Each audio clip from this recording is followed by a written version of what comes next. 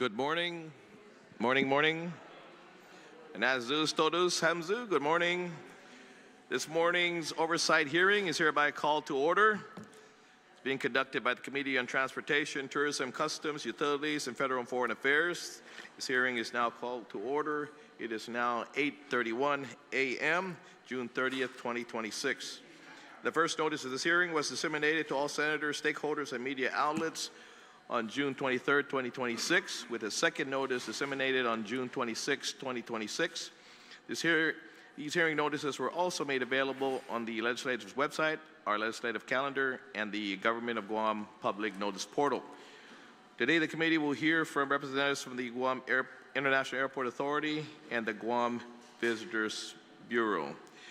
Before we start, I have the Sergeant at Arms swear in all the folks that are going to be testifying, be it GIAA and GVB as well.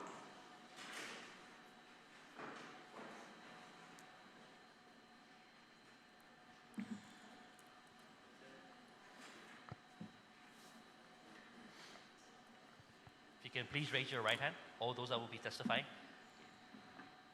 Under penalty of perjury, do you affirm that any and all information you provide today, whether it be verbally, electronically, and in writing, be the truth, the whole truth, and nothing but the truth? Okay. Mr. Chair, under oath, you may proceed. Thank you, Sergeant Arms.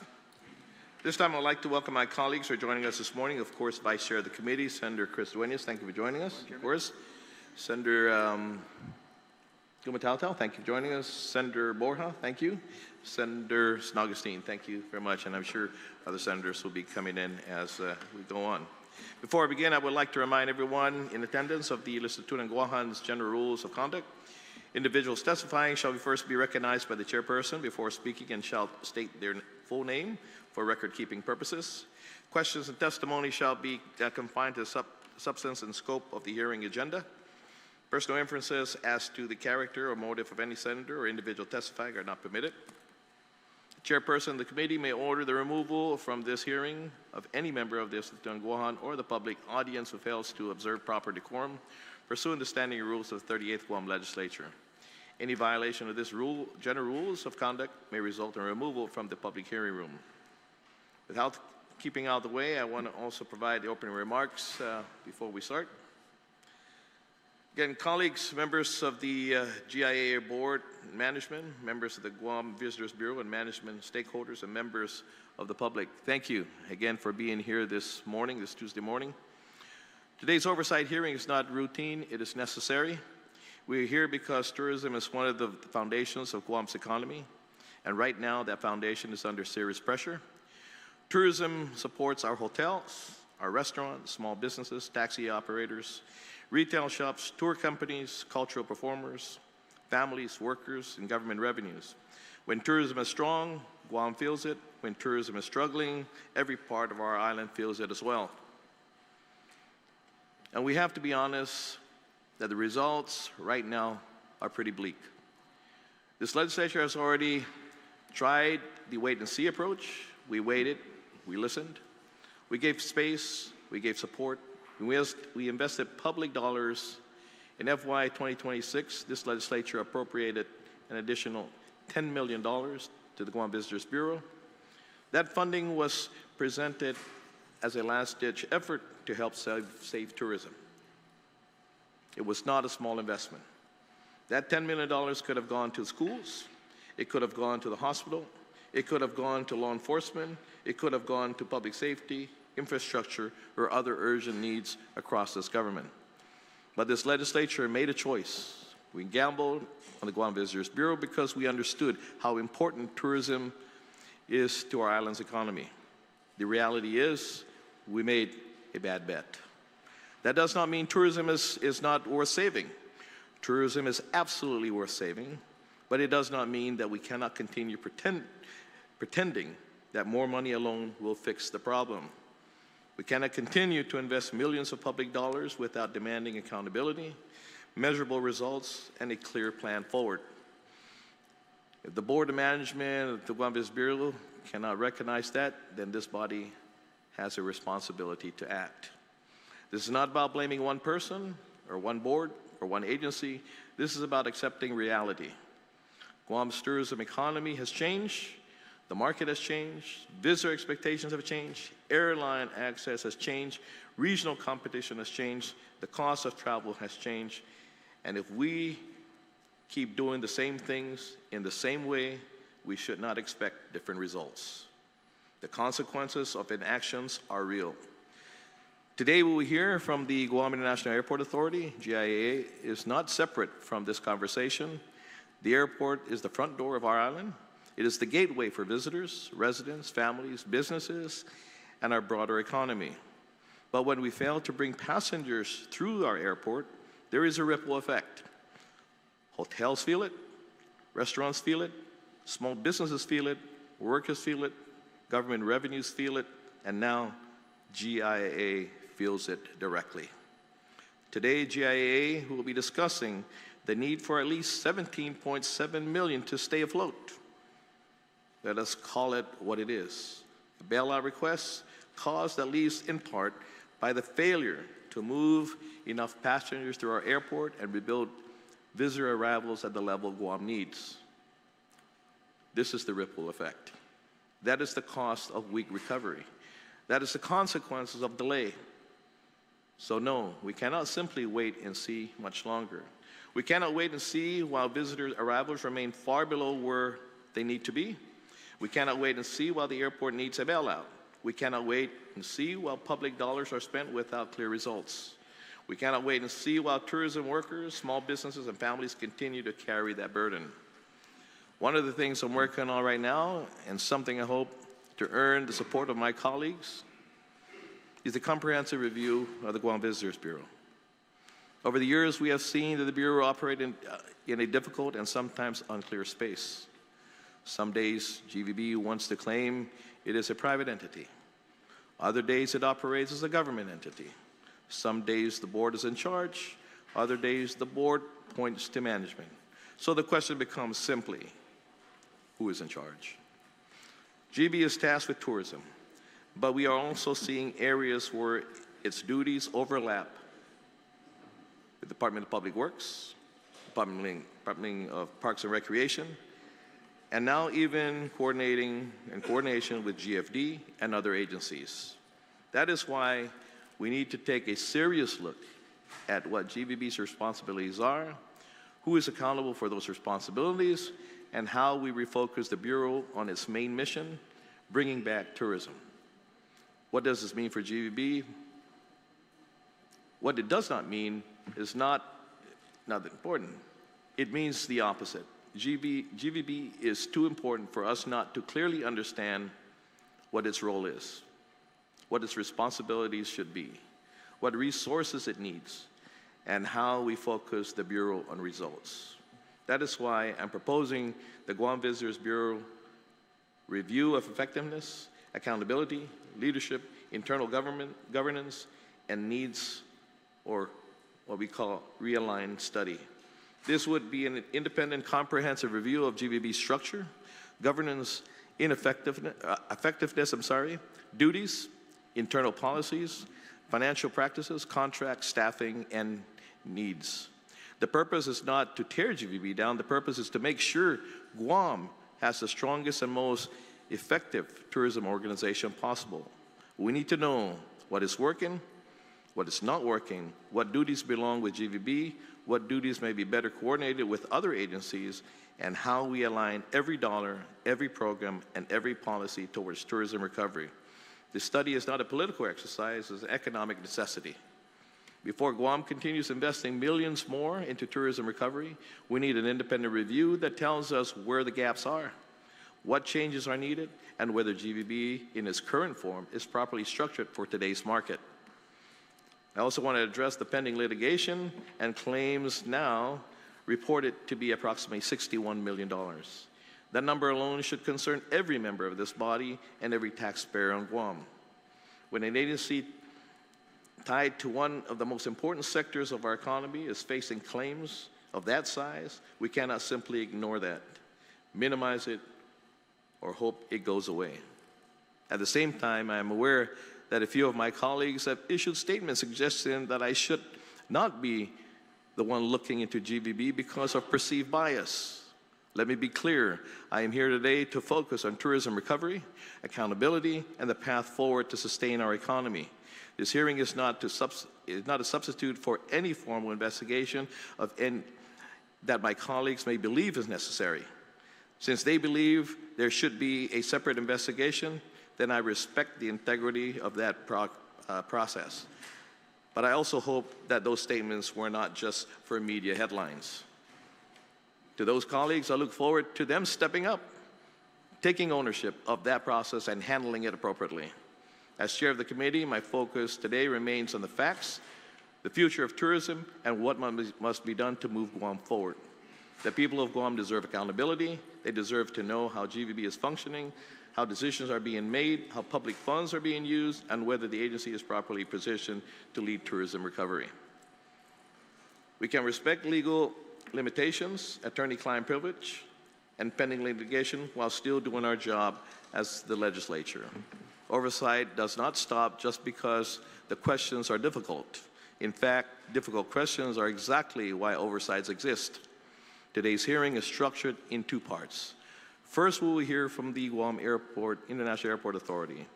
We want to understand the current airport operations, passenger experience, route activity, financial status, capital projects, concessions, air service development, and the funding challenge that may require legislative action.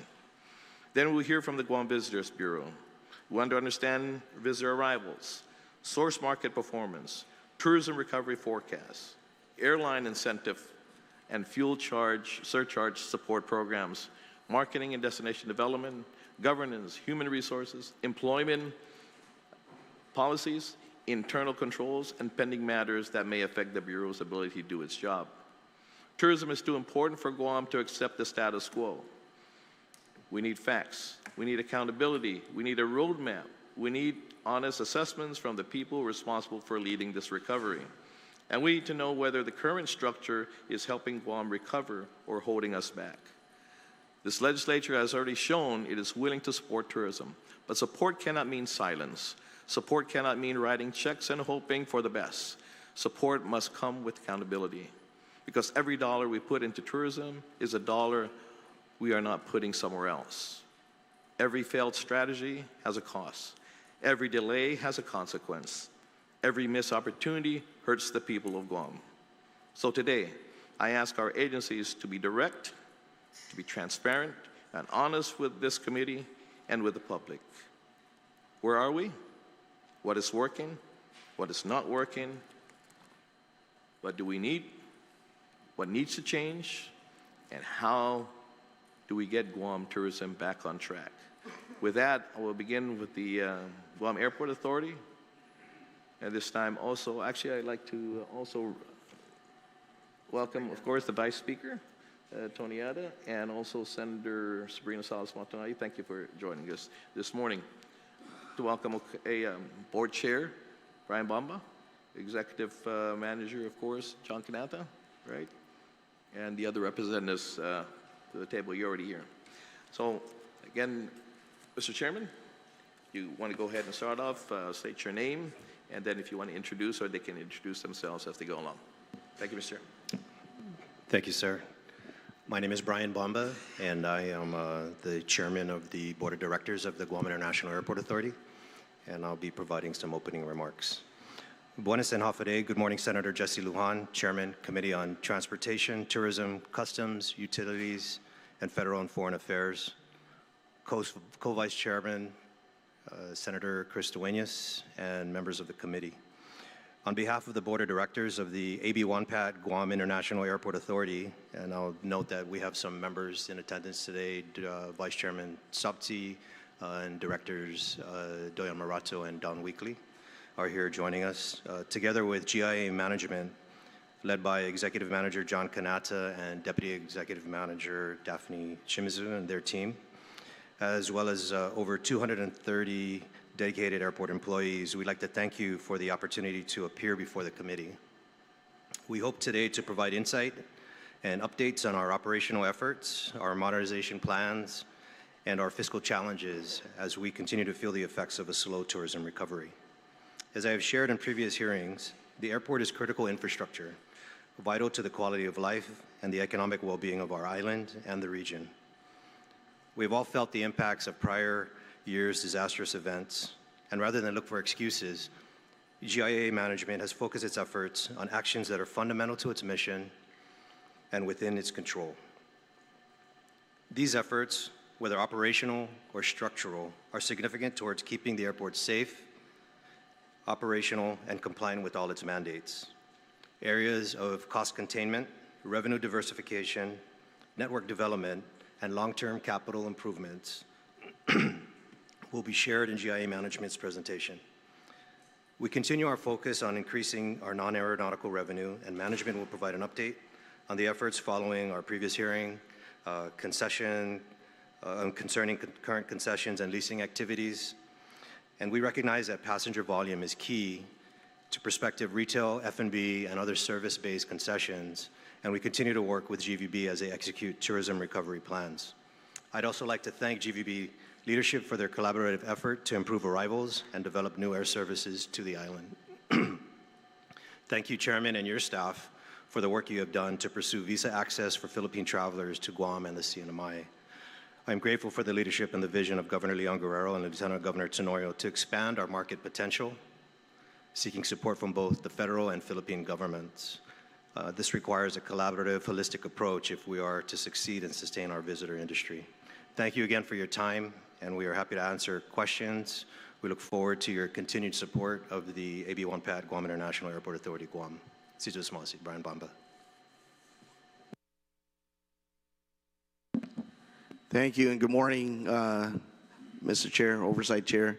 I'm John M. Kinata. I am the Executive Manager for the Guam International Airport Authority. If I can get the slide up so we can.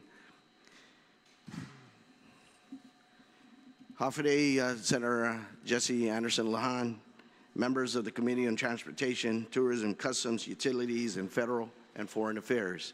Thank you, Vice Chair Senator Chris Duenas, Vice Speaker Tony Atta, Senator Sean Gumatauto, Senator Vince Bora, Senator Sabrina Salas Mantanani, and Senator Joe San Agustin for being here. Here with me to testify today on this table, I have my Deputy Executive Manager, Daphne Shimizu. I have my Air Terminal Manager, Mr. Juan Regis. I have our airport consultant, Mr. Frank Santos.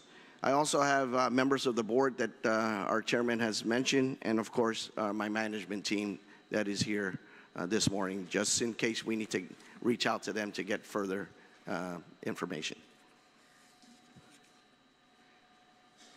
Slide 2, next slide, please. We have prepared a comprehensive presentation and have adjusted the agenda items for a better flow of the information. Today, we will represent on 1, airport operations, flight network, seat capacity, and passenger experience. 2, airline engagement and coordination with GVB. 3, concession solicitations, CAP program, and leasing program. 4, FY 2026 financial status, budget to actual performance, debt service, and operational and funding challenges. And 5, major capital improvement projects. My team and I are fully prepared for a question and answer period at the end of our information sharing to ensure you that we have a full background of each of these items on the agenda. Next slide. The first section we will dive into is our airport operations, our passenger experience, and current route activity. Mr. Juan Regis, our Air Terminal Manager, will represent us on this airport operations. Next slide.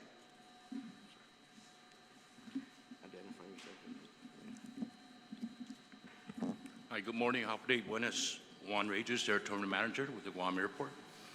Again, we appreciate the time this morning with Oversight Chair, Vice Chair, of course, Vice Chair, Vice Speaker, and committee members and senators. Thank you for the opportunity for our team to present on our status given today. So as most are aware, the Guam National Airport operates under the premise of Mandate 14 CFR Part 139.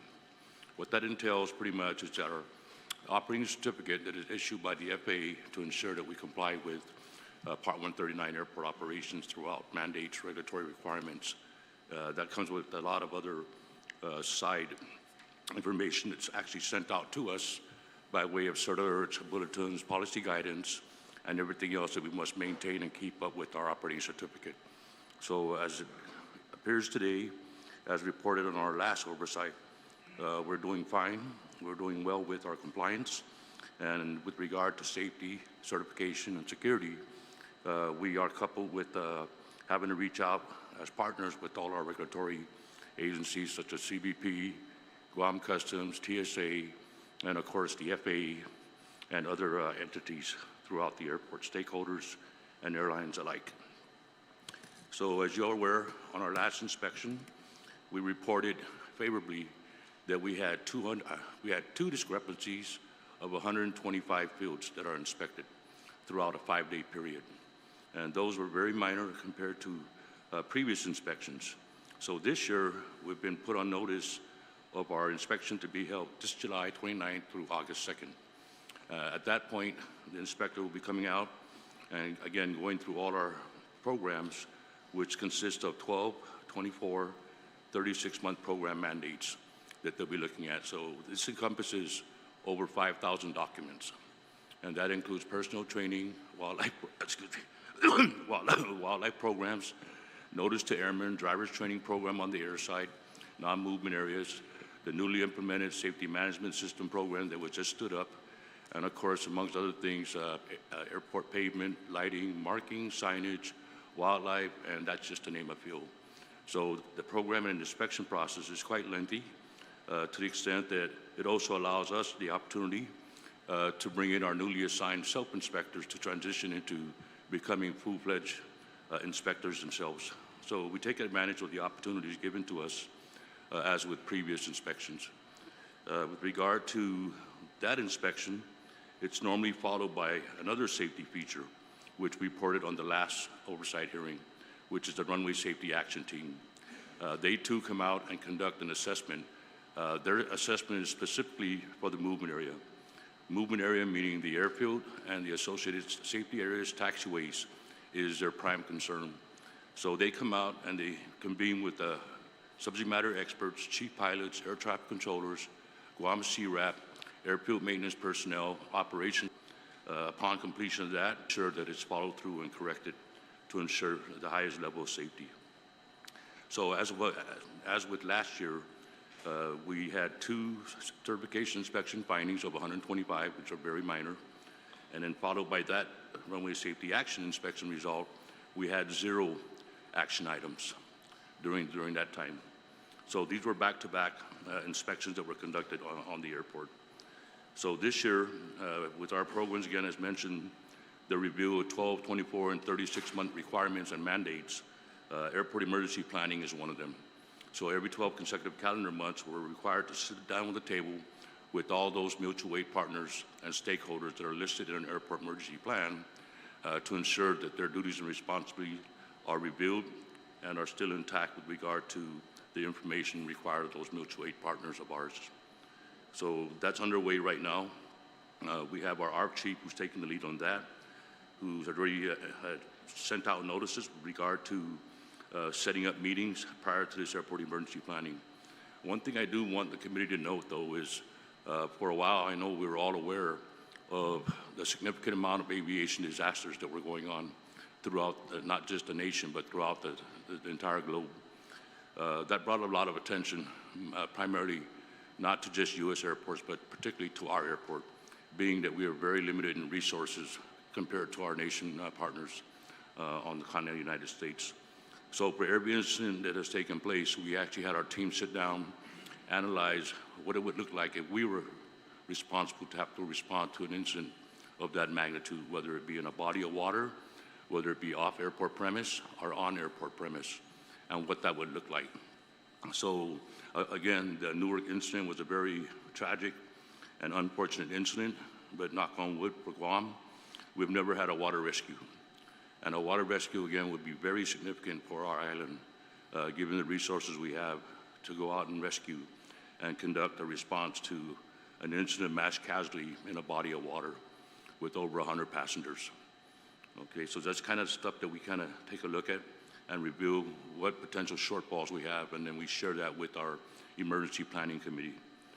And then outside of that is a bigger picture of our pool capabilities, which is the 36-month requirement.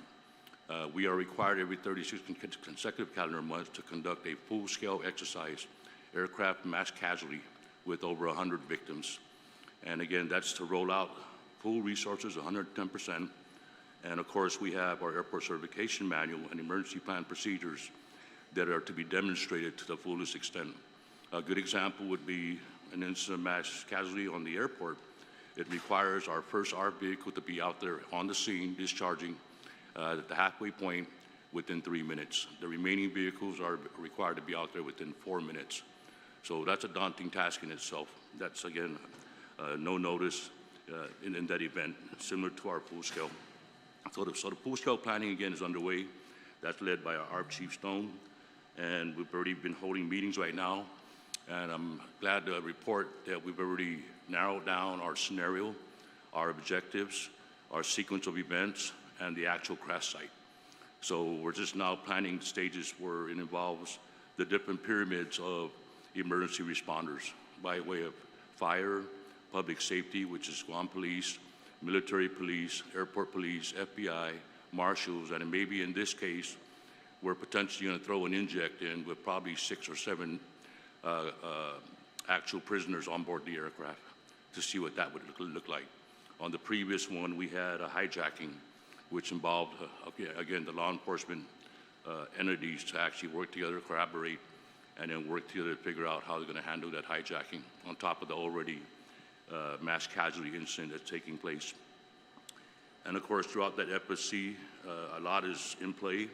We have the FAA on board in our emergency coordinating center, who's actually monitoring remotely on what is being reported, how we're handling it, and of course, giving updates every 10 to 15 minutes on the victim counts, on the actual scene conditions, and how far are we into the full-scale exercise. So the full-scale exercise is intended to provide a actual playground for emergency responders to coordinate mutually in a somewhat controlled chaos environment. And I believe it was Senator Gumatauto who had made the request on the last oversight.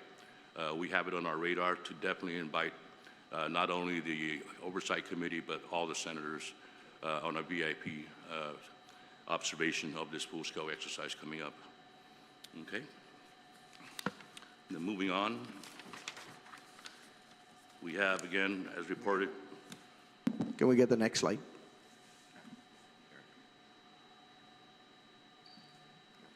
Okay, so before I go into that, we also had reported on our last oversight hearing the newly mandated safety management system program for Part 139 airports that was actually stood up maybe about 24 months ago, or perhaps within 12 to 24 months ago, for Part 139 airports who have an approved implementation plan, in addition to having an SMS manual, and then of course personnel training.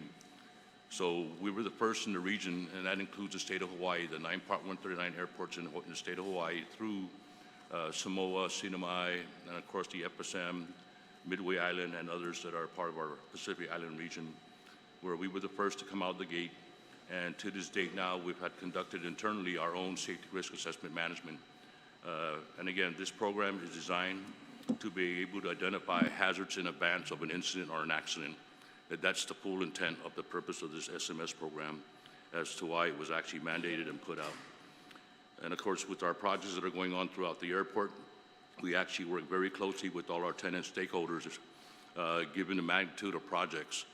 We have, again, the apron project that's still going on right now, and that in itself presents a hazardous condition up at the airport where we, on our last safety risk assessment, we did an evaluation of the upcoming Gate 6 and Gate 7 closure combined to see what hazards or potential hazards could arise out of the construction that's going on. So we were able to mitigate what potential hazards that may arise out of all of that.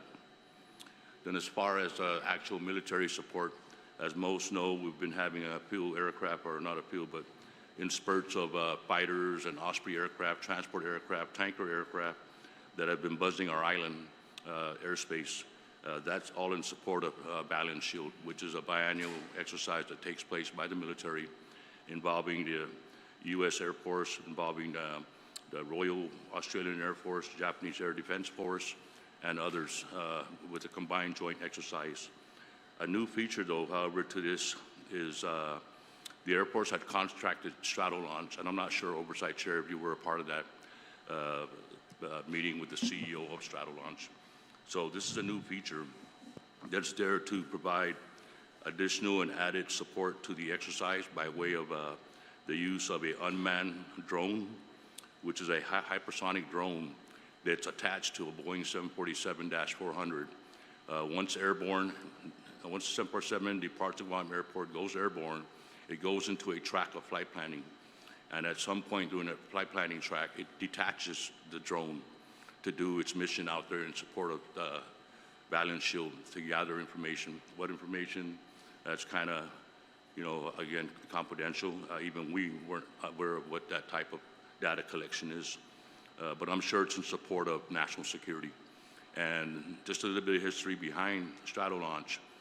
This is a California-based firm out of Mojave Desert. And what it is they've never left the state of California to conduct any type of operations. As such, Guam is the first airport out of the United States, continental United States, to operate this straddle launch mission. So again, we're the platform. I don't think they're going to go away. I believe it'll be a continued interest with future exercises such as Cope North and others, where we may see them again request to operate at the Guam International Airport.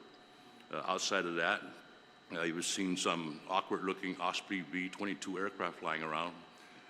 That's off of and out of the U.S. aircraft carrier George Washington, who did come into port for a 3 to 4 day liberty, and then after it pulled out, they decided to go ahead and start doing their rendezvous. So they were shooting 2 at a time in between the carrier and the Guam National Airport.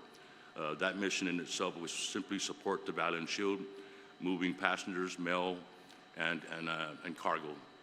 So outside of that, this is the typical expectation we have during Balance Shield, Cope North, and other military exercises that occur on the airport.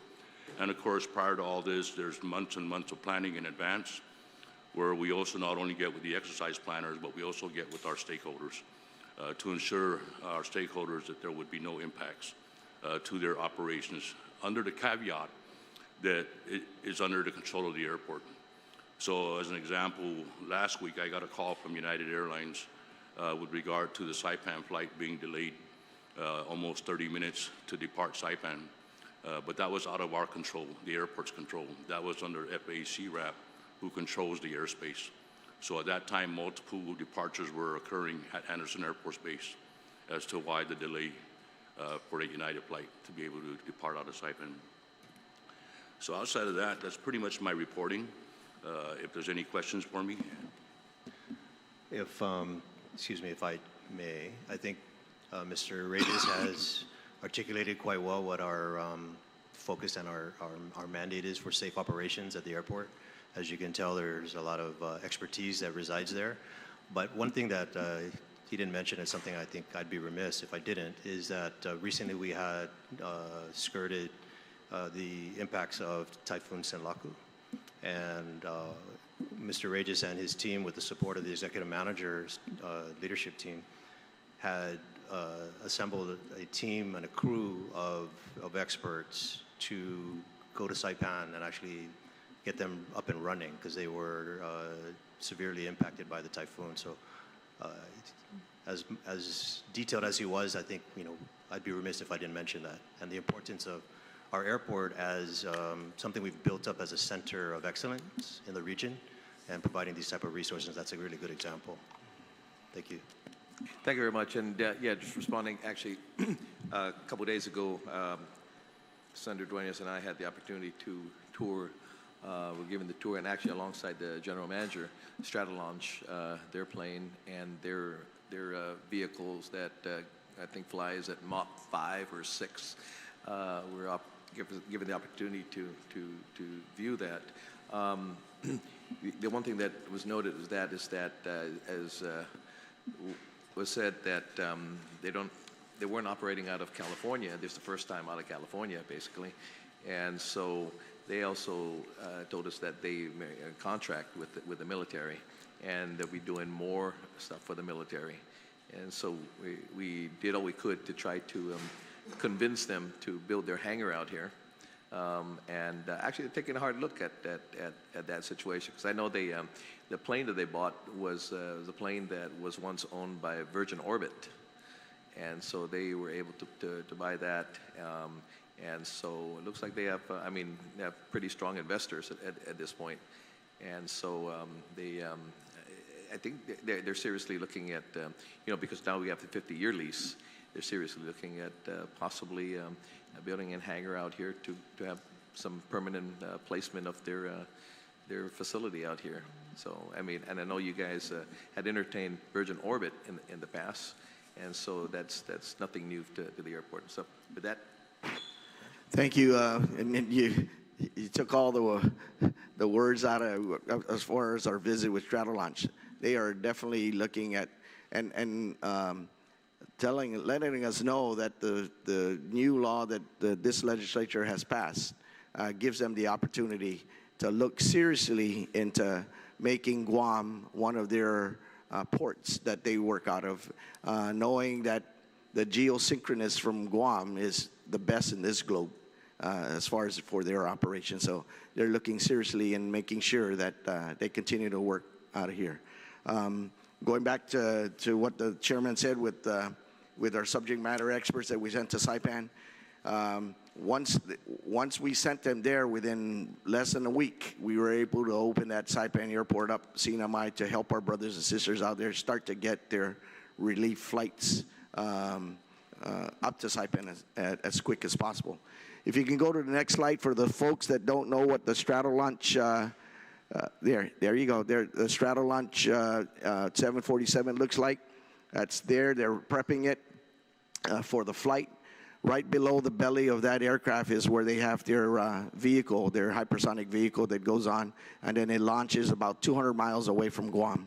And then that's when they do their testing for the Department of War. Next slide. Thank you again, Mr. AGM, for your presentation. And then, of course, we stole Mr. Juan Regis from the FAA. He was one of their best inspectors, and we needed his expertise here, and we're happy to have him with us, and continues to guide us in making sure that our airport is safe and secure 24/7.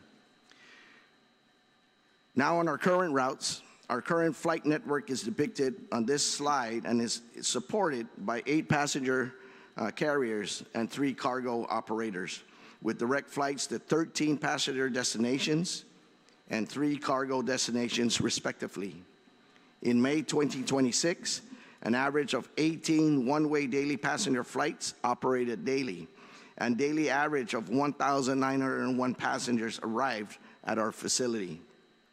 Compared to the month of May in 2024 and 25, the decrease is attributable to the Korean Fair Trade Commission allowing the Korean Air Group, Korean Airlines, Jin Air, Air Seoul, and Air Busan to adjust capacity downward as the cost of jet fuel spiked as a result of the Iran conflict. T-Way operating only 7 of 31 days in May of 2026, and Fukuoka route suspended in October of 2024. Next slide.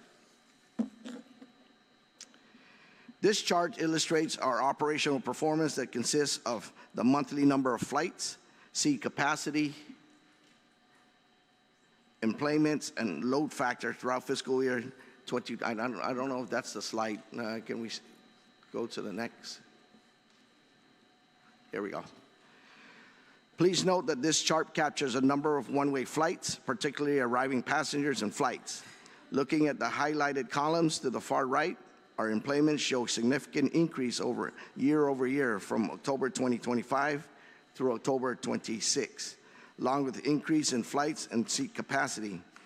However, beginning May 2026, employments dropped significantly over a year with a 21% decrease in employments, signifying weak load performance. We anticipate the trend to continue in June and July with the decreases in seat capacity and number of flights compared to the same in 2025. I'm looking and seeing if my slides are matching. Next slide. I think this is the one where we're talking about the 6 months. Please note, please note that the chart captures the number of one-way flights, particularly arriving flights. Looking at the highlighted columns, and I'm looking at to the far right. Can you go back one slide? Here we go. Significant increase over year from October 2025 to April 26, along with the increases in flights and seat capacity. However, beginning May 2026, employments dropped significantly over year with a 21% decrease in employments, signifying weak load factor performance. We anticipate the trend to continue in June and July with the decreases in seat capacity, number of flights compared to the same months in 2025. Next slide. This slide shows the seat capacity for the months of June through October of 2026. We anticipate a jump in the July seat capacity per market in comparison to what we saw in June, attributable to confirmed increases by the airlines that include T-Way's resumptions in its daily regular Kansai operations effective July 17 through August 30. Junior's resumption of his second daily flight to Incheon effective July 19. Junior's resumption of his daily flight to Busan effective July 2nd. Our data source for the upcoming months, July through October, come from the official airline guide, OAG Data, a leading global provider of digital flight information, aviation analytics, and travel databases, which is the industry standard for tracking airline schedules. Looking at the monthly totals beginning in July, we are expecting to see an upward trend. However, we must remember from a previous slide, our load factor fluctuates from 56 to 82%. So we really need to fill those seats for airlines to consider maintaining or even adding more capacity. So we got these figures when the U.S. got their MOA with Iran, right? So they started to see now that the Strait of Hormuz is starting to open up, so they're looking at now flights coming in again. But just recently, I don't know where we're going to be at with that, but just recently they started doing some air operations again. I don't know if that will change. So we got this based on that that report, but hopefully that it continues to be that. Okay. Next slide.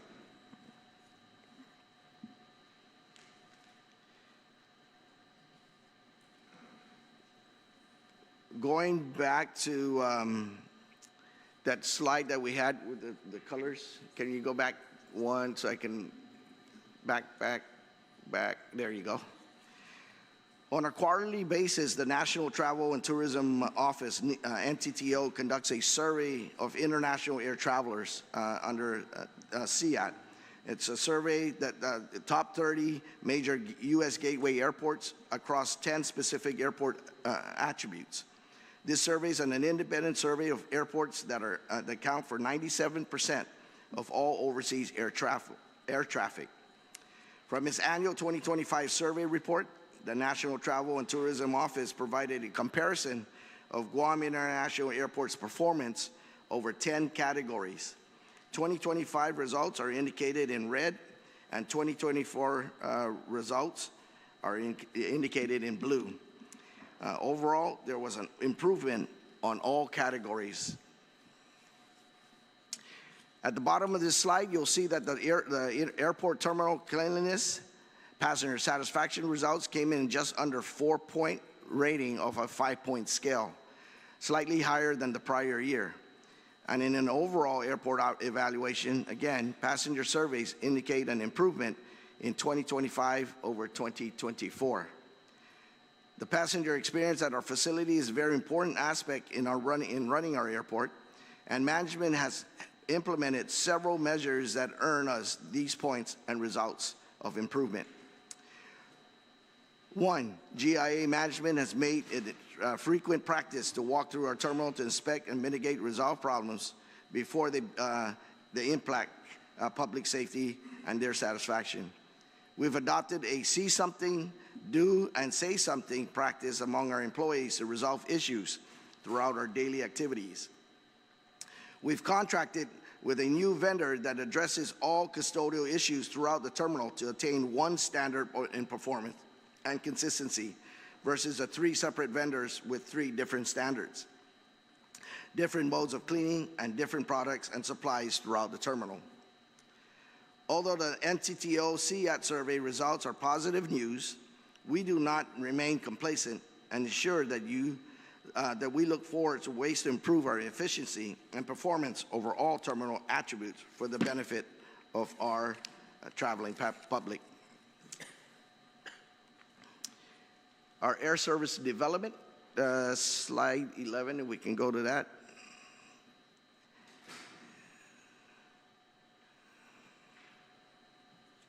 Okay. Now we are moving into our next section, which is our core to our airport, air service development. We depend on our carriers to bring our passengers in to sustain and grow our tourism based on the economy and global connectivity.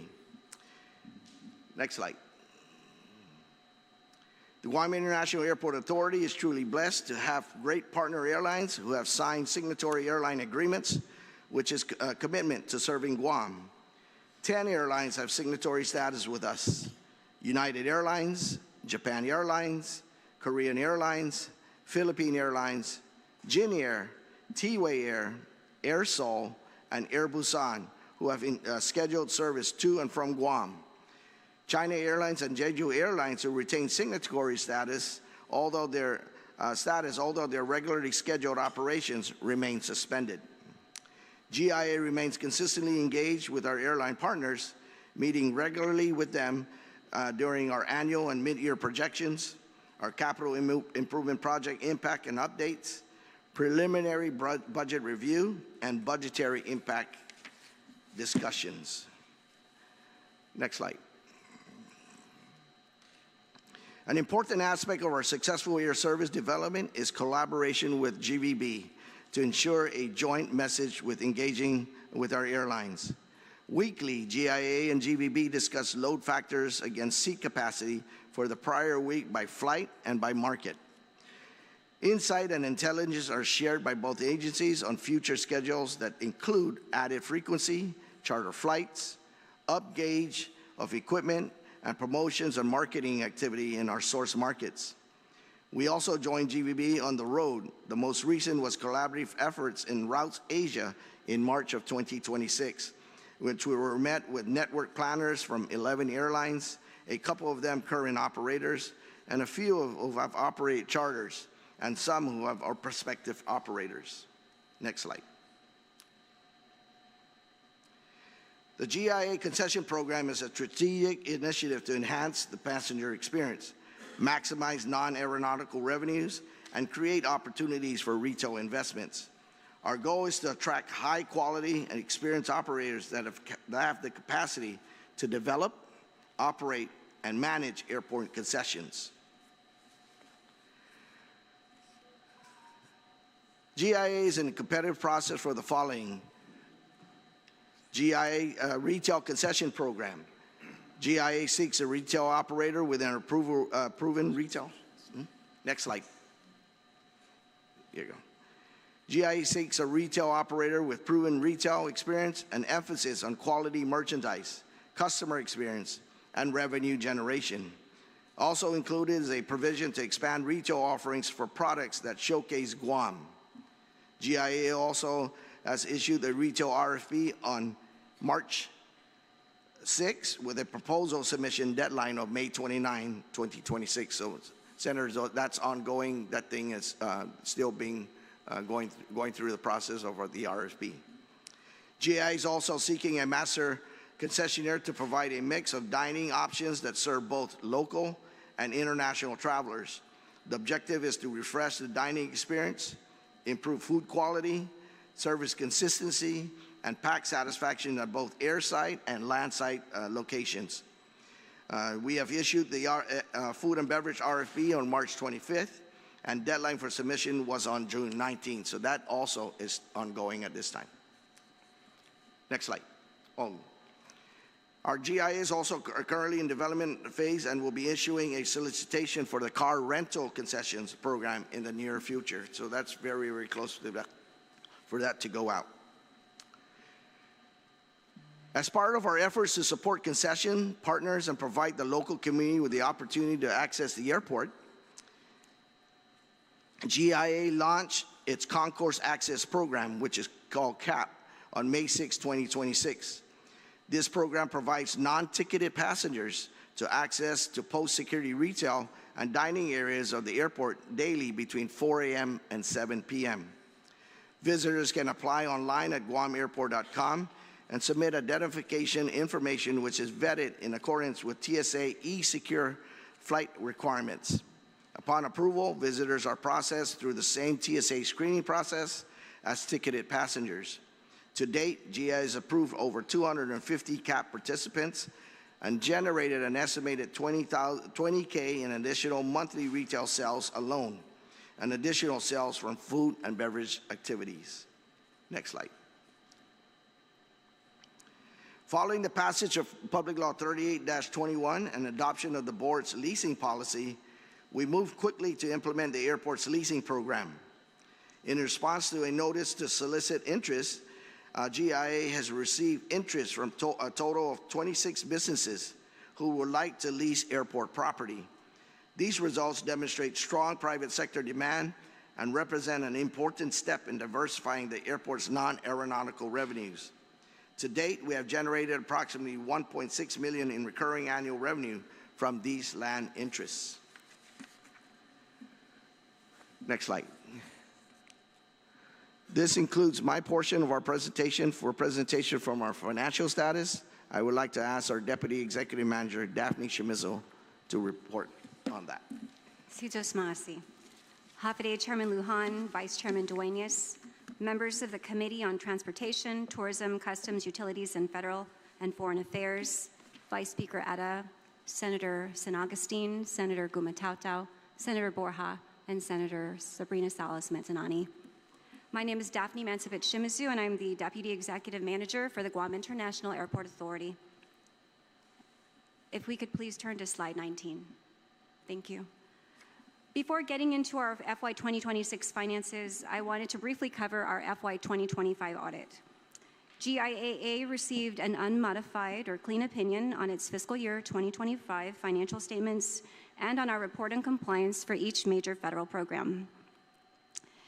In FY 2025, our total revenues did increase in comparison to prior year by the tune of about $11 million.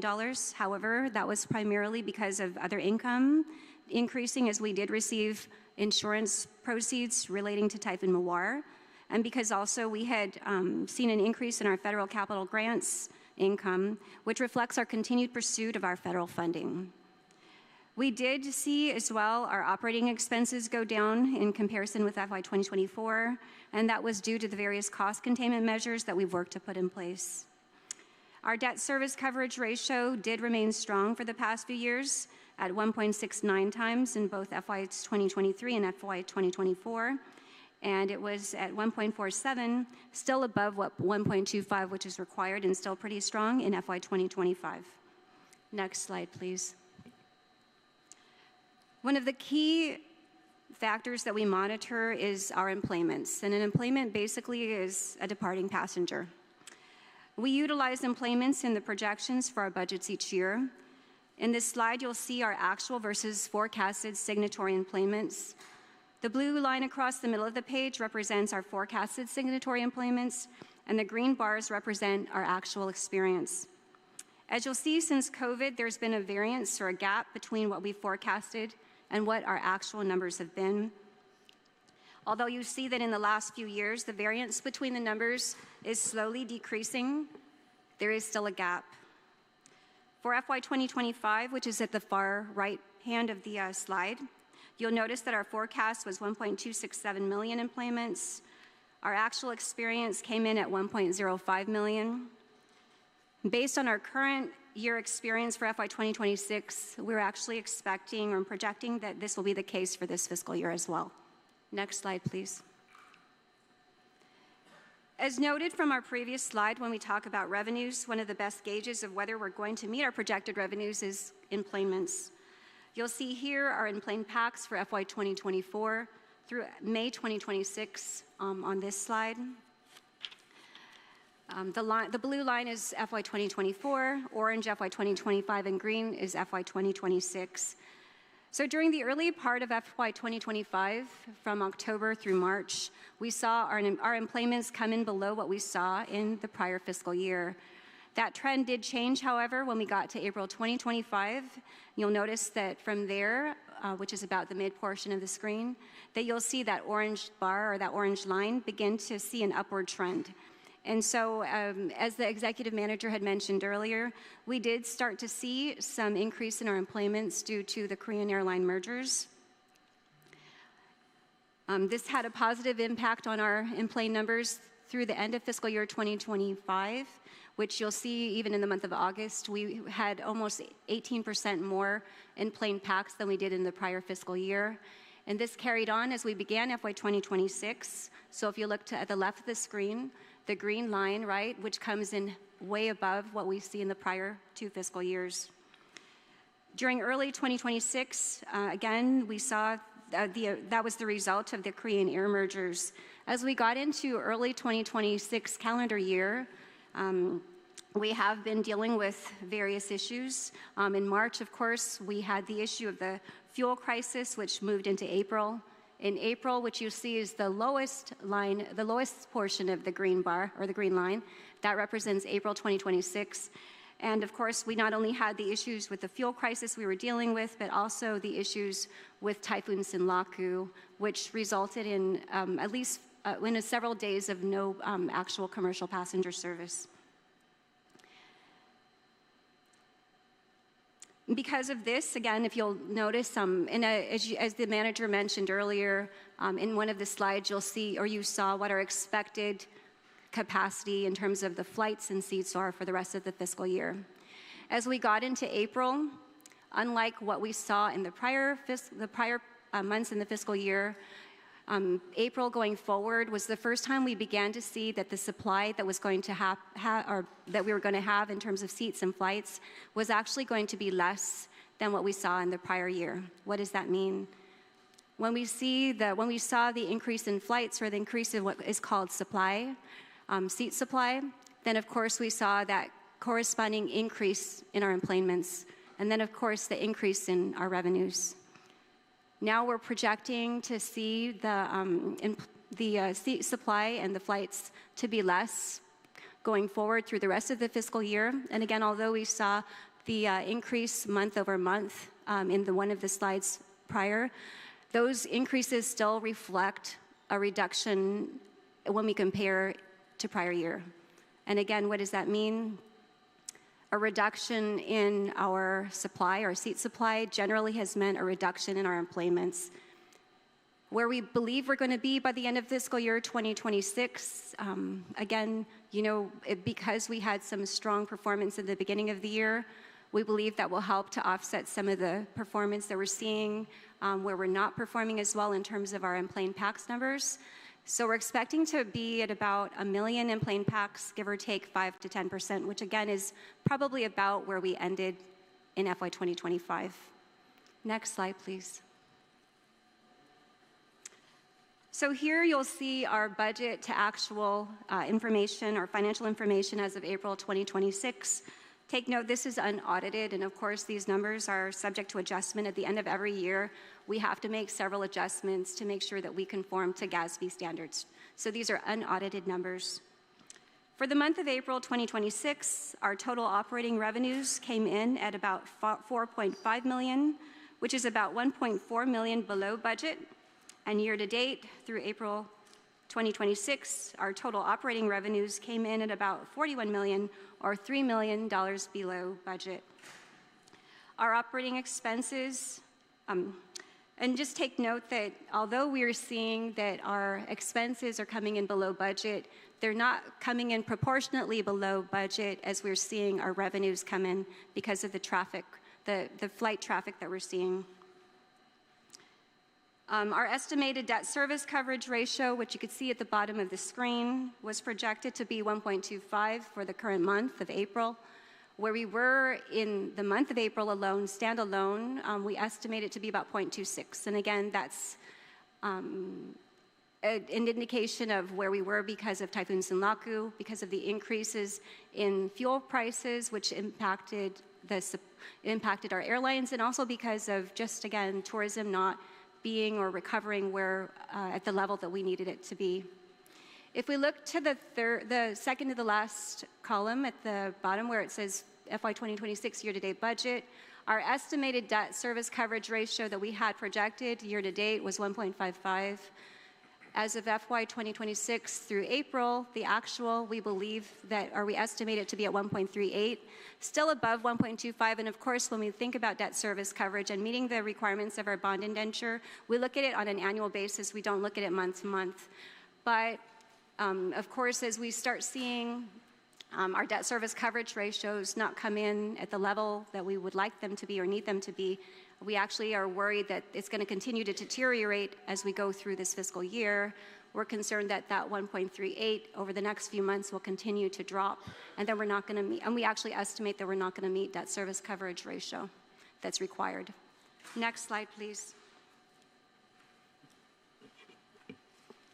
Next slide, please. Thank you.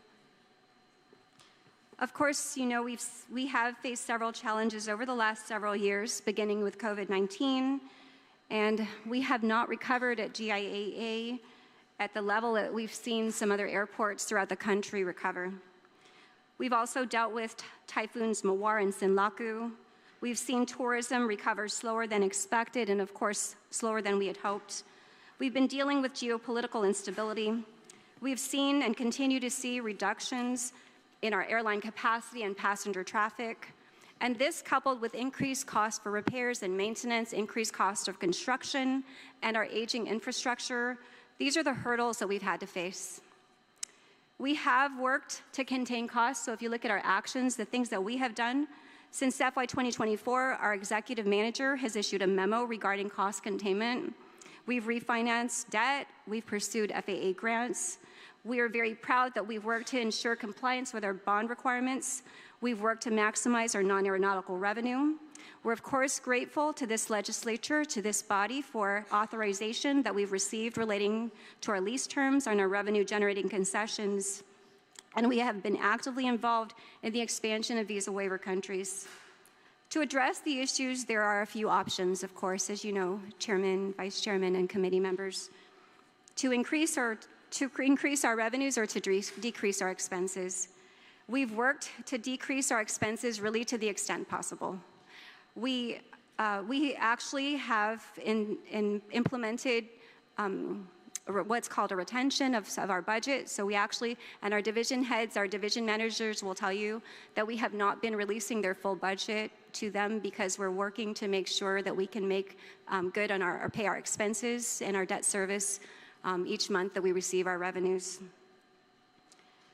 We do, so what is the other way that we can be able to address the issue? Of course, as you know, we're requesting for some assistance from the legislature. We've asked for additional funding. You know, one thing that we have done, though, this year, we've met with our airlines twice already, once in January, once again in this last week, to express to them the concern that we have and let them know, make sure that we're having open conversations with them about the possibility that, you know, of course, within our signatory airline agreements, there is a provision which allows for us to increase or to make rate adjustments. And what does that mean? And, you know, we actually talk with them even about, further to them about how much that would be, right? If we were trying to recover the cost or what the cost to try to recover for the shortfall that we are seeing because of the in-plane packs not coming in, what would that mean to the airlines? When we think about cost to the airlines, we look at what's called cost per in-plane packs, or CPE. Currently, our CPE is at $34.99. That's what we had budgeted for. That's what we are charging our rates and fees based on. If we are to pull the trigger on increasing or making a rate adjustment, which is something that we believe is not an option, something that we do not want to do, but it's something that again is allowed by our signatory airline agreement, and we're going to try to recover the shortfall in revenues over the last couple of months of this fiscal year. What does that mean? That means a CPE that's going to go from $34.99 to about $68. So that's an almost doubling of the current rates and charges that we are charging to the airlines. And that's something that we wanted to share with the airlines, is the reality of that. That's something also that has helped us with regards to our rating. As you know, in this last year, and we did talk about this in one of our oversight hearings, that Moody's, although they continue to keep us at investment grade, they did provide us with an outlook that was negative instead of stable, as we had in the prior year that we got rated. And a lot of the reasons are, of course, number one is our debt service coverage ratio has been pretty stable. Number two is we've been able to also demonstrate that we have sufficient cash for them, so days cash on hand is another thing they look at. But also something that's important to our bondholders and also to our rating agencies is the fact that we have this signatory airline agreement that will allow for us to increase or adjust our rates and fees if needed so that we can cover any shortfall. But again, that's something that, Mr. Chair and Mr. Vice Chair, I know you talk about ripple effect, right? That's something that if we were to increase our rates and charges to our airlines, it would have a ripple effect, and that's something that we don't want to have happen. Where tourism is already struggling, we're struggling to recover our tourists. The last thing we want is to have an airline rates and charges that is going to price us out of the market, that is going to prevent airlines from wanting to come here, and so as much as possible, we want to incentivize them to come here and not cause issues by increasing those airline rates and charges. For the current fiscal year, just to share, we are estimating that we will have a shortfall in revenues to the tune of about over $10 million. And that's, again, given the current level of employments that we're projecting. But we have asked for more than $10 million because there are also our FAA, we do have FAA grants. We do have our share of FAA grant funding that we need to make sure that we make payments on. And so that is why we're not just asking for, in excess of 10 million, but we're asking for the 17 million, which again, Mr. Chair, you had alluded to or shared earlier. What will that do? How will that help us? Of course, that will allow for us to work toward meeting our bond indenture requirements and help to prevent airline rates and charges from going up. And with that, I'd like to turn it over to Mr. Frank Santos to close out with our CIP. Thank you.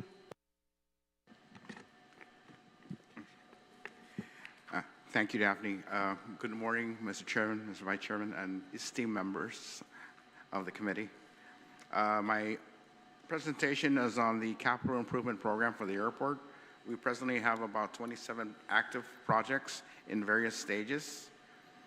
The total amount is in excess of $108 million, of which for this current fiscal year and last fiscal year, we have about $51 million in FA funding alone. And I believe that's part of the ask that Daphne had just mentioned relative to the airport share of federal grants, which is at 90% federal, 10% airport sponsor. Moving forward to each project, and I will not spend too much time on each unless you have questions on it. Can we get the next slide, please? Yes. The first one is work in progress, the terminal floor replacement. That's nearing completion. It's about 97%. The amount of the grant amount, or not grant amount, but the project amount is $3.3 million. And again, it will be complete by July or August 2026. That affects the floors that were damaged by Typhoon Mawar with the water intrusion, and we ripped out all the carpet and replaced it with terrazzo flooring, hardened, and should there be any water intrusion again, there's no need to replace that floor.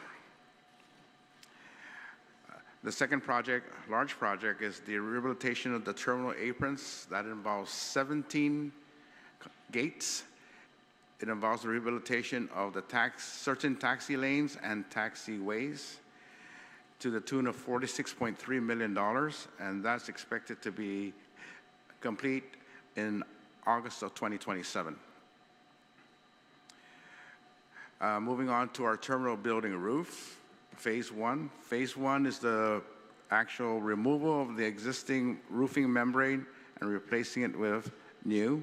But before we put the membrane on, we're installing brackets for the solar panels. We're envisioning about 1.8 megawatts of solar panels to be installed under the phase two project, which I'll be getting into. But we are working in collaboration with the Guam Power Authority on any system impact report. And as of right now, 1.8 megawatts will not be an issue. That amount of money for the phase one is $23.7 million. Then continuing with the roof, phase two is the actual installation of the panels themselves and provides the electrical connections. That contract amount is going to be $14.3 million. So both the phase one will be done in April 2028, and phase two will be complete in August of 2028. The next project is the Part 150 noise study. We have completed the update of the noise exposure maps. It has gone through public review. Has been accepted by the FAA. The next step was the noise compatibility program, which has also gone through a public involvement session. We're just waiting for the final comments from the FAA before the federal government puts it out on Federal Register for about a 6-month period for further comment. The completion of the Part 150 noise study would now allow us to continue with the sound installations program that we have. We have already soundproofed over 200 residential homes. The next project is the energy efficiency assessment. It's in final draft, and it's with the FAA review. It's only a little bit over $500,000 to complete. So we expect, hopefully, to get any comments from the FAA and incorporate them into the study, and that should be done by July or next month. We also have a microgrid study that's in progress to the tune of $1.6 million. We are looking at 100% renewables, in other words, for the entire airport terminal and other facilities on airport property. Just conceptually, we're looking at 31 megawatts of solar power that would fund the airport. That requires real further collaboration and coordination with the Guam Power Authority with respect to the impact on the system and the ratepayers. Moving on to the next slide, please. Planning and design.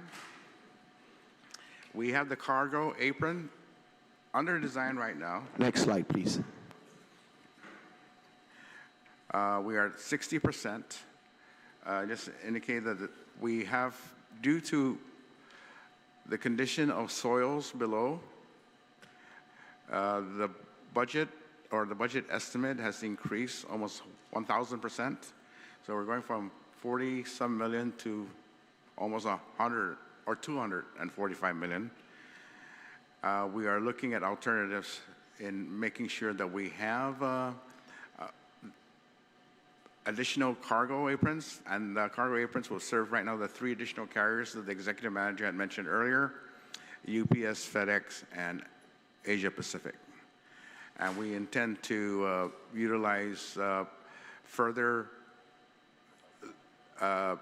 liberalization from the U.S. Department of Transportation for cabotage cargo service, which has been provided to Guam before, but we lack the infrastructure to do so. So once this cargo aprons are complete, then we can proceed in getting that liberalization request in again. Of course, we want passengers, but cargo's. Well, we could get, we're going to reduce the scope of the cargo aprons from 4 wide bodies probably down to 3 narrow bodies, and because of the weight of the wide bodies, like the Dash 800 that the UPS is using, that we could go with a 1 apron just to handle those type of aircraft, and the remainder would be like 757s or below, or even the MD-11 that FedEx is flying. But that would reduce the amount of foundation that's needed, which is driving up the cost of the aprons themselves. I don't think I answered your question as how long would it take, but it's going to be subject to funding availability. The next one is Terminal ADA Improvements, Americans with Disabilities Act. That's work in progress. We do have a progress report that's going to be issued by the designer or the A&E. The ADA would also include things like improvements to the restrooms that we want to do, as well as access from curbside to aircraft, aircraft to curbside, and minimizing the downtime, especially with the amount of wheelchair passengers that exist today. We want to make sure that it's very essentially, even with the level changes, making it as easy as possible. And our terminal was built in 1996, the expanded terminal, so we're 30 years old already. So if you notice that projects that I'll be mentioning is to review the replacement, the condition, and the assessment of the existing infrastructure. And one of them, of course, is our fire alarm suppression. So we want to make sure that our fire alarms, as well as the fire suppression systems throughout the terminal building, is up to par and to code. So that assessment is presently ongoing. We hope to have the first phase of that funded in FY27 by the FAA. In addition, we have the AOA security gate. It's the access point, the main access point to the airport operations area. It's normally manned by airport police. So we're relocating the gate from the current site, which is next to the old terminal, down to gate 7, where, if you recall, where Black Construction was initially using for their access during the International Arrivals Corridor project. That should be going out to bid. The next one is security screening expansion. We're looking at the expansion in 3 different ways. One is to service the transit passengers and the transit crew using what they call Door 202, which is a door that would be a shortcut from Customs and Border Protection clearance all the way straight to screening area. Right now, passengers and the crew need to go all the way down to Guam Customs, back out to the public area, then back in from the public side into screening area. So this is going to definitely improve our transit capabilities. So Door 202, which is that particular door, is we made that a phase 1, so that we're putting that out to bid first in the next 60 days. The next one is airfield lighting and electrical modernization. It's our airfield lighting bulb, which controls all the airfield lighting at night. It has 2 function points. It's the air traffic control, FAA, and the ramp control, airport. So we want to make sure that everything that needs to be replaced in there, from generators to ups to any and other controls, is correctly replaced under FAA rules. We also are going to replace airfield lighting with more environmentally and safe products.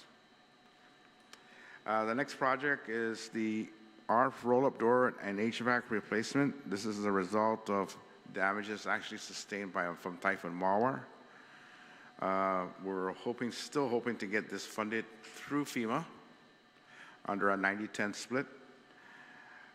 But I guess the whole government is having issues in getting FEMA claims processed in a more efficient and timely manner.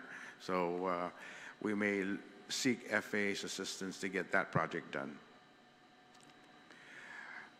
The rest of the projects, runway 6 right, 24 left, that's a short runway. We want to do a design of that as part of the FY27 projects. Then we have a departure lobby upgrade and reconfiguration.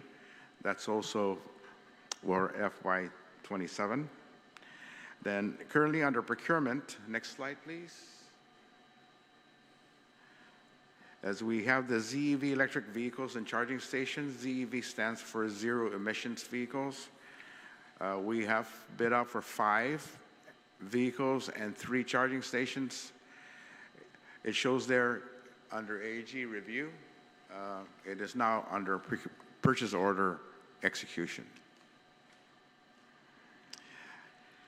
Next one, our procurement is passenger loading bridges. The FAA has initially awarded us 4. They granted us the 5th.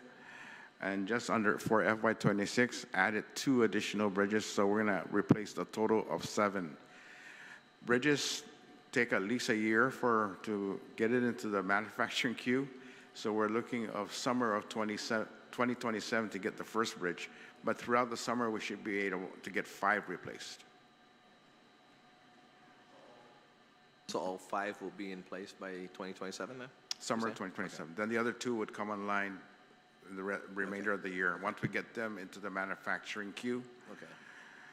And we'll get that going. Eventually, Senator, all the bridges will be replaced. Correct. Associated with the bridges, we also have what they call the VAIL infrastructure. VAIL stands for Voluntary Airport Low Emission Programs. And what we have done is we're replacing all 17 preconditioned air units that are attached to each bridge and 17 ground power units that are attached to each bridge. So essentially they're all electrified.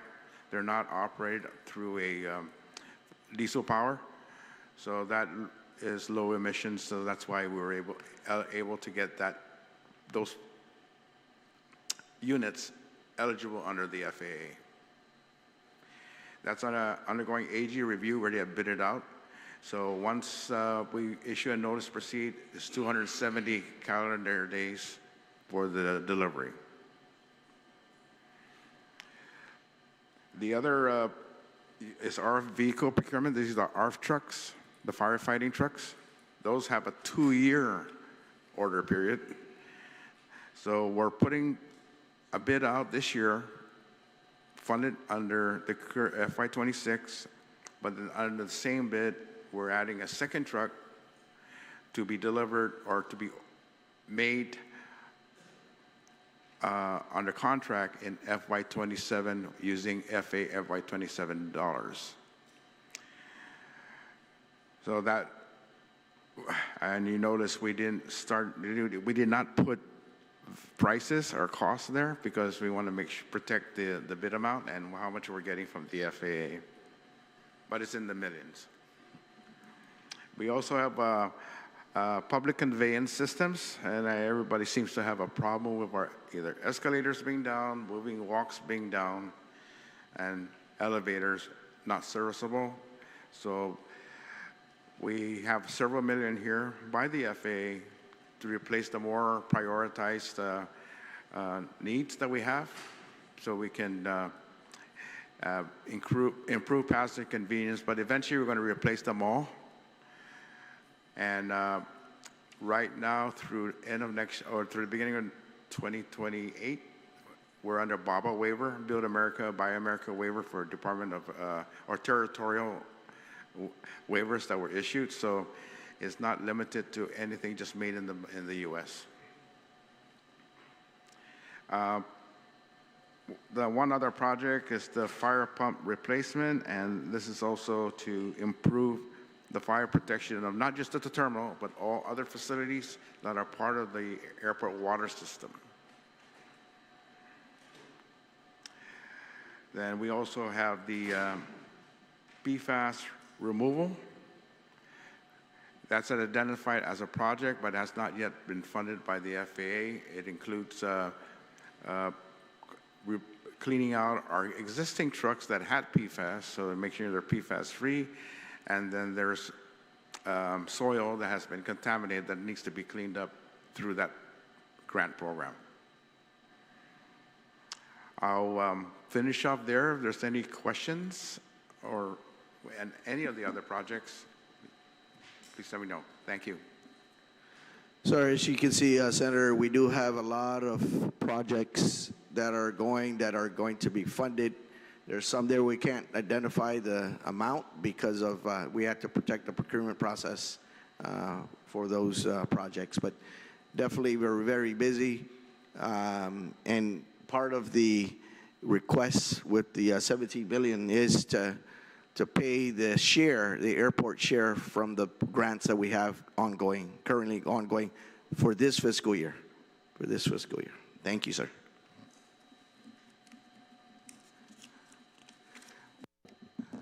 If I may just add, one other project that we're looking at doing is, you could see there's a lot of activity, not only by Department of War, but also some of the other contractors such as Strata Launch. And so we're also looking at improving the infrastructure to be able to enhance and optimize our fuel storage and distribution capabilities at the airport.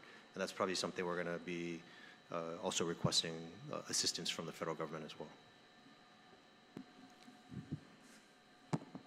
And that's that underground fuel line, and we'll be able to support even the Department of War exercises through underground fuel hydrant systems instead of trucking them in from the different locations. So, other than that, Senators, that is our presentation, subject to your questions.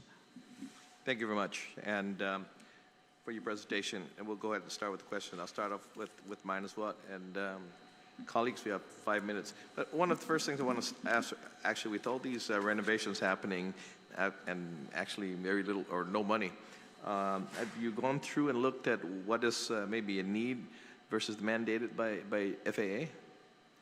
We've done a lot of the prioritizing what we need to do as far as upgrading our airport facilities and stuff. So we do have that. However, at times, for example, just recently we just had that water break that happened at the international arrivals corridor.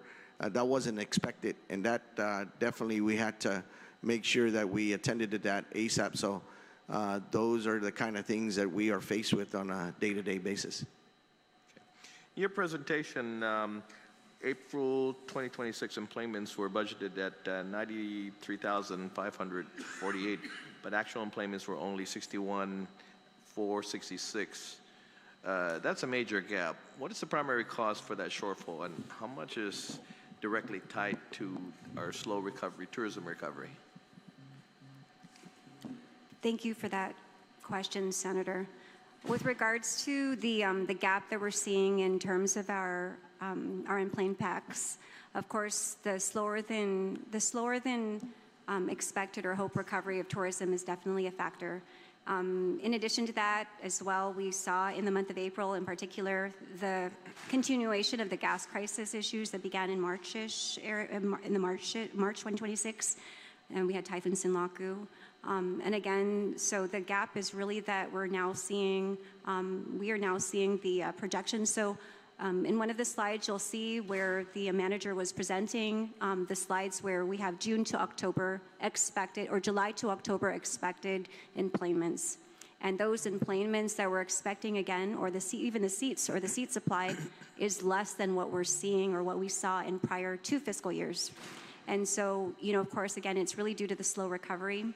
And then that coupled with just the various geopolitical issues that we're dealing with that really are beyond our control.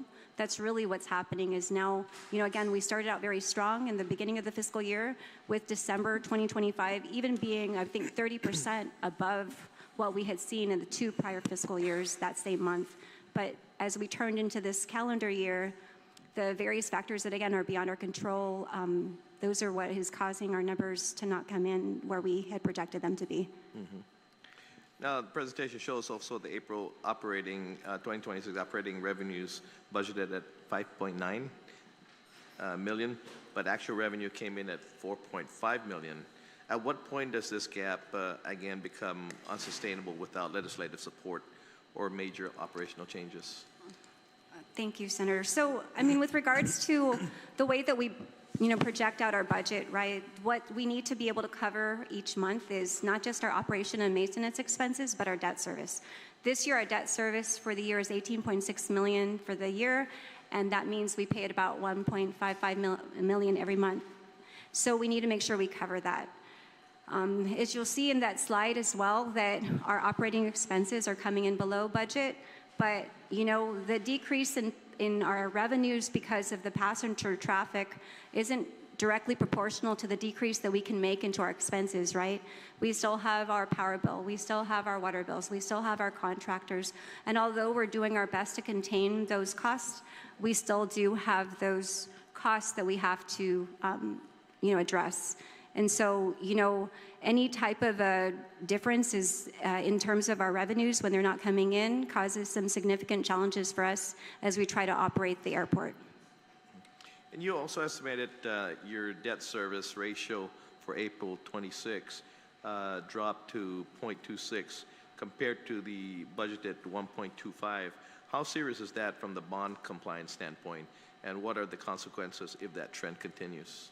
As I mentioned earlier in our presentation, the way that the debt service coverage ratio requirement works is that it's looked at on an annual basis, right? So month to month, if we may, and in the past we have in prior years, in a month not met 1.25. What matters is where we are as of the end of the fiscal year. And of course, generally that occurs, we're able to find out finally after our audit's done, because then we have audited numbers with which to calculate that.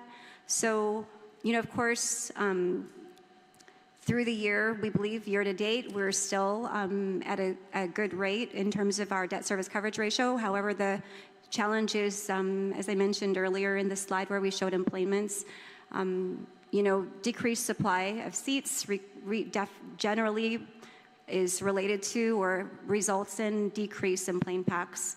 Decrease in plane packs, especially when we're seeing those numbers be less than what we saw in prior year. We're expected that green line and that employments to be less than what we saw last year. And so, of course, that's the concern that we have. Okay. I know that the administration folks are here. I know we have Mr. Carlson is here, and also, Mr. Burns is here. Would you want to testify in regards to, would you? And, I'm sorry, and Tina Garcia are here as well. So if you want to go ahead and step up and then be sworn in as well. Colleagues may have some questions in regards to the finances.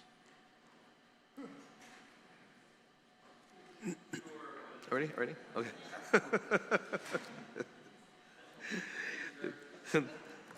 Lester, I think you're the most sworn-in guy around.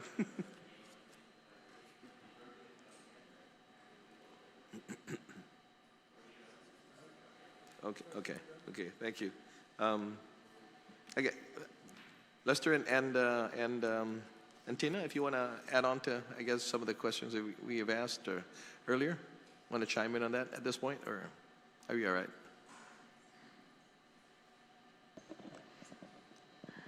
You were just asking about debt service Yes. coverage and everything. I think Daphne explained how that's calculated basically the revenues come in, they reduce the O&M expenses, and then that net revenue is used to calculate the debt service reserve.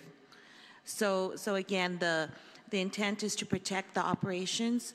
So O&M is taken out at the top before debt service is calculated.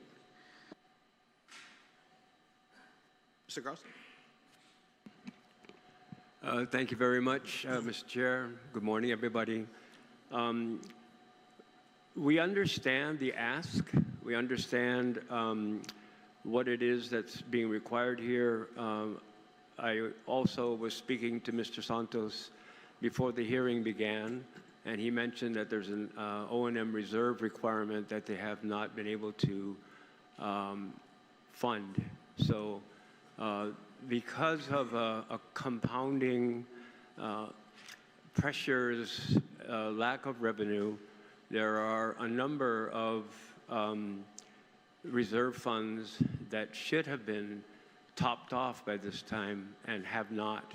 It's very critical that we have these reserves in the case of an emergency, and as Mr. Santos articulated with the CIPs, and as Mr. Regis very clearly articulated the safety aspects, that we ensure the continuation of GIAA as being very safe, secure, and having all of the necessary safety equipment, not the updated firefighting equipment, as well as the ease of passenger movement. All of that costs money.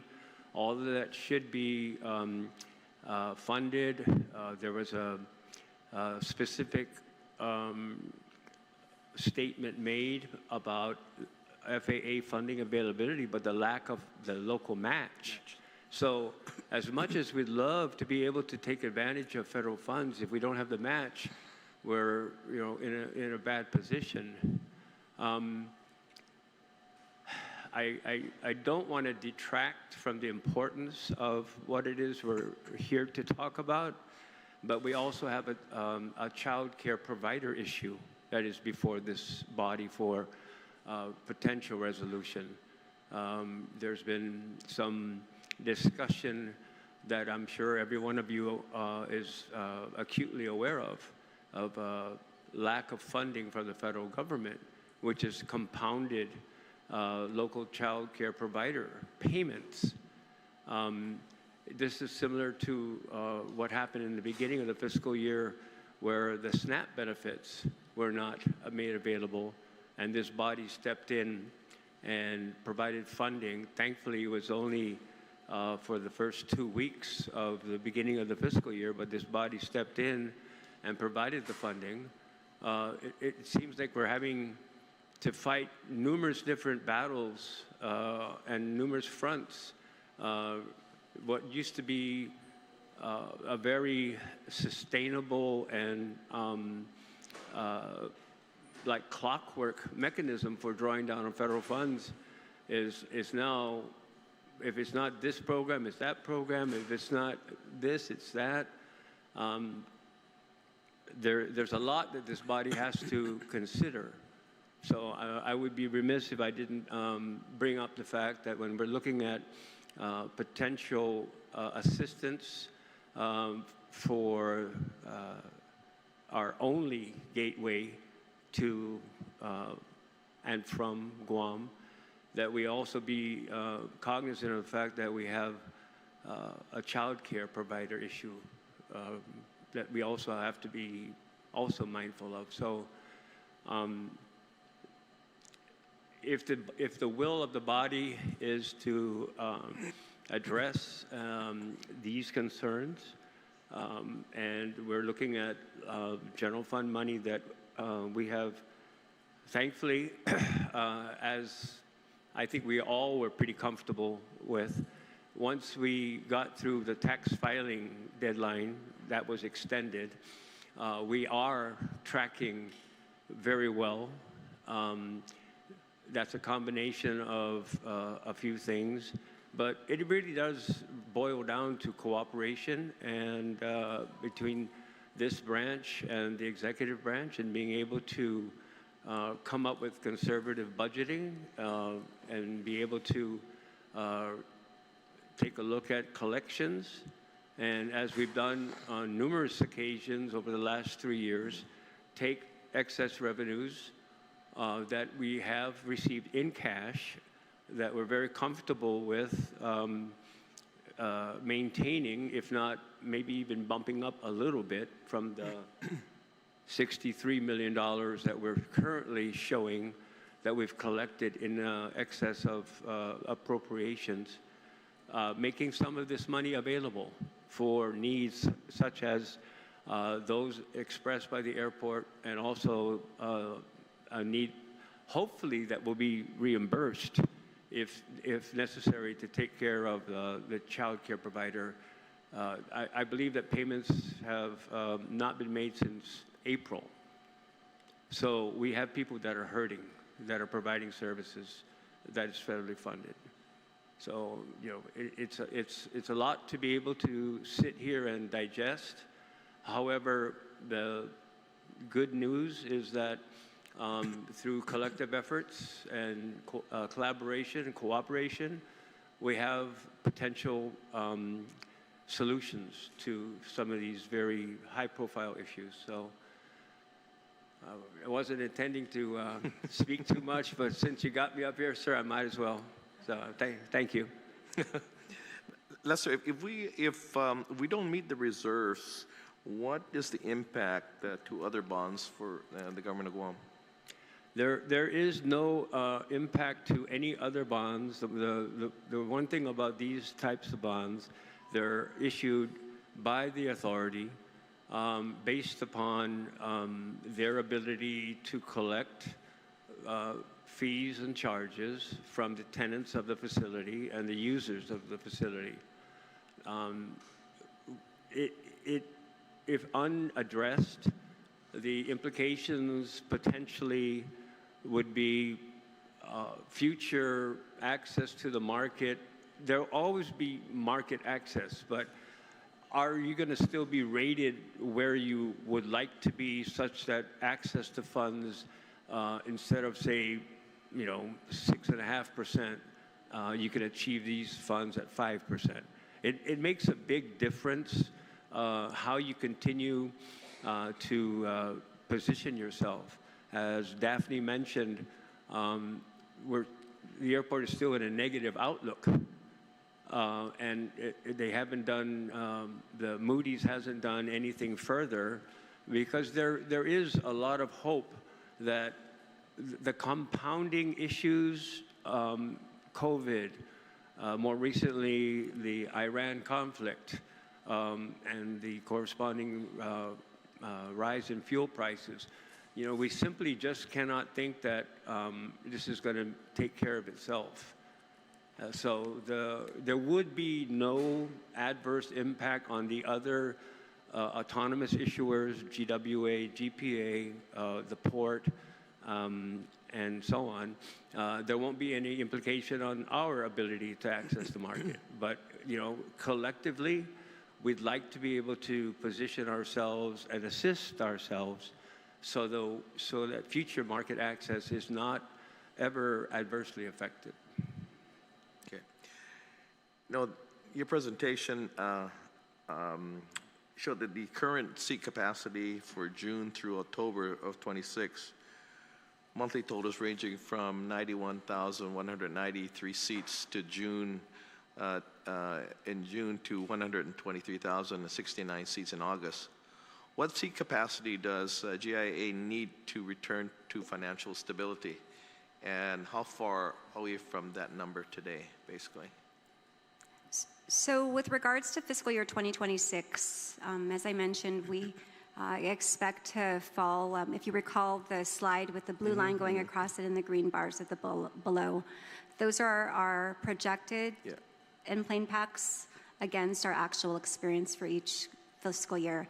We project that we'll be at about 1 million in-plane packs, plus or minus 5 to 10% again. That's where we project to be. It's, we don't have a crystal ball. We had utilized in our projections 1.25 million in plane packs. So if we are only at 1,050,000, which is where we were the last 2 fiscal years, if it remains flat, then we'll be short about 200,000 enplanements. So really where we need to be for this fiscal year is at 1.25 million in plane packs. Given where numbers are tracking, we see that that's unlikely over the next 3 months. Again, we don't have a crystal ball. We're hopeful, but again, so for this fiscal year alone, in order for us to be able to manage and make up the revenues or make the revenues that we had projected and cover all our O&M and our debt service, meet all our requirements, that we would need another 200,000 enplanements, or an enplane packs total of about 1.25, which is what we had budgeted for FY26. Okay, and that being said, if tourism recovery remains slow for another year, what is GIAA's contingency plan to maintain its operations, meet the bond obligations, and to avoid further emergency requests again from this legislature? And so, as I mentioned earlier, we're not just asking for at this time just to cover our revenue shortfall. We're asking for additional funding. There is no crystal ball. And I want to say that because we can only project the best we can based on the information we have, but there's no guarantee that we're going to be where we expect to be, right? What we are asking for at this time is an amount that we believe is going to help us for this fiscal year, but which may also help us with to be able to keep the rates and fees down for our airlines as we come into FY 2027. Our FY 2027 budget discussions with our airlines is going to begin in end of July. And of course, similar to the legislative body and the executive budget, it has to go into effect by October 1, so we have to get that before our board by August 31. But, you know, again, that's what we would need. Sure. I think you answered my next question. Basically, I was going to ask you the 17.7 million that is being requested by the airport to stay afloat. What exactly does that cover, and how long would it sustain the airport? I think you answered me that it's basically just for this year. We're hopeful, of course, this fiscal year, that's what we believe. Yeah. We're hopeful again that when we end of the fiscal year and we come into FY 27, that the additional monies that we're asking for in excess will help us as we get into FY 2027. Now, we have received some preliminary projections from our airlines. It looks like there is, like what we're going to see is pretty steady enplanements for FY 2027, so not significantly higher than what we saw in FY 2026 and 5. Yeah, but we're hopeful that it may help us, which is why we're asking for more than we believe our revenue shortfall is going to be. Okay. I'll go to my colleagues, Senator Duenas?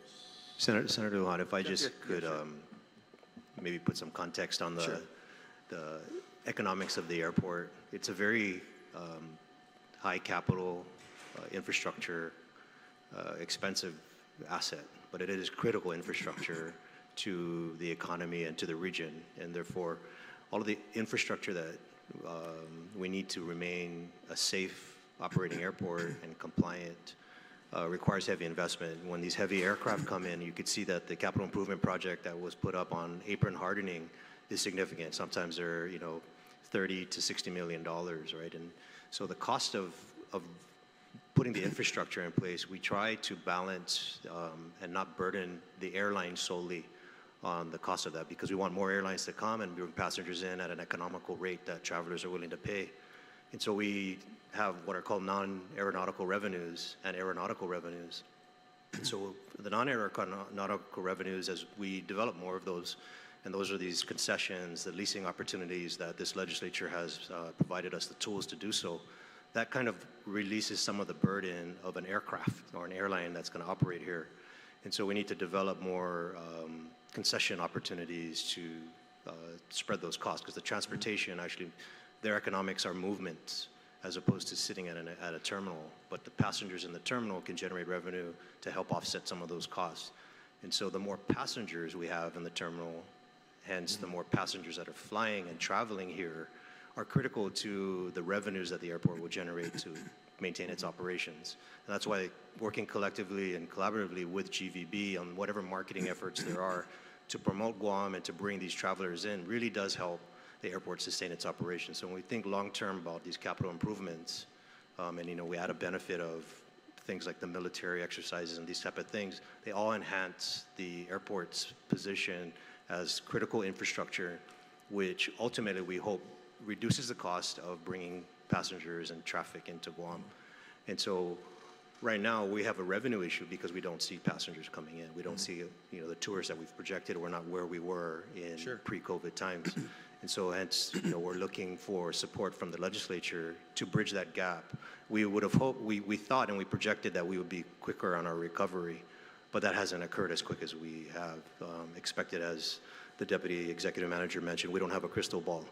And so we're doing the best we can. I think we've represented challenges, and earlier I mentioned these aren't excuses, but we wouldn't come here without doing everything we could and continually trying to improve, such as cost containment, developing all these revenue opportunities. But I think we're at that point. You asked earlier at what point, and I think we're here at that point today where we really are seeking support from this body. Well, thank you for that. And actually, before I turn over to my colleagues, just real quick, yes, actually, we don't need a crystal ball. I think everything we're seeing right now is all indication that, yeah, we're in tough times at this point.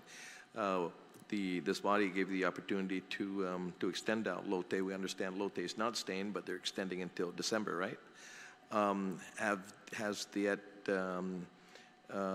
another vendor been awarded at this point? And I mean, what does it look like for additional airport revenues? I seriously doubt, as we spoke about, that you're not going. I don't think the offer is going to come in anywhere close to the offers of years past, right? Yeah. With respect to the LOTE extension, we have negotiated and executed that extension up until December 20th. The commercial aspects, because we are in the middle of a procurement, we hope that remains as tight as possible, because that may impact some of the negotiations that occur in the next coming weeks. And so that process is ongoing. We hope to conclude that within the next 30 to 60 days and have more information at that time. Okay, so in that regard, again, we just want to make sure with the extension that when it is awarded, that there will be a smooth transition and we won't have an empty space there. That's our objective. Yeah. Okay, thank you. Senator Duenas. Yes, Monsi, and thank you for your presentation, General Manager and Board Chair and others.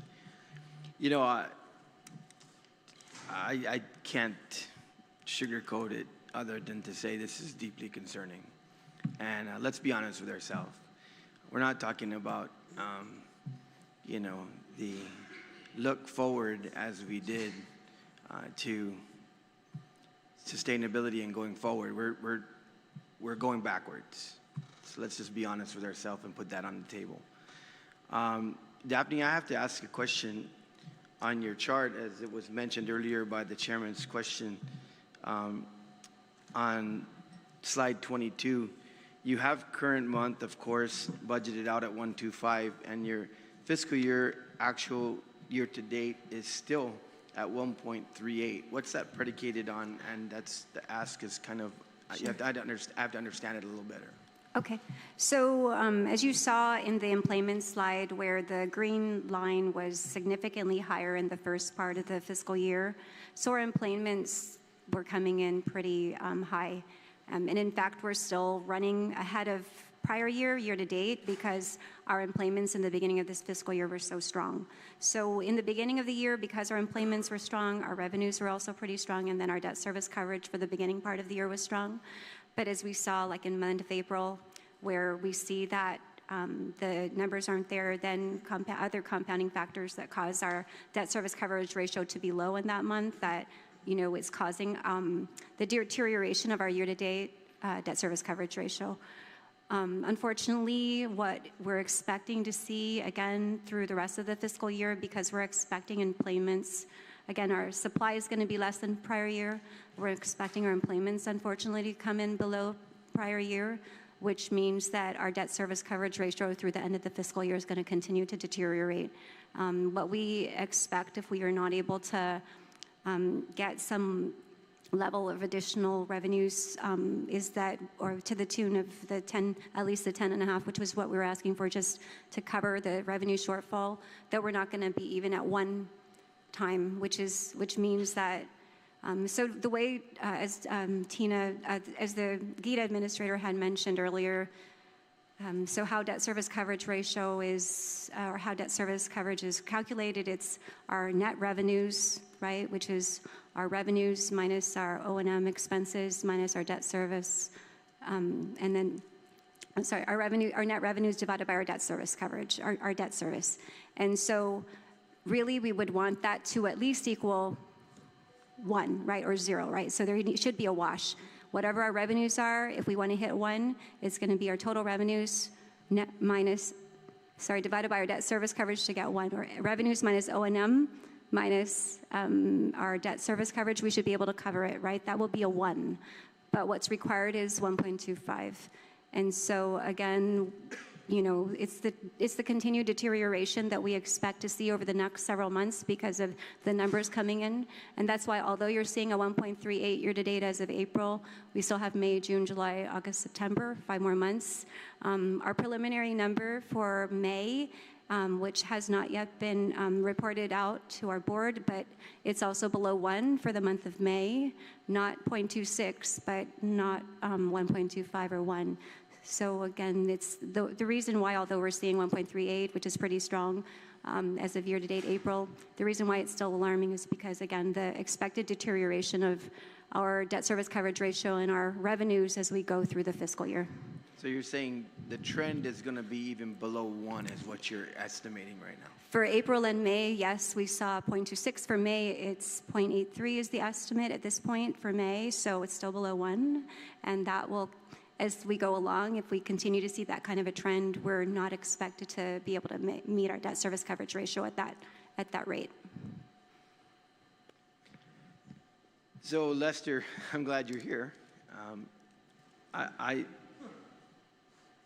I look to you, and I look to the responsibility, really, of the executive branch to make a proposal. We have been here, and I want to be clear. We have been helping you every step of the way, everything that we can do. Emergency sessions, everything you've asked us to do, the 50-year lease, everything we can do. I just want to be clear because, you know, I mean, we're in this together.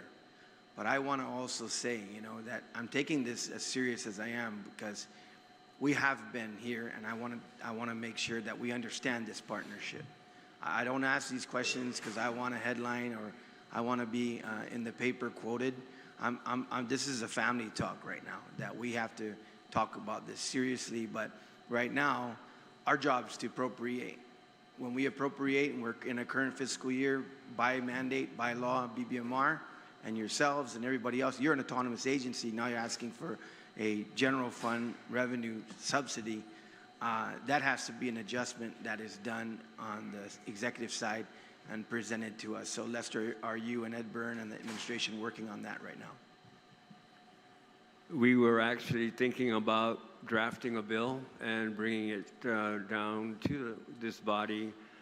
We met with the governor yesterday. We'll probably discuss a proposal in bill form to provide to the body. Okay. So Daphne, we can't leave this out of the room. The $9 million that was booked as revenue for 24 and 25, booked as revenue, I guess never transferred to the authority. The discussion's gone back and forth on appropriations and the like. Where are you with that in discussions with the front office? And so we did actually, as Director Carlson mentioned, we did meet with Governor, Lieutenant Governor, and also with DOA, BBMR regarding that matter. And my understanding, and perhaps it's best my understanding is that there needs to be an appropriation for that $9.3 million, but I would have to defer to BBMR and DOA to be able to explain that, sir. So, Lester, when you make your presentation or your proposal in bill form, are you going to account for that appropriation taking care of the $9 million in terms of requirement for the reimbursement to the airport? You know, Senator, this arrears from when we raised the aviation fuel tax from 4 to 8 cents goes back maybe 12 years. It's been an issue, and thankfully the airport and quite honestly the community has really good support from FAA, so they've never imposed interest to be accrued on the amount outstanding. The government collected the money. It was probably used, because it came in the form of liquid fuel tax, for road repairs, road maintenance, and it benefited the community. So even back in the days when Ricky Hernandez was sitting in these shoes, he was lobbying for those arrears to be appropriated. So it goes back a long time. We are still not incurring any interest due to cooperation and really good rapport that we have with FAA, but we do need to address it. I will be very clear, sir. The authorization to use the governor's transfer authority, well, we don't have that ability to shoulder that burden from the executive line agencies which that money would come from. So the governor made it very clear in our call yesterday that while there is an authorization in this current year's budget to allow for that mechanism to address these arrears, we simply don't have the wherewithal to do that. So when we do submit a proposal to the legislature, it will likely include extinguishing that issue once and for all, so that we can all put that behind us in a manner that is achievable. Because, Daphne, what I want to do is, we got to get this off the books. And if you booked it as revenue, and we're going to give you revenue, there really shouldn't be a difference. If we do this as part of whatever appropriation comes down, and it should be really written almost in an omnibus fashion if it has to. If it's not a one-line single appropriation, but if it's going to be a budget adjustment, supplemental to 26, then it's done, okay? Because it is revenue. And so you need to use your revenue at this point in time for every serious responsibility you have. And you're asking for a subsidy from the general fund because we don't want to impose any discussions at this point in time with the airlines. But I'm saying that, if the trend continues, there's going to have to be a come to Jesus with regard to that. But do you agree on the record that you book it as revenue and we get it off the books? With regards to the $9.3 million, yes, we had already recorded it as revenue and included it in our debt service coverage calculation in prior years. And so that's something that cannot currently be utilized as additional revenue. However, Senator, and I do want to say thank you. Thank you to this body for continuing to help us to address the various items, for the concessions, for the leases. I think that demonstrates the fact that we also have recognized that there needs to be some level of reform as we work on our finances and coming into perhaps what is a different financial model maybe for the airport, right, moving forward as we work toward trying to recover tourism. But with regards to the 9.3, we cannot, again, include that as revenue. However, we have been actively communicating with bond counsel so that way we can make sure that we work on this. Part of the process is when an agency believes that, or an issuer believes that perhaps there may be challenges with regards to meeting the debt service coverage requirement, there are certain requirements that we need to meet. We actually, of course, will need to engage our bond counsel, also engage an independent airport consultant. So those are things that we have in the process. And definitely, Mr. Vice Chair, we do take this very seriously. We recognize this is a lot of money to ask for. We recognize that this is a serious issue. And we wouldn't be coming here unless we really needed the money, so that way we can, again, stave off any possibility that we're going to, as the chairman put it, have this ripple effect, which will probably cause more challenges in our recovery for tourism. But yes, we do recognize the seriousness of this, and we do want to make sure that it's clear that whatever monies that we do receive, we were going to be working in consultation with our independent airport consultant, and also with regards to our bond counsel, and with the BBMAR, DOA, the GIAA, the governor's fiscal discipline team, to make sure that whatever we do with the money does allow for us to make sure that we meet these bond indenture requirements. Thank you.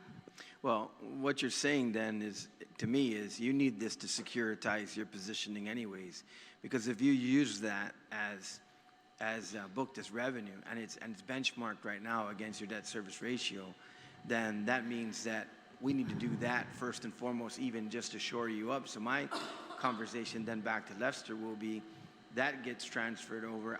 I don't know that I'm going to want to say we're going to put $9 million on top of $17 million. I think I need to find out what is your actual for this fiscal year, so we can track it in the closing of this fiscal year and find out what else you're doing in order to be able to make adjustments. If I may, sir, I believe what we should be frankly agreeing to, if the will of the body is to provide the assistance, that the bill that we provide to the body for consideration firmly establish that $9.3 million of the ask is for the arrears. So that thing comes off the books once and for all. It doesn't add to the 17, it's part of the 17. And regardless of how much money this body provides to the airport, you're absolutely correct. It does not count against revenue. So it has no bearing on the debt service coverage. It's a cash relief. It will not do anything to elevate what is currently thought to be anywhere from 0.7 to 0.1 as far as the debt service coverage. You're absolutely correct. And so I believe we're similar in thinking that if the assistance does come forward, that it should include very clearly that that long-standing obligation has been addressed.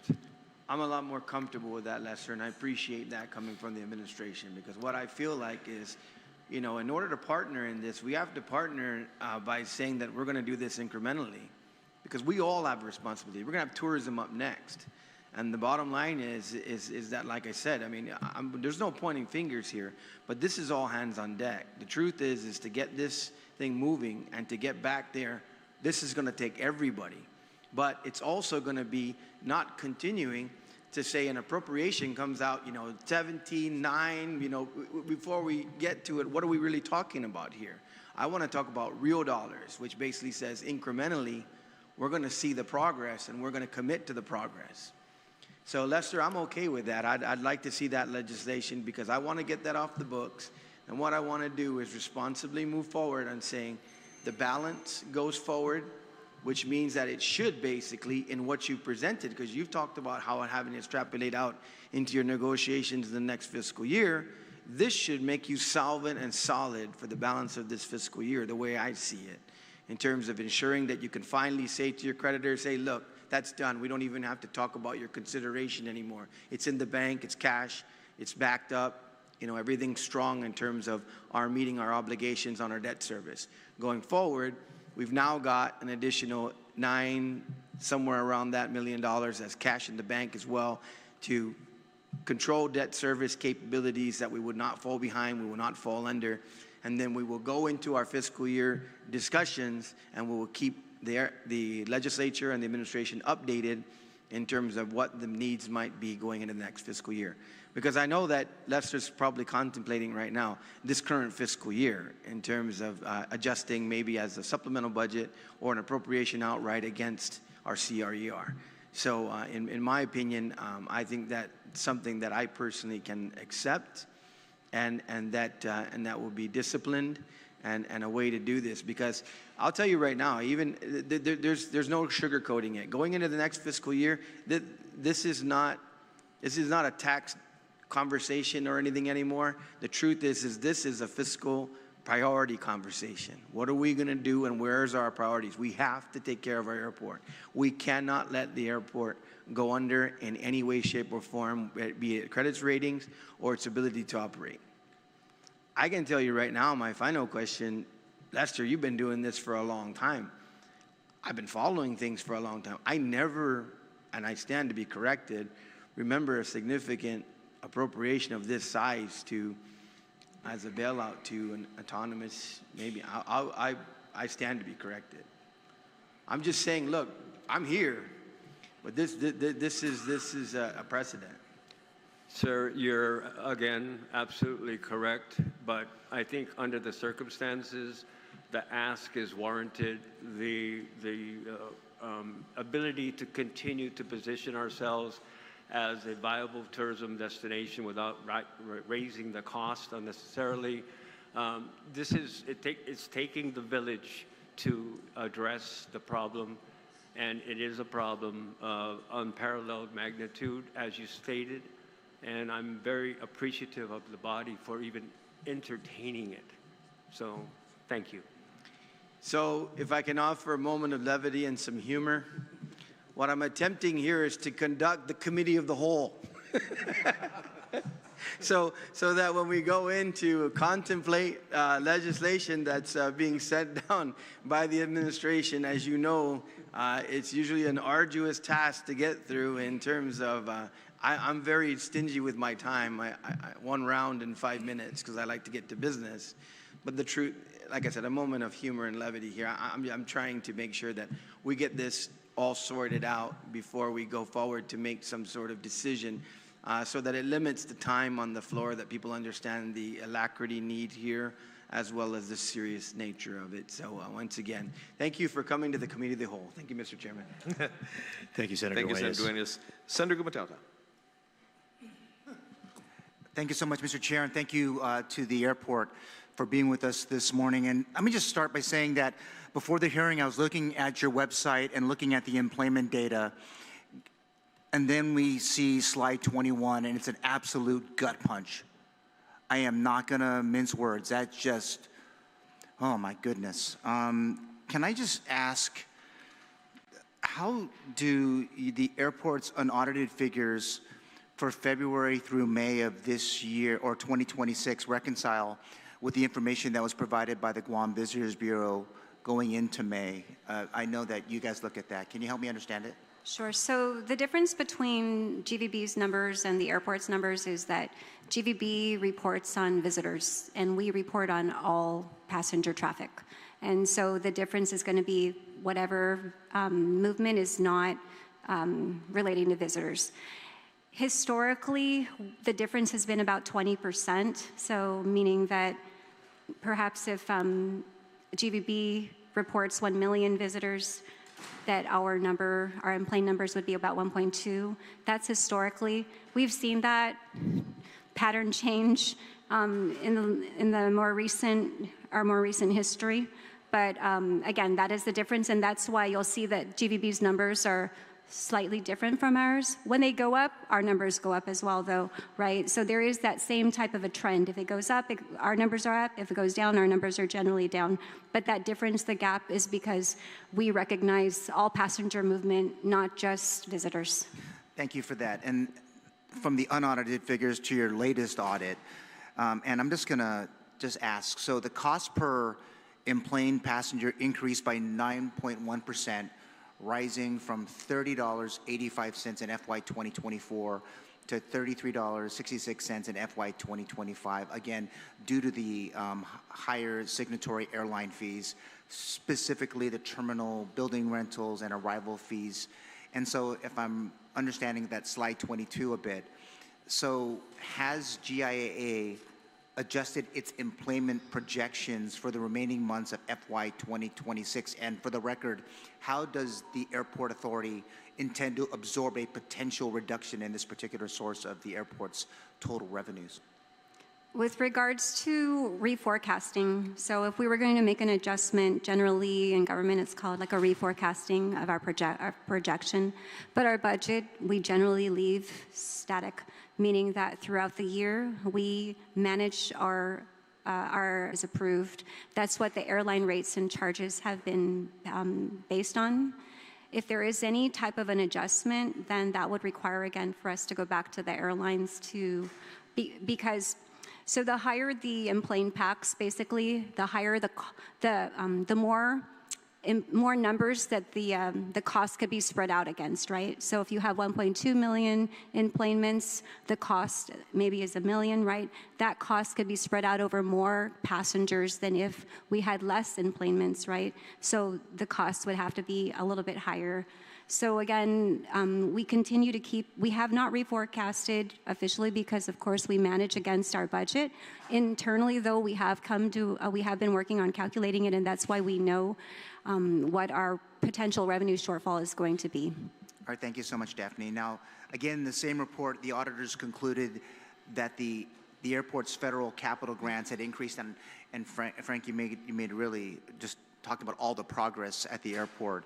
And that obviously in that report that management is going to continue to pursue federal funding opportunities while evaluating the financing alternatives to support the future capital requirements. Again, for the record, do any of the grants that the airport received through the FAA, the Bipartisan Infrastructure Law, ARPA, the Infrastructure Investment and Jobs Act, which were supplemented by passenger facility charges, include any match requirement? And if so, are employment reserves or revenues, are they tied to any grant conditions that we need to talk about today? Thank you, Senator. No, there isn't any grant conditions that would affect what we're talking about today. All right, thank you. And then as Public Safety Chair, I think, and I'm just going to ask because Brian, you're here, members of the board are here, but let me just jump right into the hazardous pay. I know that we've heard it in this building. Can the board consider any maybe increment, something to the 10% so that our public safety, our airline, our airport police, and our air fire teams, so they can have a little bit of parity? What's your guys' take on considering? I've asked this.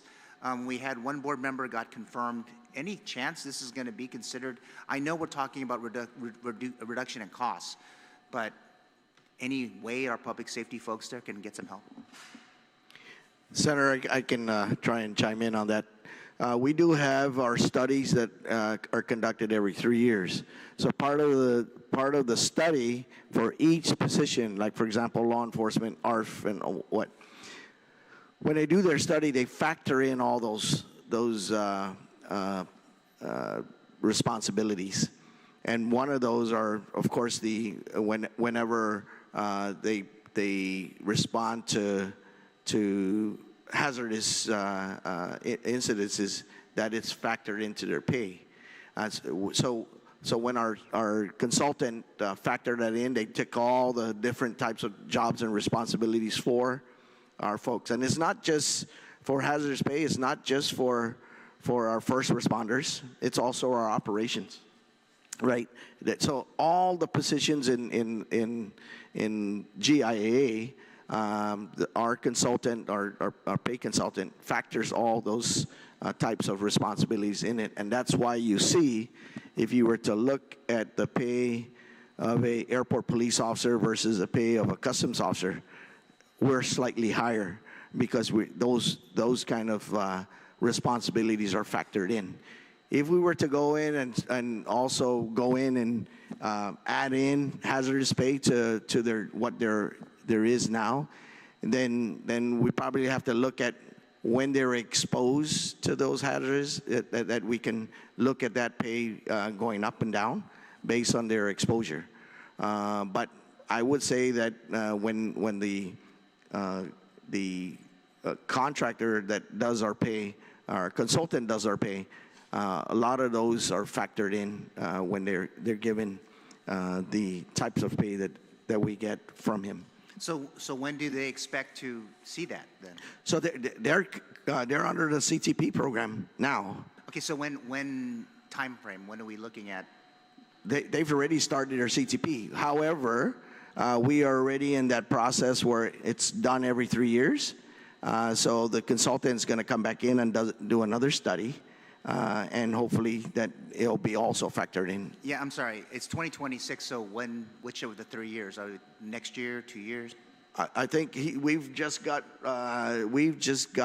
an email from him to make sure to remind us that we are already coming up on our 3rd year.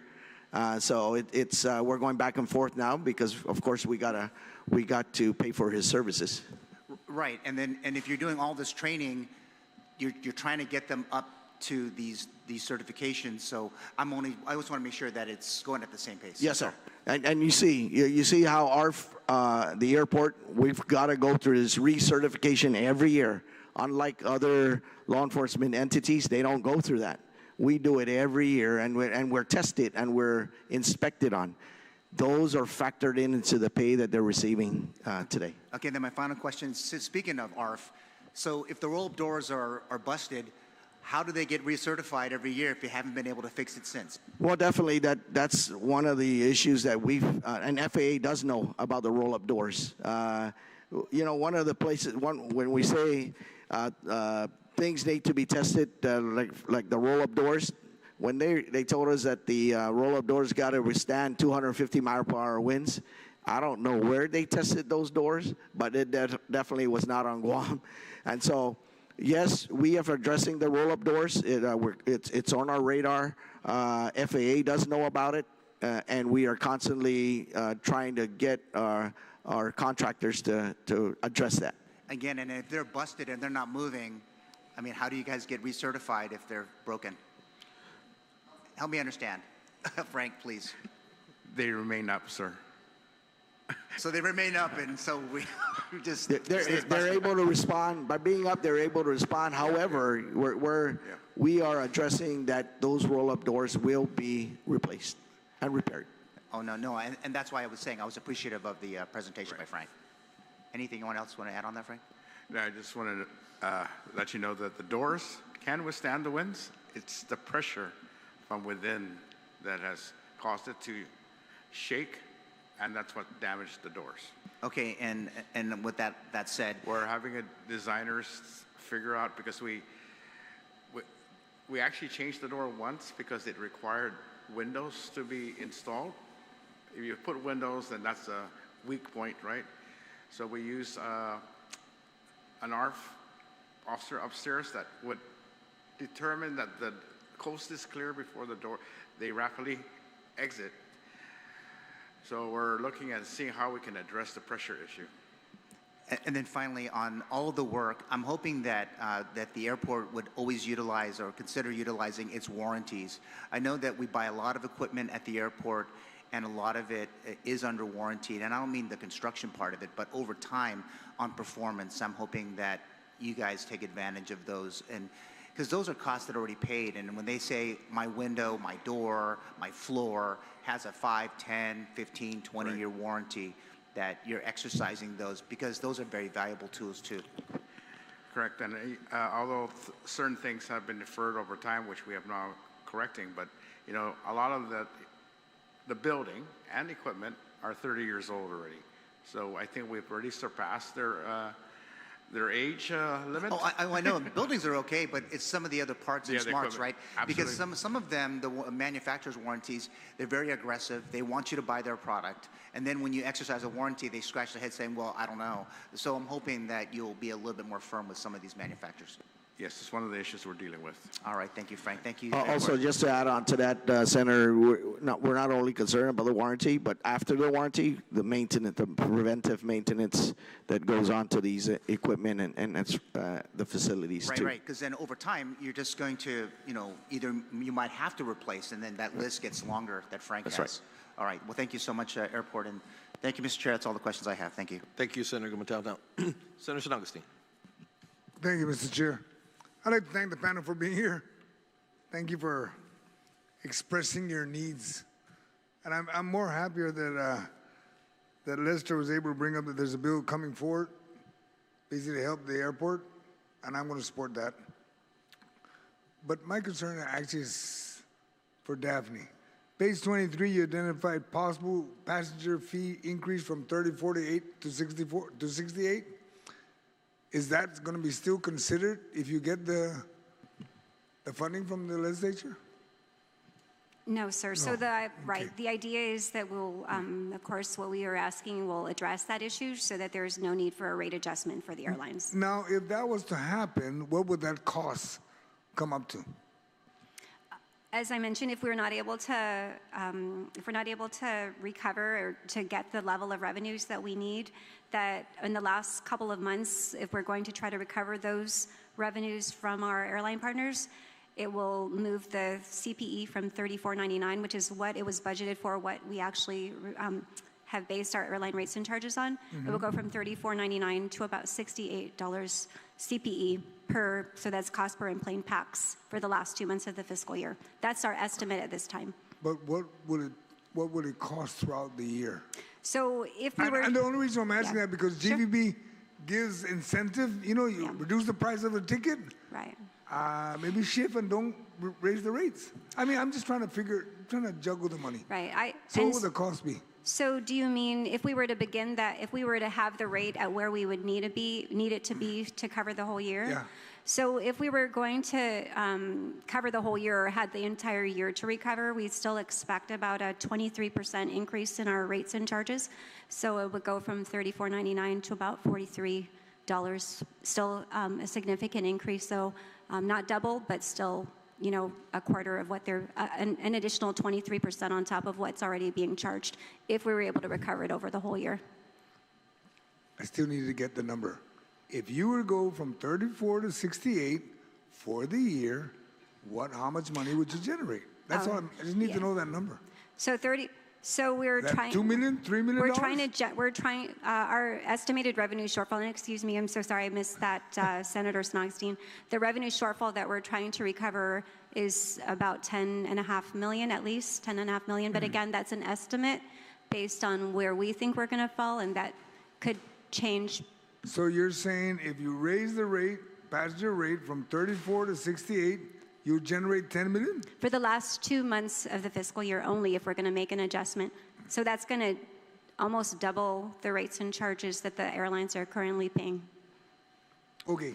That's what we estimate. All right. On the next question, I think is for Frank. GPA, I think, or you, Daphne, mentioned about the solar panels, and you were concerned about GPA having a response to you guys putting solar. I mean, I'm looking at you guys paying GPA for the power when you can generate your own power. You got enough roofs up there. That's correct, sir. I believe there's GPA does have a rule with respect to. Everybody's got a rule. Yeah, absolutely. I need you to save money, not ask the legislature to give you money. Save money. I think I mentioned that with respect to if we did go with a full 100% renewable energy at the airport, which is in the neighborhood of 31 megawatts. Which is significant, then that would require what they call a system impact study. Okay. But the one that we're doing for the roof, which is about 1.8 megawatts, will not require, there will be no impact because the airport, when GPA needs it, we revert to our generator power to help GPA with their additional loads. Okay, how much do you pay a year? Daphne can answer that. How much do you pay a year to GPA for power? I believe we pay each month somewhere between it could be range between $500,000 to $700,000 a month in terms of our power. So in a year, 5 times 12, well, 6 million.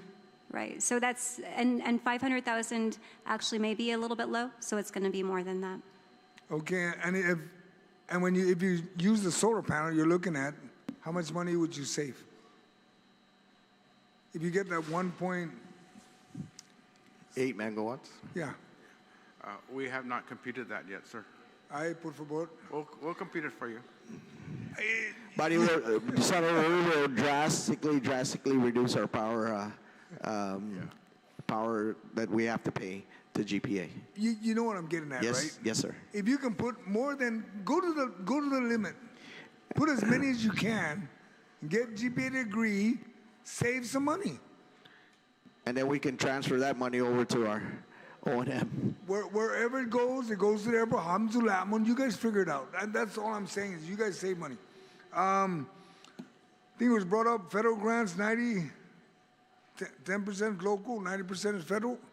What does the 10% equate to of all the grants? With regards to our federal grants,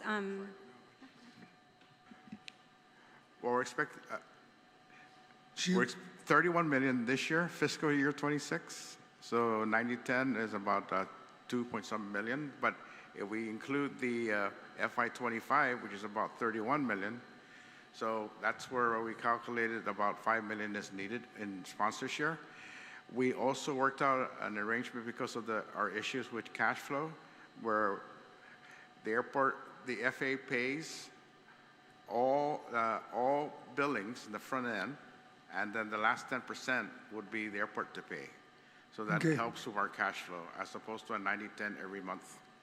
Okay, so you estimated about $5 million Yes, sir. payout to cover 2 years, 25 and 26, correct? That's correct. Okay, but for next year, what are you looking at? Because, you know, everything is moving forward. And I know you're just trying to catch up, but so what are we looking at now for 27? For 27, which, you know, we're going to be... Another 31? Well, we, hopefully more, but Actually, anyway. it's going to be more than that. Yeah. Okay, and the airport can cover that That's without any legislative help. that is our, yes, where we will be able to cover that with if everything goes well. Yeah, I'm always going to look positive because you can't get any lower than where you're at now right now. Everything's got to climb. Okay, and the request is going to be 17 million. I think that was brought up earlier, right? That you're going to need in this budget. That's inclusive of the 9.3, correct? Or no? yes, we're asking for 17 million, but as we, yes, we're asking for $17 million. That's correct, 17 million. But you know what? I know Lester's still here, but that 9.3 was a separate. That's a debt that has already been incurred. Okay. So the 17 million is what. But if we're able to if you can get the 17, you'd be happy in addition to the 9, sir. right? Yes, okay. sir. Thank you very much. You all have a nice day. Thank you, Mr. Chairman. Thank you. Vice Speaker Etta. Thank you, Mr. Chair, and thank you to the panel for being here this morning. Of the 17, what's the breakdown on that 17 million of the ask? So, of course, there's many ways to look at it, but again, what we were asking for is money so that we can cover our revenue shortfall. We're projecting that to be a minimum of $10.5 million. But we do, again, that depends upon really where we fall with regards to employments. And then, of course, the difference is going to be able to help us to cover our FAA, our FAA share, the local share of our FAA projects. That's really what we're hoping to be able to cover. Okay, so the 10.5 million, do you have a breakdown of that? We can share with you our projections, okay. Vice Speaker Etta. All right, and then the 9 million, that's for the fuel, right? That was already calculated as revenue. And how many years does that go back? To 2018.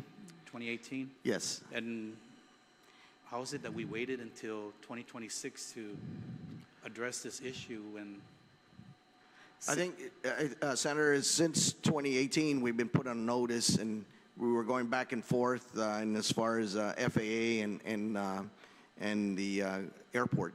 I think it wasn't until 2023 is when FAA really came down with the compliance letter saying, hey, this is a must pay that the government has to own up to. And so the governor at that time made that commitment that we will pay that arrears from 2018 to 2023. 2023, October, I think, is when we started where the difference was already went straight to the airport, and so from 2018 to 2023 is when when we captured the debt. I see. And then we didn't want to make any type of payment from 2023 to 2026, and well, we've been asking to see how we can make that payment, and we had to make sure that we had we had to get it appropriated from the board. Not from the board, but from, of course, the legislature, because that money was already taken out and put into the general fund, and so that's why that debt was incurred, because it was taken straight and not given to the airport. Okay. And from 2023 to 2026, have you ever made that request to the legislature to pay? Yes, sir. Yeah. Okay. That's fine. And then of this 10 million, is any of that for vendor payables? Are you guys up to date with your vendors? We are up to date with our vendors, sir. Oh, it's good to hear. Okay. Mr. Santos, just a couple of questions on your projects that are going on there. I noticed that the flooring in the arrival areas or the baggage claim areas prior to customs is that almost completed, or? It's almost completed, sir. They're doing inspections, and there are some punch list work that needs to be done to make sure that the entire area is compatible and similar to each other. All right. Good. Okay, and then do we have anything for the customs area there? Because I noticed everything else seems to have been upgraded, but we still seem to have that same customs area type of setup. Well, if you see the floor in customs has been the floor has been done, the terrazzo, but you're talking about the customs inspection area. Yeah. Okay. Yes. Yeah. So there is a plan right now. We're working with customs, because that's going to be renovated, and to also move their administrative offices down to the airport. That way, there's a savings from moving them from the cargo facility over to the airport, which they're already paying rent. So that will alleviate that and hopefully be done within the next year or so. So you guys already renegotiated or negotiated their contract and lease agreements with the airport? With well, we consistently, or we still have the same lease agreements, right. Okay. But we are in the process of renovating and getting their office space redone. Okay, thank you. And then the other projects within the airport, because I noticed a walk-later up in the arrivals area is not working, and then a couple of the walk-laters in the departures are not working as well. Any plans to upgrade or replace Yes, sir. them? We've included that. That's what we call the conveyance systems. Mm-hmm. And the FAA is providing us several $1 million to replace or upgrade. Some of them, $5 million is not enough for the entire facility. So we're prioritizing the needs and where it's needed to handle primarily passenger flow. I see. Okay, and then also I noticed you had these electric vehicles, the zero emissions vehicles, yes, right? Sir. And I noticed the price is almost like $700,000. What kind of vehicles are we looking at? I know there's 3 that's dedicated to law enforcement and 2 sedans. Then the additional 3, there's 3 charging stations. Charging stations. Yeah. So what is the cost of each of the electric vehicles? What are we looking at? I believe it's in the neighborhood of $70,000 per vehicle. Yeah. Now this is 2 years. The bid was 2 years ago. Mm-hmm. We initially bid it out, and we had 0 respondents. Then we tried to work a program with federal GSA to use their Procurement Act process. But when the administration changed for the president, federal GSA was out of the picture, so we went back and tried to change our specifications to make it match and included 3 years of eligibility. In other words, we would accept 24, 25, 26 vehicles, because there may be some that just being parked. We're willing to get it, so we were able to get one bidder or two bidders for the vehicles and one bidder for the charging stations. Is that local vendors? Yes, sir. That's great to hear. You know, I'd really like to see our local vendors get, Yes. you know, priority over off-island vendors. I'm not trying to say that, you know, off-island is not great, but, you know, we need to try and generate that revenue within our local economy and keep it here. Yes, sir. The other issue question I had was on the, I understand there's going to be an expansion or road work at the airport, right? That's a public works project, and yes, Senator, the airport just authorized a perpetual easement to DPW for the expansion of Route 10A from Marine Corps Drive intersection all the way up to the departure roadway intersection, and that's called Phase 1. It is a public works project under federal highway, and we understand that they already received the funding for it. Phase 2. Does that include also sidewalks? Yes, sir. I was ready to ping into that. Yes, Senator, sidewalks was a priority into that. All right, it's great to hear. And then also up in the departure areas, right? Are you already working on restriping restriping of the roadway up in that area and fixing the roadway down by the intersection? Yes, Senator, that is a DPW function, but we have been working with them on that. At times, we send out our own folks to go and stripe that. But here on Guam, you know, paint striping, they don't last long at all, so they fade out. But we do at times where we request DPW to do the striping. If available, we would do the striping ourselves. I see. Okay. Well, that's great to hear. I'm glad that, you know, we see projects moving along with the airport, right? I mean, that's the first thing that any visitor or even any resident sees that when they first come in. And I heard that you changed your vendors for your maintenance vendors from three vendors to one. Right. And when was that change made? I think that was done in February of this year. So about February of this year when we did the changeover. And now it's one single vendor, so it's very consistent in the standards that we have throughout the airport. Yeah, because I noticed that, you know, a lot of the times when on the arrival side, you know, you see a lot of little dust balls, right, Right. on the arrival areas. So hopefully that your vendors pick those up and, you know, keep our airport clean and tidy for the residents that are returning and the visitors that are coming to see us. That's correct, sir. Yeah. So if we can just get down that breakdown of the 10.5, all right, and then other than that, thank you for your time here and truly appreciate it. Thank you, Mr. Chair. Thank you, Vice Speaker. Senator Paris. Thank you, Mr. Chair, and good morning to everyone. Thank you for the presentation today. Yeah, a lot of the good questions are asked. I just have a couple ones regarding, so I'm looking, I think page 23 is the really critical page because we want to make sure that the airport is viable financially. I think that's really critical.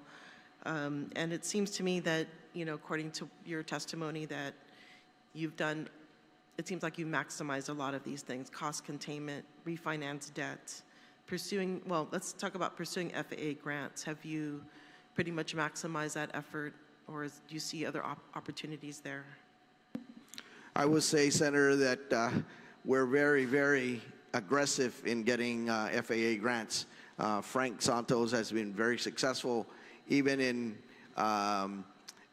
looking forward in as far as capturing grants that could be given to us. So we're very, very fortunate to have the grants that we're getting, plus additional. Like, for example, on one of the grants where we were supposed to only get 3 loading bridges, and instead of getting 3, now we're getting 5, and that's being aggressive in trying to get grants for us. So definitely we are very active in making sure that we take advantage of any grants that's out there that can be given to the airport. Okay. Okay, thank you for that response. So I'm looking at also the, you know, first of all, let me just go to maximizing non-aeronautical revenue. You said you had 21 interested but possible vendors. There's 26 vendors. So 26 vendors that are interested in land lease that's up at the airport. So since we did our policies and procedures that the board has approved, we've got interests in making sure that people are coming in to hopefully take advantage of the land that we have. We do have interest already in folks wanting to build hangars. So that's a good possibility coming in, and other things that are going on at this time. Yeah, so I was thinking if, possibly there could be potential collaboration between the government. Already you have customs and quarantine utilizing some of your facilities, but perhaps there could be other opportunities within the government too as well. Are there any restrictions to leasing, like what type of activities that are allowable or not allowed? Well, the priority, of course, is to lease to aeronautical operations and stuff. And then non-aeronautical that comes in, I don't know about the type of restrictions. What we have so far, I don't see any issues as far as any of those vendors that are asking to lease at the property that they'll be restricted from doing so. If I may, I believe maybe one restriction which was added into the law was regarding gambling. I believe that was the one item which was specifically called out that is not allowed. Okay, thanks. And then the appropriation. So I guess we're coming down to the appropriations because it seems like you maximized at this time all of your cost containment. You're hanging on for the tourism recovery. I think that's what we really need is more of that revenue. The operating revenue is needed. What's the amount that we are receiving for operating revenue? With regards to our operating revenues, we, hold on just a second. How much did we project we would receive in FY 2026? That and also 2025. What do we have on the books as far as operating revenue? In terms of our operating revenues, in just 1 second, for FY 25, our total revenues in FY 2025, total revenues including federal grants, which are not part of operations, that was in over 90 million. That was our total revenues. In terms of our actual just regular operating revenues, hold on just a second, I'll pull that out. Our total operating revenues were 61 million for FY 2025, 62 million for FY 2024, and they were about 47 million in FY 2023. Okay. And that for 2026, we're projected to status quo, get status quo amount? So for FY 2026, yes, we're actually expected to be at about status quo because we're expected to see about the same level of employments for FY 2026, ma'am. Okay, and so in that case, would appropriations be needed if we remain at those levels? Would you need continual appropriations for every? What is the point where there is no need for the appropriations? Do you mean beyond this fiscal year, just to clarify? Yeah, so I mean, if I heard correctly, the debt ratio for May fell below the required amount, and right. Which is what triggered, I think, possibly part of this appropriation ask. Is that correct? So we are coming to the body because we started to see really the deterioration of our passenger and airline traffic, especially as we started this early this calendar year, in the second quarter of this fiscal year. And we continue to see that trend to be really, again, what we expect to happen over the rest of the fiscal year.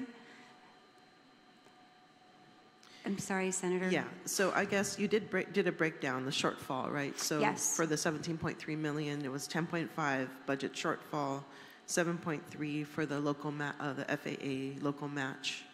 Is that correct? So we have a estimated shortfall in revenues for this fiscal year alone for FY 2026 of about 10.5 or over $10 million. That's the estimated shortfall. Okay. And then we do, of course, as Mr. Santos mentioned, he shared the information on the our share of the FAA funded grants. Okay, so the only way to not get appropriations is to either increase, or we can increase the operating or non-operating revenues, because it seems like you already kind of did all the cost containment. Right, we really have, and just to share, even when we started FY 2026, within our FY 2026 budget already, we built in already some level of cost containment. So when we're coming in below that level, that means that we're really maximizing the amount of cost containment that we could be doing. Correct. Okay. Thank you for that. In regards to the power, I really like the idea, the direction that the airport's heading in regarding renewable energy. There's also another part that I hope you can include, which is the Guam Tropical Energy Code.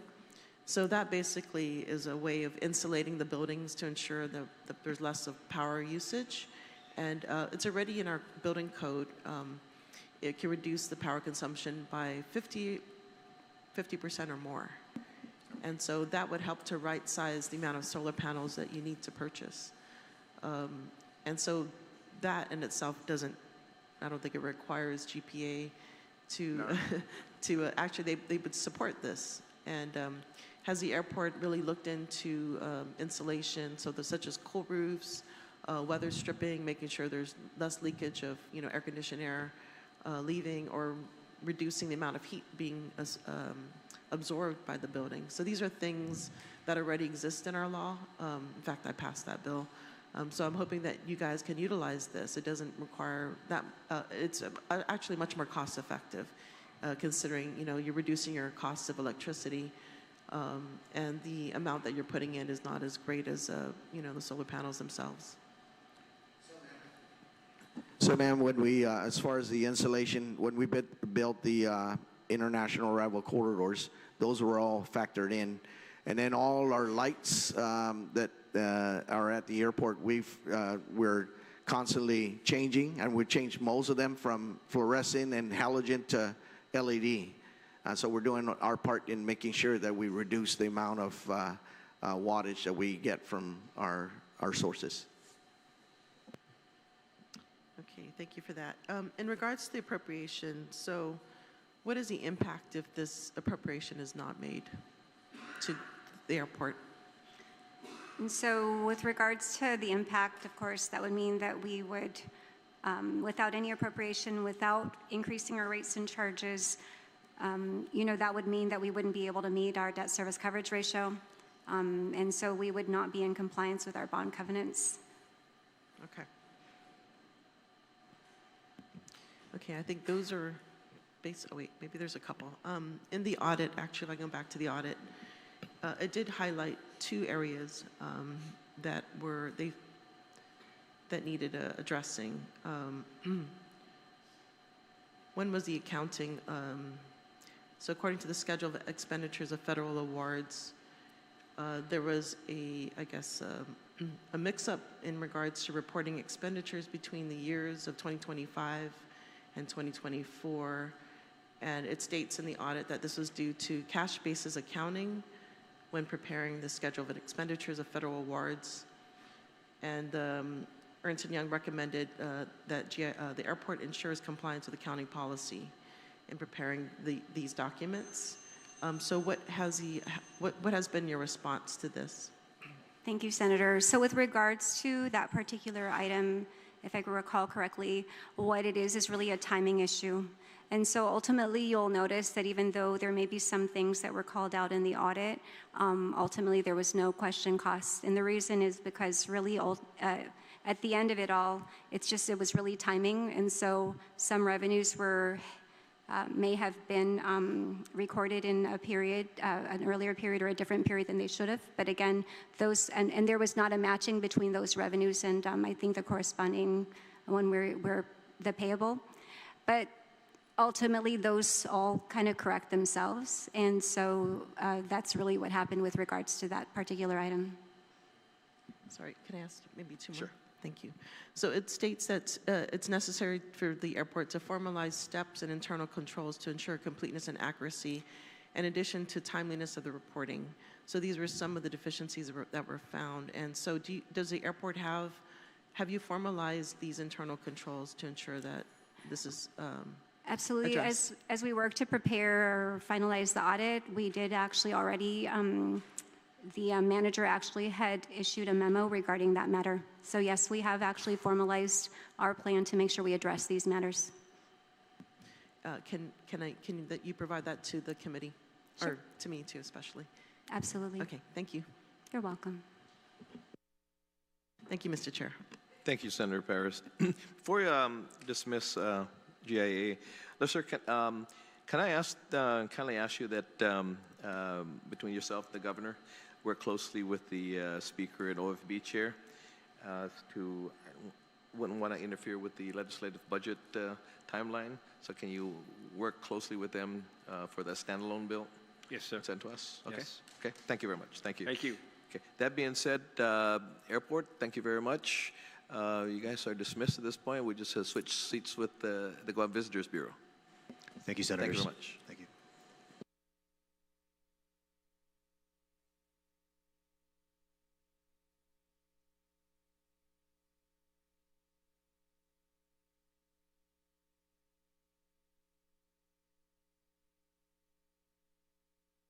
Yeah, 2-minute recess and switch over, please. Let me go take a look.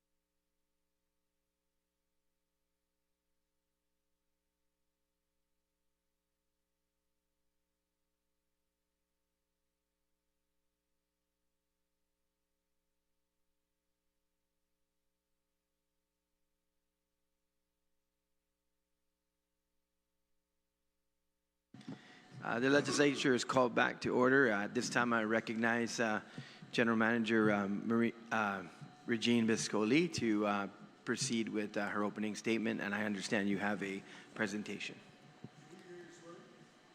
Yeah, that's right. Ed?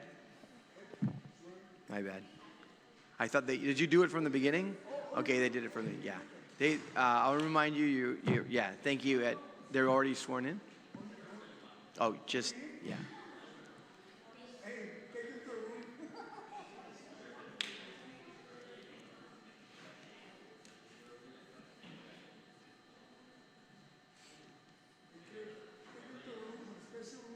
Okay, reminder, everybody is sworn in on this panel. So Senator Lee, you can proceed.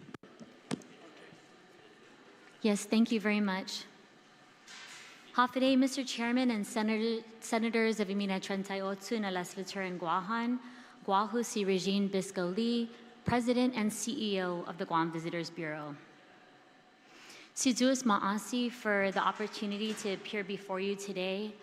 The Guam Visitors Bureau welcomes Oversight. Tourism is one of Guam's largest industries, and with that comes responsibility. Comes a responsibility to demonstrate that every public dollar is managed responsibly, invested strategically, and accounted for transparently. That commitment to accountability is reflected not only in our actions, but in independent review. Earlier this month, GVB received an unmodified or clean audit opinion from Ernst & Young. The auditors found no material weaknesses in our internal controls over financial reporting, issued no management letter, and reported no significant matters requiring communication to our board. That does not mean that there isn't room to improve. It does mean that an independent examination concluded that GVB's financial stewardship meets the standard expected of a public institution. We approach today's hearing in that same spirit. The committee requested information on our budget, visitor arrivals, forecasts, airline partnerships, marketing, staffing, personnel policies, and pending legal matters. We have produced those materials and welcome the opportunity to explain not only what we have done and what we are doing differently, but why we have done it. Mr. Chair, before discussing those individual items, we believe it is important to understand one fundamental reality about tourism. Tourism cannot exist without transportation. A retailer can advertise to local customers, a restaurant can open its doors and serve the community. Tourism is different. Before a visitor can reserve a hotel room or eat in one of our restaurants, shop at one of our businesses, or visit one of our attractions, an airline must first decide to place an aircraft and its seats into the Guam market. Without that seat, there is no visitor. And that is why destinations throughout the world compete aggressively for air service. Airlines have a finite number of aircraft and can deploy them wherever they believe demand and profitability are strongest. Guam is not competing against itself. We compete every day against destinations throughout Asia and the Pacific that are making similar investments to attract routes and expand service. Senators, our air service programs are designed with that reality in mind. They are not payments to persuade someone to take a vacation. They are strategic investments that reduce the financial risk of launching or maintaining routes while demand continues to recover. Once those seats are available, our marketing campaigns compete to fill them. If the seats disappear, no amount of advertising can bring visitors to Guam. Simply put, protecting air service protects jobs. That philosophy is reflected throughout our work. The budget before you demonstrates disciplined management of public resources. Our visitor arrival reports show where recovery is occurring, where challenges remain, and how our strategy is adapting.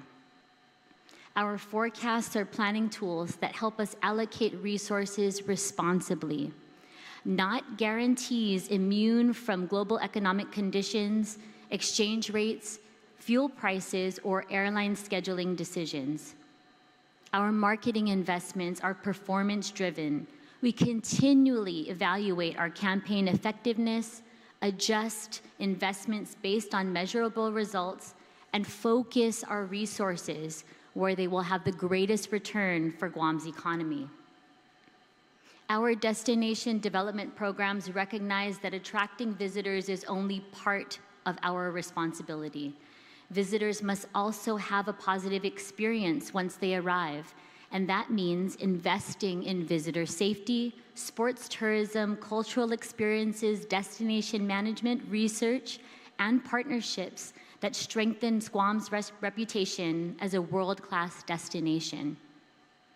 With respect to personnel matters, GBB is committed to maintaining a workplace governed by established personnel rules, merit principles, and equal employment opportunities. Equal employment opportunity policies. We investigate concerns through appropriate processes and are committed to fairness, professionalism, and respect for everyone. However, because employment-related litigation is currently pending, and on the advice of legal counsel, we will not comment on specific personnel matters, pending claims, or issues that are properly before the courts. We hope the committee understands that this position protects both the legal process and the rights of everyone involved. Mr. Chairman, tourism remains Guam's largest private sector economic driver. Every visitor supports workers, businesses, tax revenues, and countless families throughout our island. Our responsibility is to protect that industry with sound financial stewardship, data-driven decision-making, and long-term strategic planning. That is the work we are doing. I believe our chairman sent a message yesterday conveying his regrets that he's unable to attend today's hearing, and I am joined today by GVB Director Cliff Guzman, Vice President Frank Areola, our Destination Director Ina Carrillo, Acting Global Marketing Director Regina Nedlick, Korea Marketing Officer Margaret Sablon, and our team. Mr. Chair, I also want to acknowledge our GSYEP interns, Leland De Vera, Ava Sablon, Lyric Espangal, Maya Cruz, Ari Bamba, and Michelle Camacho, who are here today. We appreciate the committee's oversight. We welcome your questions, and we look forward to a positive discussion. Mr. Chair, we submitted slides. If we can move to the first slide. First on the agenda is FY26 budget to actual. Thank you. Mr. Chair, in terms of marketing, our top source markets remain Korea and Japan. We also have offices in Manila and Taipei to promote marketing support for the Philippines and Taiwan. Primary expenses include monthly marketing fees, marketing expenses that cover events, promotions, advertising, in-country management, social media promotions, industry co-ops, and other marketing expenses. We also wanted to go over the admin and ARP budget. The GVB admin initial budget of $7.589 million to cover core salaries, retirement contributions, and general administrative costs. In December 2025, GVB received approval to redirect $5 million in remaining ARP funds to cover eligible payroll costs, including salaries, mandated retirement, and standard employee benefits. Shifting payroll to ARP funds provided $5 million in additional operational funding. These funds have been committed to critical projects, including initiatives currently moving through the procurement process. Other balances identified as committed funds include projects undergoing the procurement process as well. In terms of our research budget, contractual costs comprise 95% of total research budget, which include exit surveys and our economic impact report. In terms of destination management, notable committed projects include the Tumon and island-wide restroom restoration, EPAL amphitheater and bollards, mural projects, tree planting, and Department of Agriculture collaborations. In terms of sports and events, the Tumon Night Market expenses are shown here as of May 2026, as well as sponsorship funds dispersed to the Marianas Open as of May 2026. Next slide. As I mentioned in my opening, Mr. Chair, GVB received an unmodified or clean opinion for its fiscal year 2025 financial audit. The audit report found 0 audit findings and no material weaknesses. This timely audit completion marks more than 10 consecutive years of clean audits for the Bureau, underscoring its commitment to responsible stewardship of public funds. And Mr. Chair, at this point, we'd really like to thank our Board of Directors and every member of our team for helping us to achieve this result. Additionally, the audit report was completed and submitted well within the required statutory deadlines, ensuring that its management, board, and those charged with governance are equipped with the financial data necessary to formulate strategic plans. And we thank the Office of Public Accountability for its very thorough report. Next slide.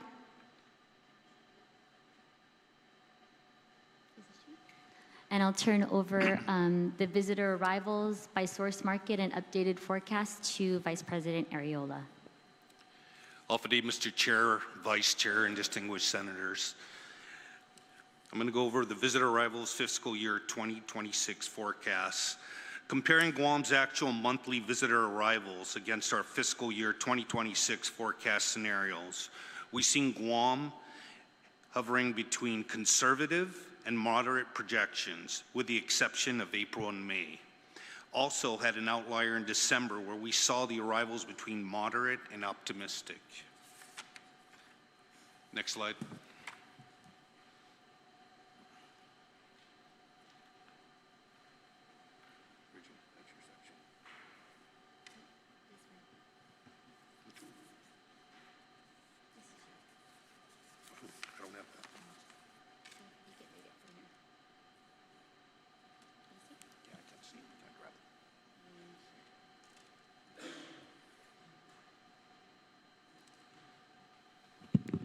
So far this fiscal year, 2026, Guam welcomes about 511,000 visitors, representing a growth of 9.6 year over year, despite the recent monthly volatility that we've been seeing caused by Super Typhoon Sinlaku, fuel surcharges, reductions in seat capacity. Guam's overall trajectory remains positive, and we look forward to welcoming more visitors in the coming summer peak season.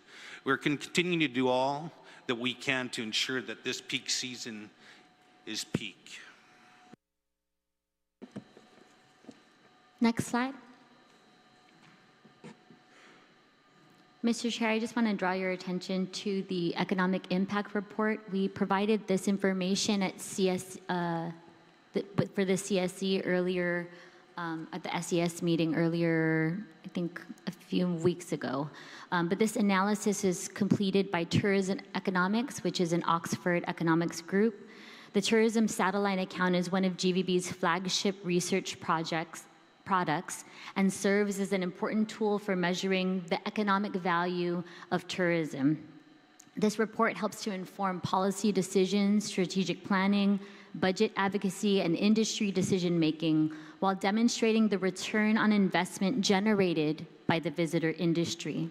The 2025 TSA was developed using multiple data sources, including visitor arrivals and expenditures data collected by GVB, economic and industry statistics from the government of Guam and U.S. Bureau of Economic Analysis, employment and wage data from Guam Department of Labor, price data from Bureau of Statistics and Plans, Consumer Price Index, tax and government revenue information from DOA and BBMR. input-output economic modeling conducted by tourism economics and a number of other sources. Mr. Chair and committee members, together these sources provide a comprehensive assessment of the direct, indirect, and induced impacts generated by visitor activity throughout Guam's economy. And so just for your reference, in calendar year 2024, direct visitor spending was at 1.1 billion. As we see here in 25, it's up 1.2 billion. In 2024, we were at 1.4 billion in total economic impact. We're up to 1.6 billion in 2025. In 2024, we were at 14,400 total jobs supported by the industry, and we are up 15,100 jobs. Additionally, in 2024, for the fiscal year, GBB's budget was 23.4 million. The local Guam taxes contributed by the visitor industry was 151 million.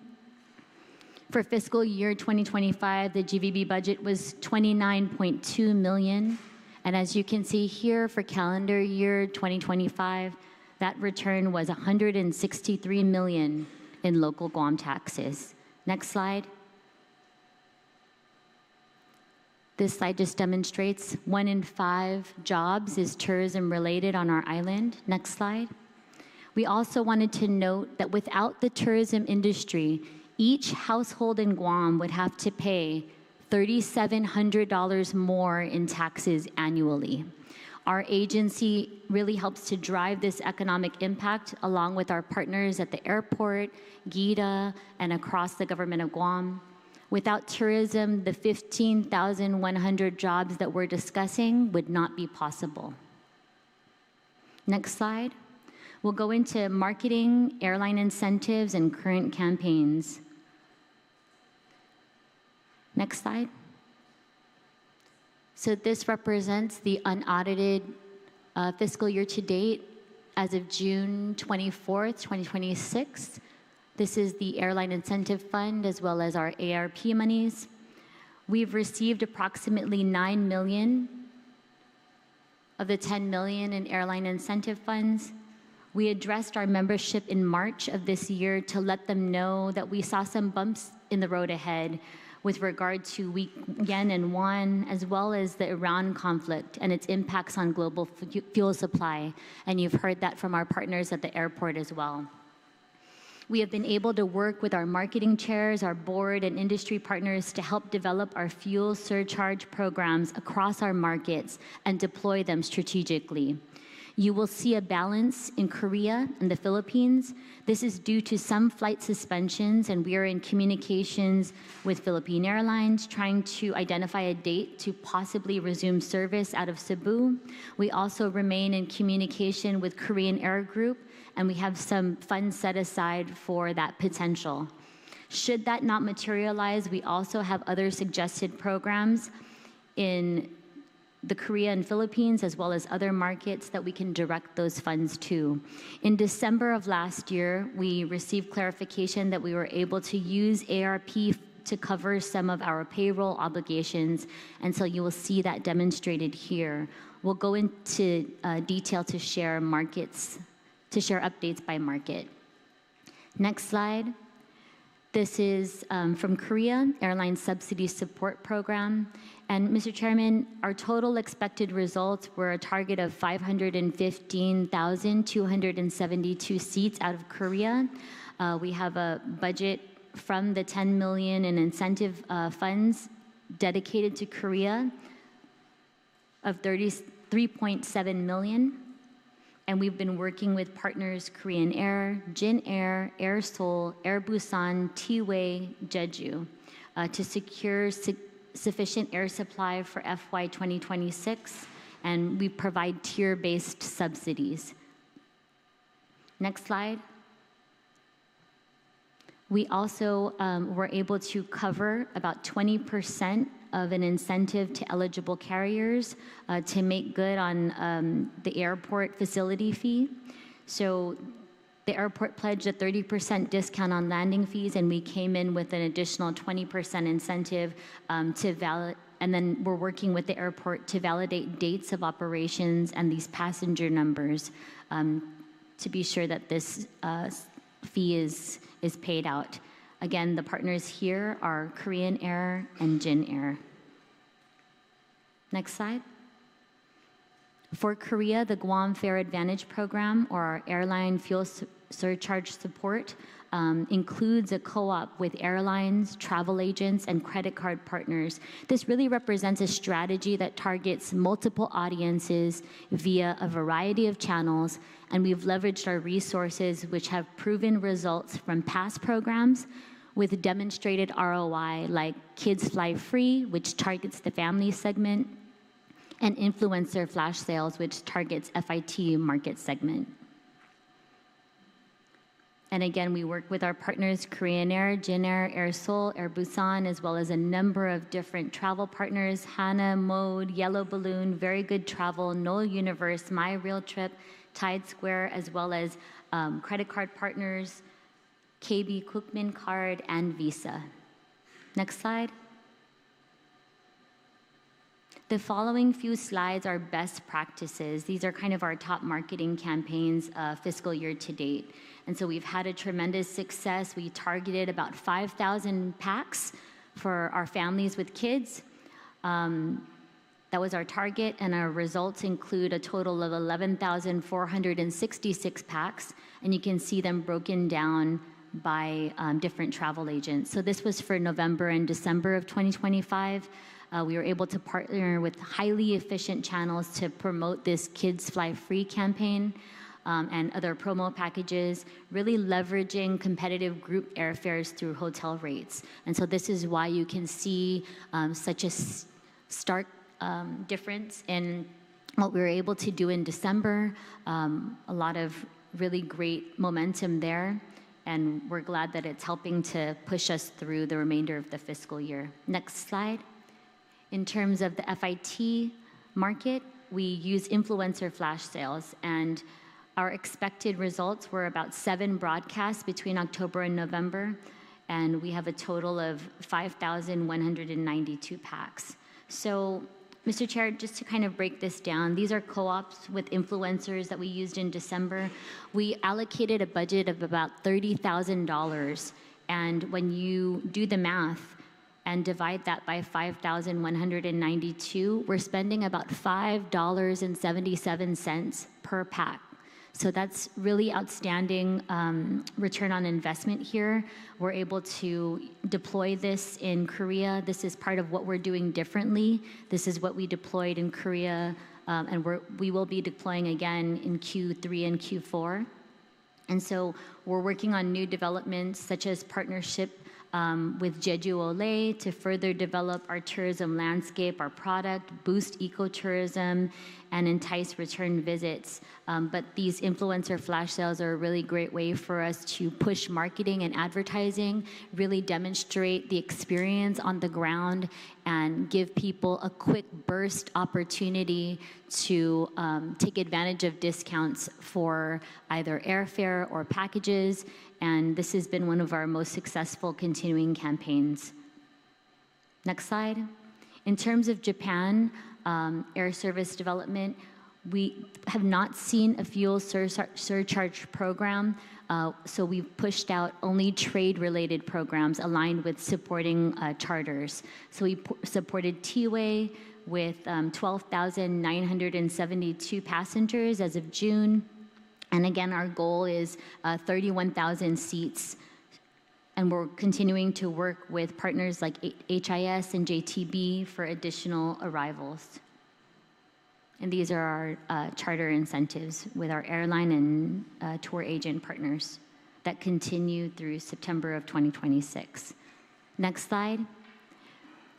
Mr. Chair, in response to weakened Japanese yen and the cost of travel to Guam, we continued our Go Go Guam Half a Day campaign. It's a part of a 2-part program that was started in 2024. So Guam Pay is a $30 digital coupon. It's distributed by travel agents, so we're again, working in partnership with about 15 different travel agents, and the Half a Day campaign, which is an online offer from GVB members.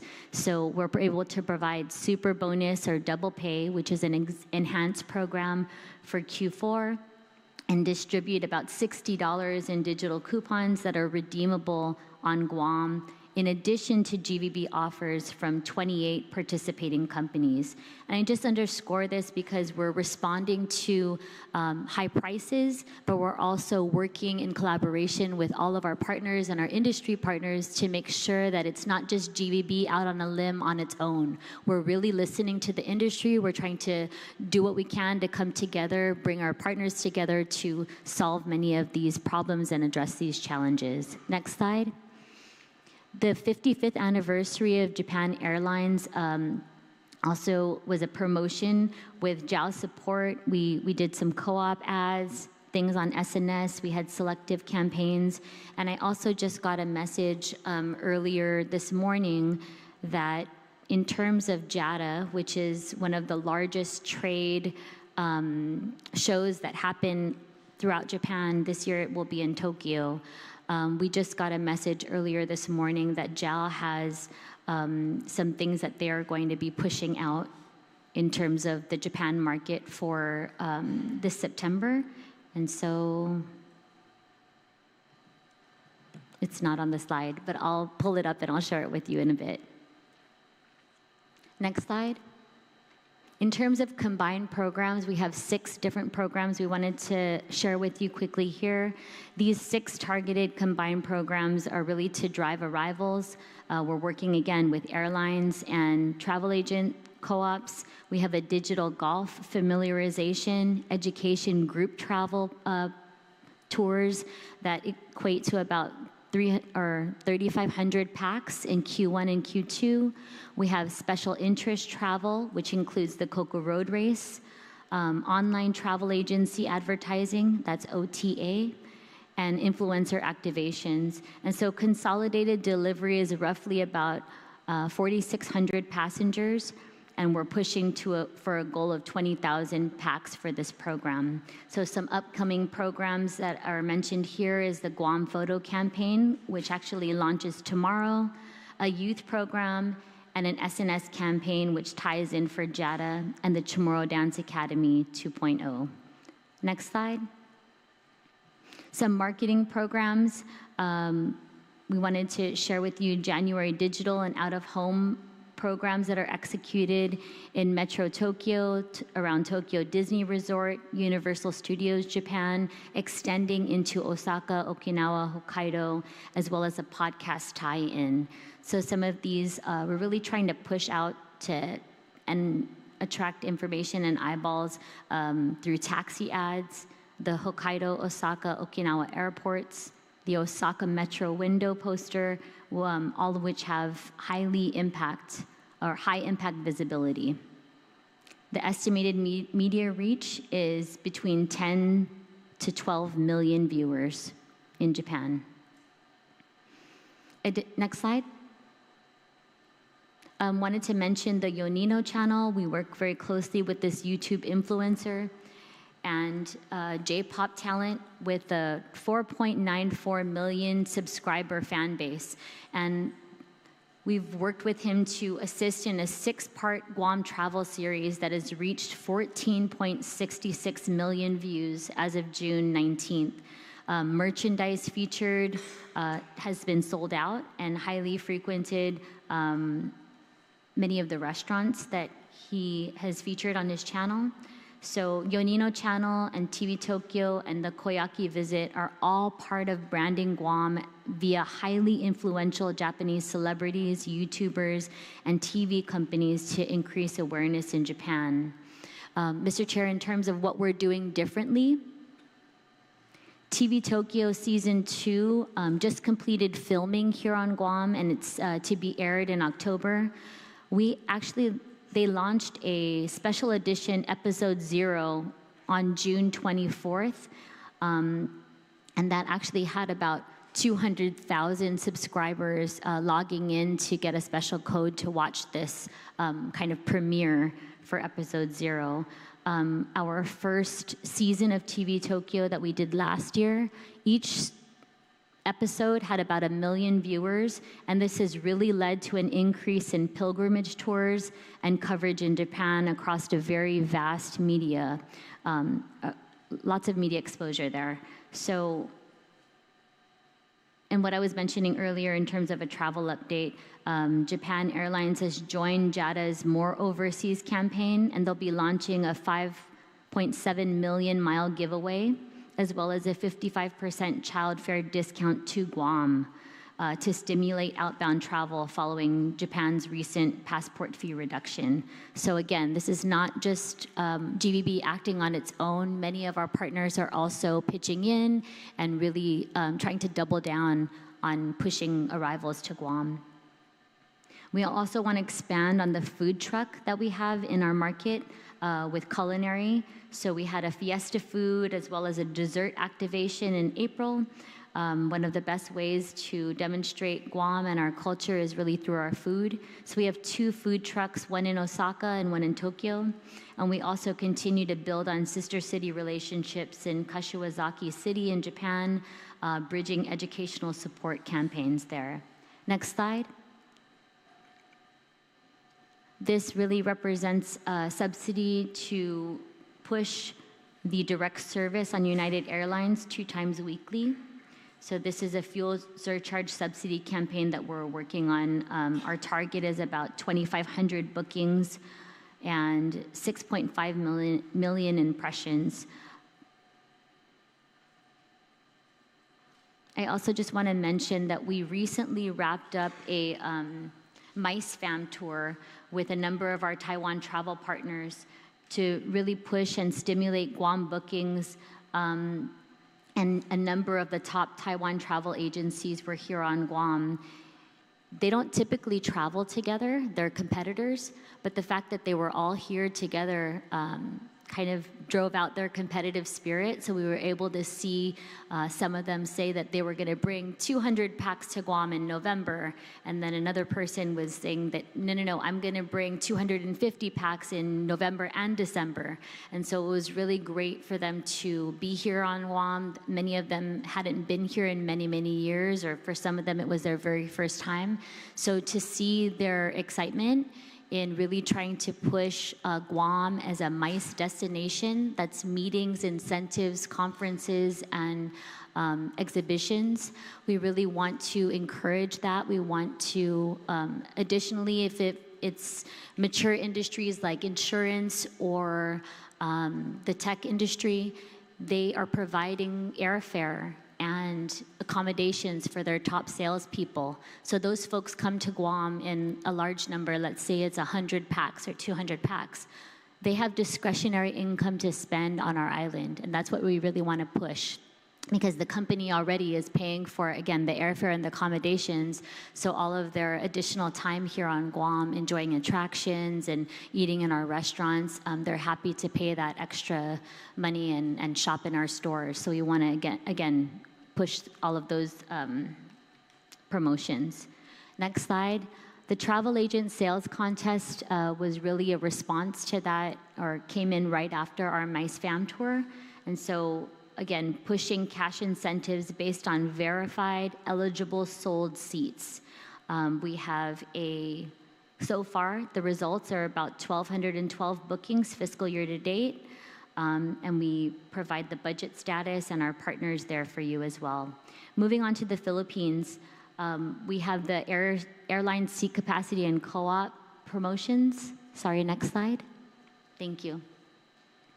Again, to support the launch of a new route through airline incentives and coordinating marketing efforts, we want to continue to promote and stimulate the demand for service through Manila. And so we have flights 3 times per week for a period of 1 year.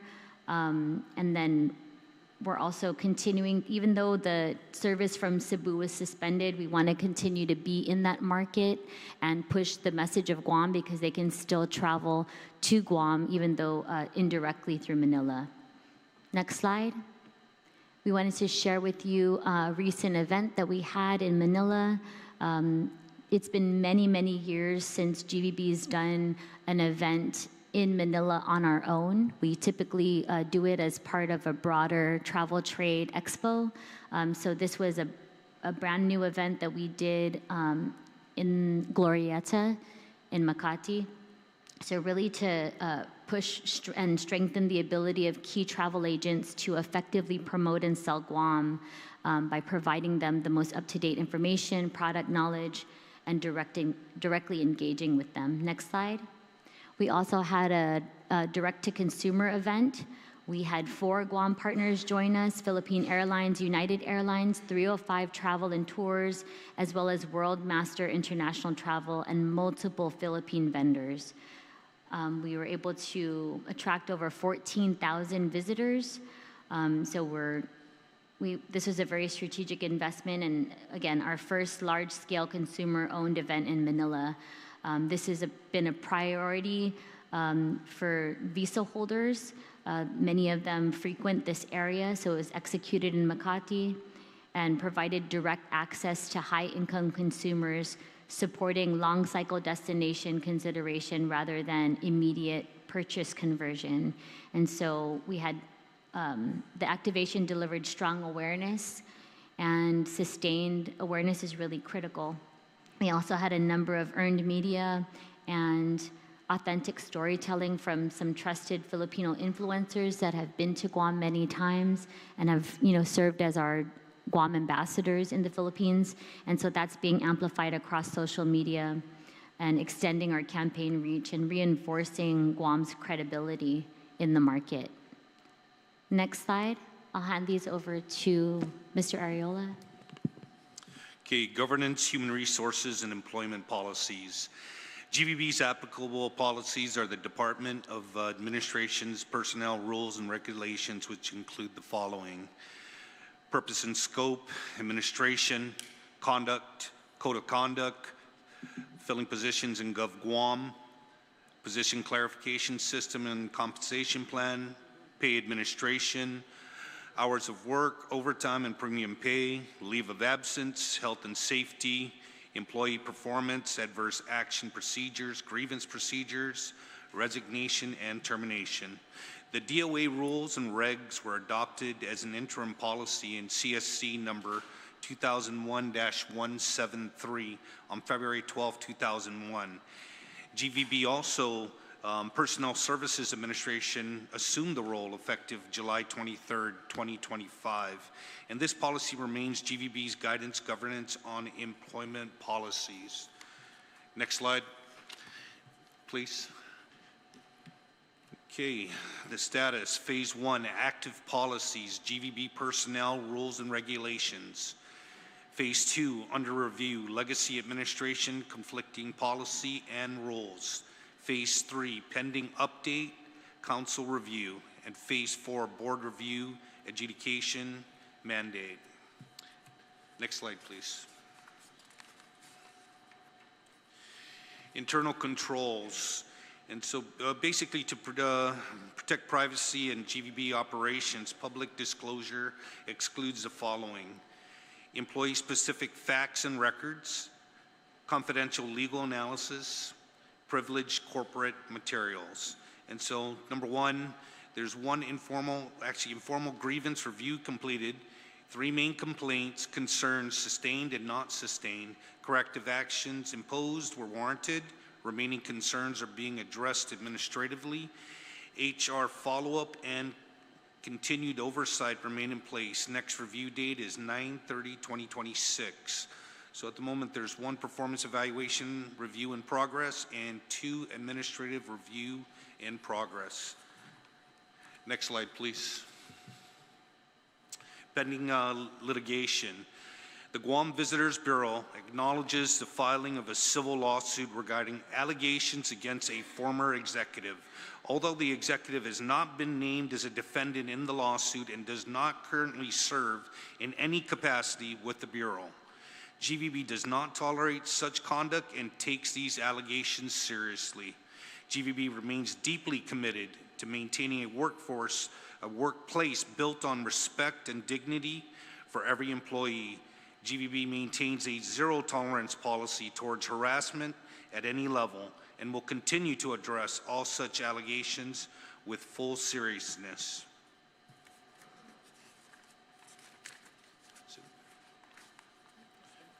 Yeah. Next slide. So we just wanted to say si Jules Masi and thank you, distinguished senators, for having us today.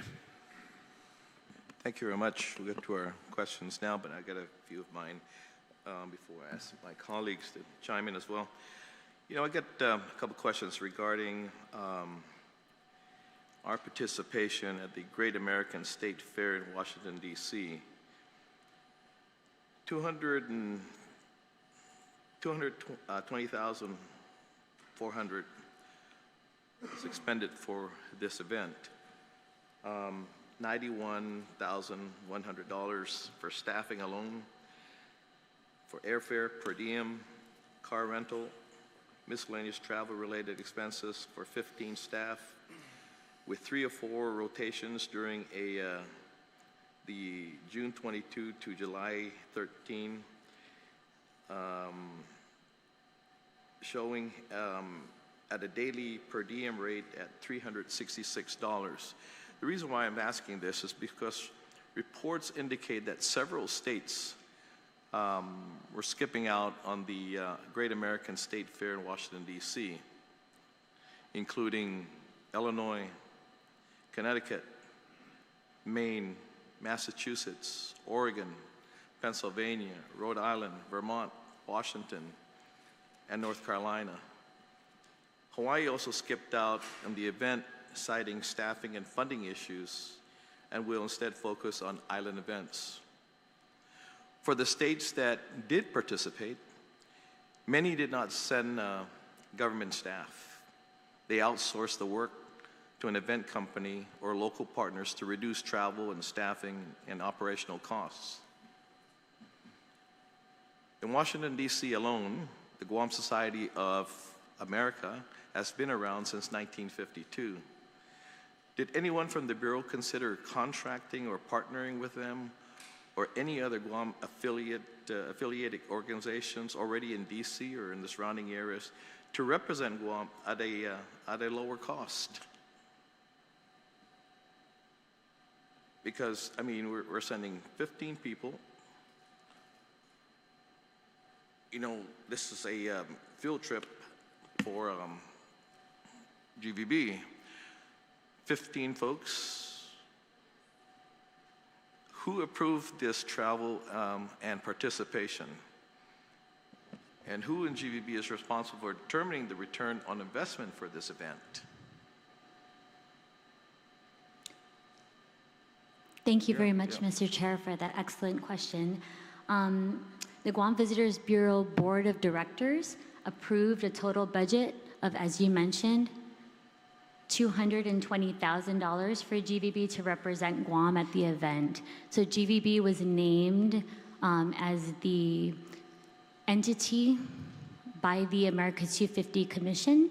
And so this is something that, you know, within the government of Guam, the responsibility was placed on us to come up with a plan for this.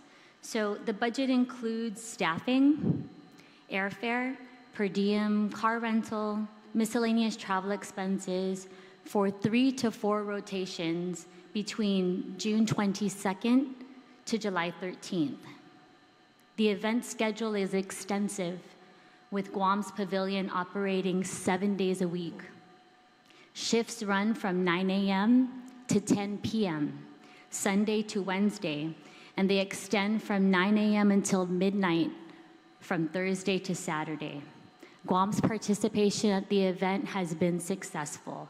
The Guam booth has been a major highlight of the event, welcoming hundreds of visitors daily and creating a lasting impression on those who visit. We can share with you some recent photographs and videos to provide you and the committee with more insight on Guam's pavilion and the volume of visitors. It was also our expectation, as information began to trickle in on this event that we were to expect about 2 million visitors over the course of the events, the days that it was running. And so we provided that staffing to meet this, what we were anticipating. I also just want to make mention that, a few months ago when we first found out that we would be kind of spearheading this project, we did reach out to not just the Guam Society in Washington, D.C., but a number of other Chamorro clubs across the country. And so we were able to secure some cultural performers from across the different states that are volunteering. We're also providing them a small stipend to help us to not just provide entertainment and cultural representation, but to help us as volunteers and to staff the event. It's a tremendous amount of effort, and I'm very proud of what we've been able to put together. It's a beautiful booth. It's been decorated beautifully, and many influencers, national influencers, are stopping by, and they're really impressed by Guam's booth. Many of them have never even heard of Guam before. And so we also are in partnership with Guam's hometown airline, United, to provide a discount code to those folks, and we can provide you some information on, how many people take advantage of that.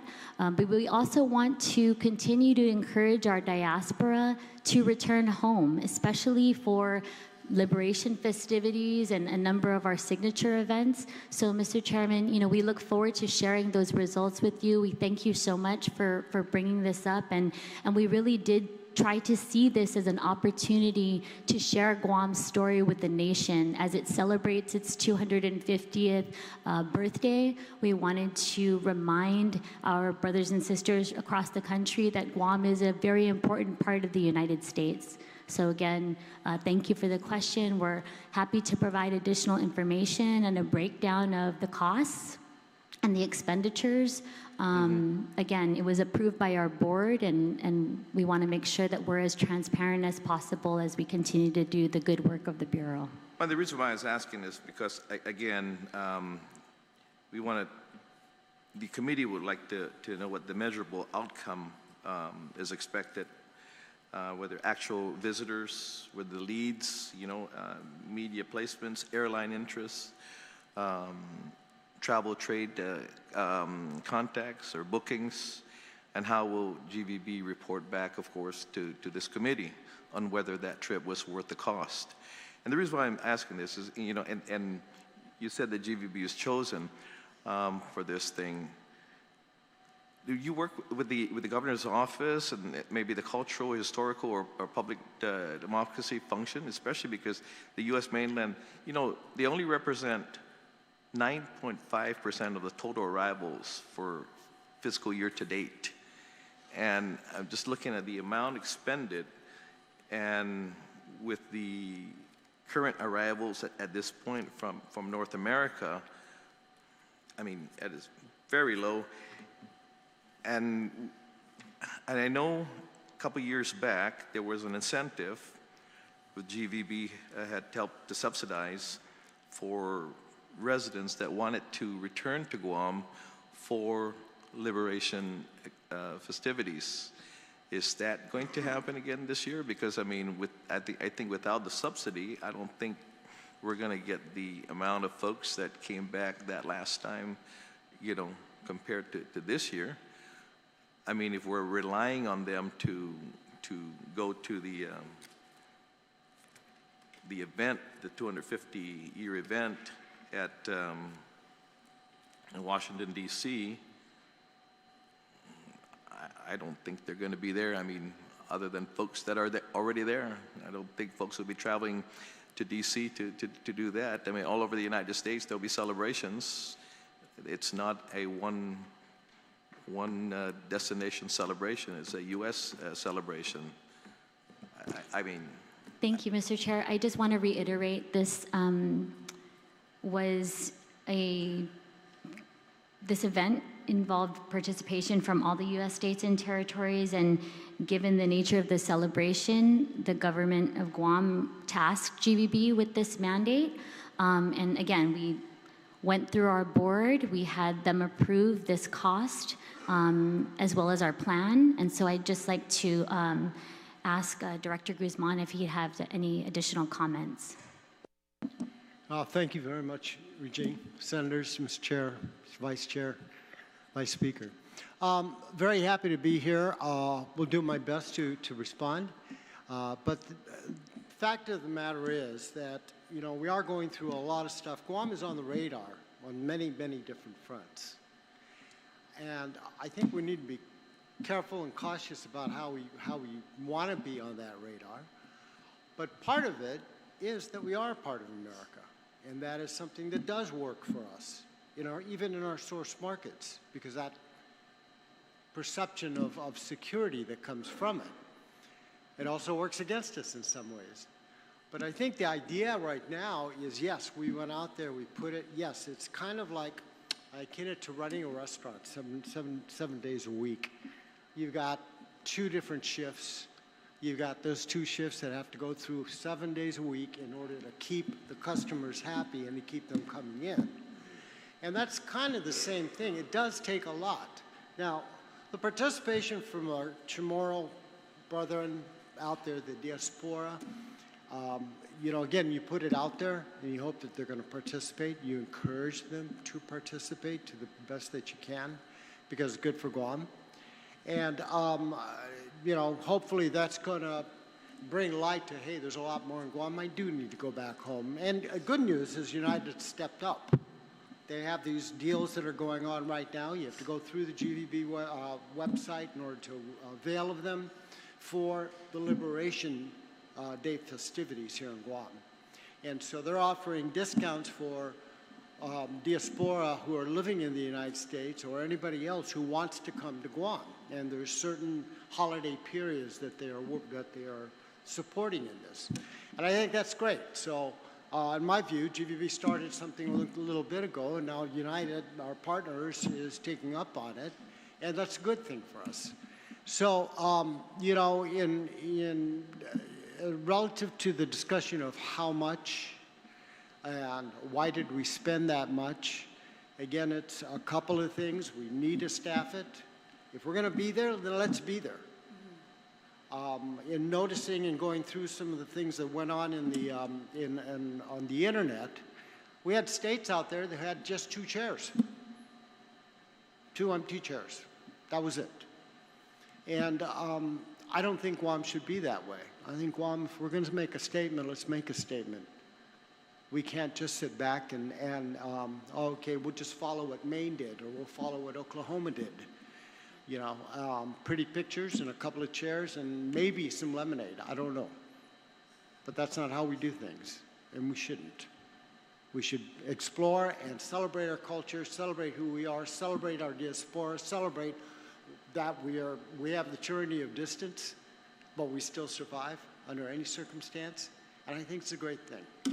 And that's my perspective on it. And let's make this work. We got to change the narrative. We got to push. We can beat horses to death while we're on Guam, but when we're out there, we got to put our best face forward. That's the way I look at it. Thank you, Director Guzman. We also have an update that we had about 4,000 people visit our booth in the first 3 days. Many of the patrons are really calling out states who have pulled out, as you had mentioned, Mr. Chair, and have commended Guam for an outstanding presence so far at this Great American State Fair. And the word in DC is to visit the Guam booth first, and then go to the other state booths. We're right by the main stage, so it's really good positioning for us. And I encourage anyone who has family in the area or is planning a trip to DC for the summer, check out a Smithsonian and then come visit us at the Great State Fair or the Guam State Fair. Thank you. Well, I hope that the states that pulled out and the folks that called out the states that pulled out, I hope they went ahead and made their reservations to come to Guam, because short of just calling them out,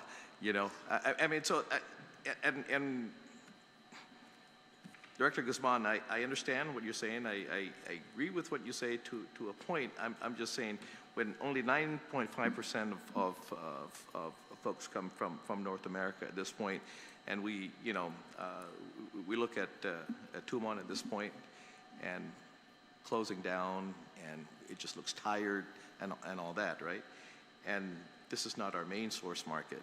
Agreed. And I'm just saying that the money expended in great economic times, that's a drop in a bucket.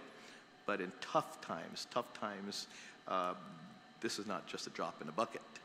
You know, I mean, I would hope that the return, I hope that when the report comes back, that, you know, maybe we're in double or triple digits, or double digits in regards to the North American market. Agreed. Because, you know, how can we justify that to the stakeholders at this point?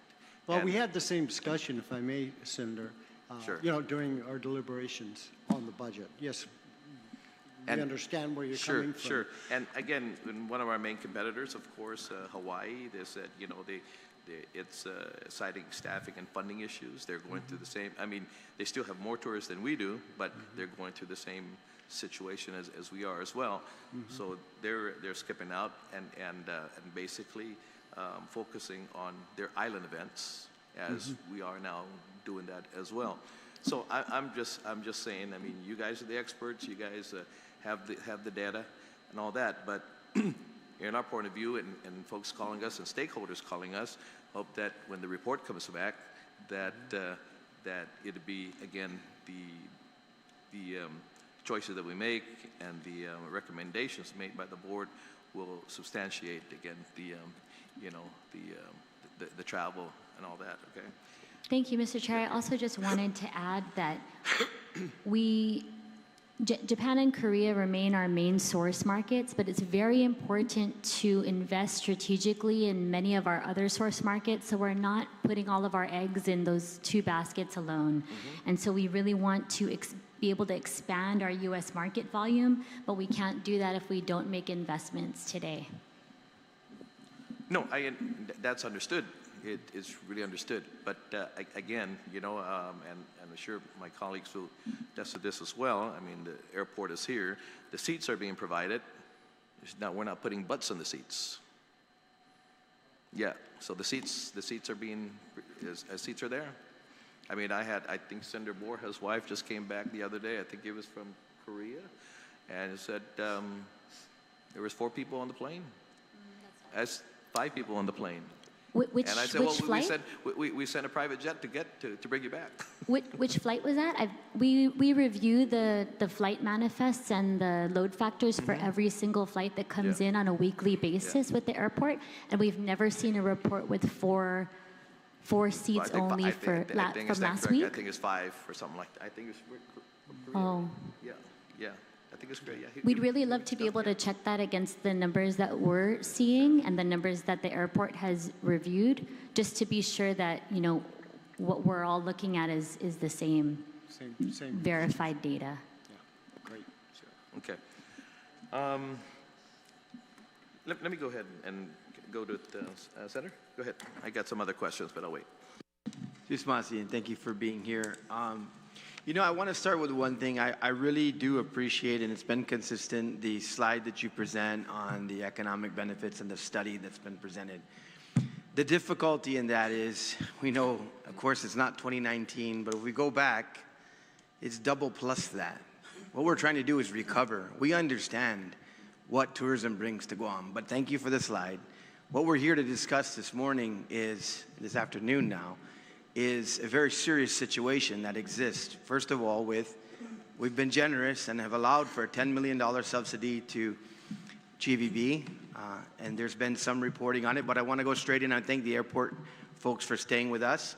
That the discussion is, in your opening, is that the issue is we need airplanes to come to Guam in order to do this. Well, airplanes are coming to Guam, and let's talk about the load factor.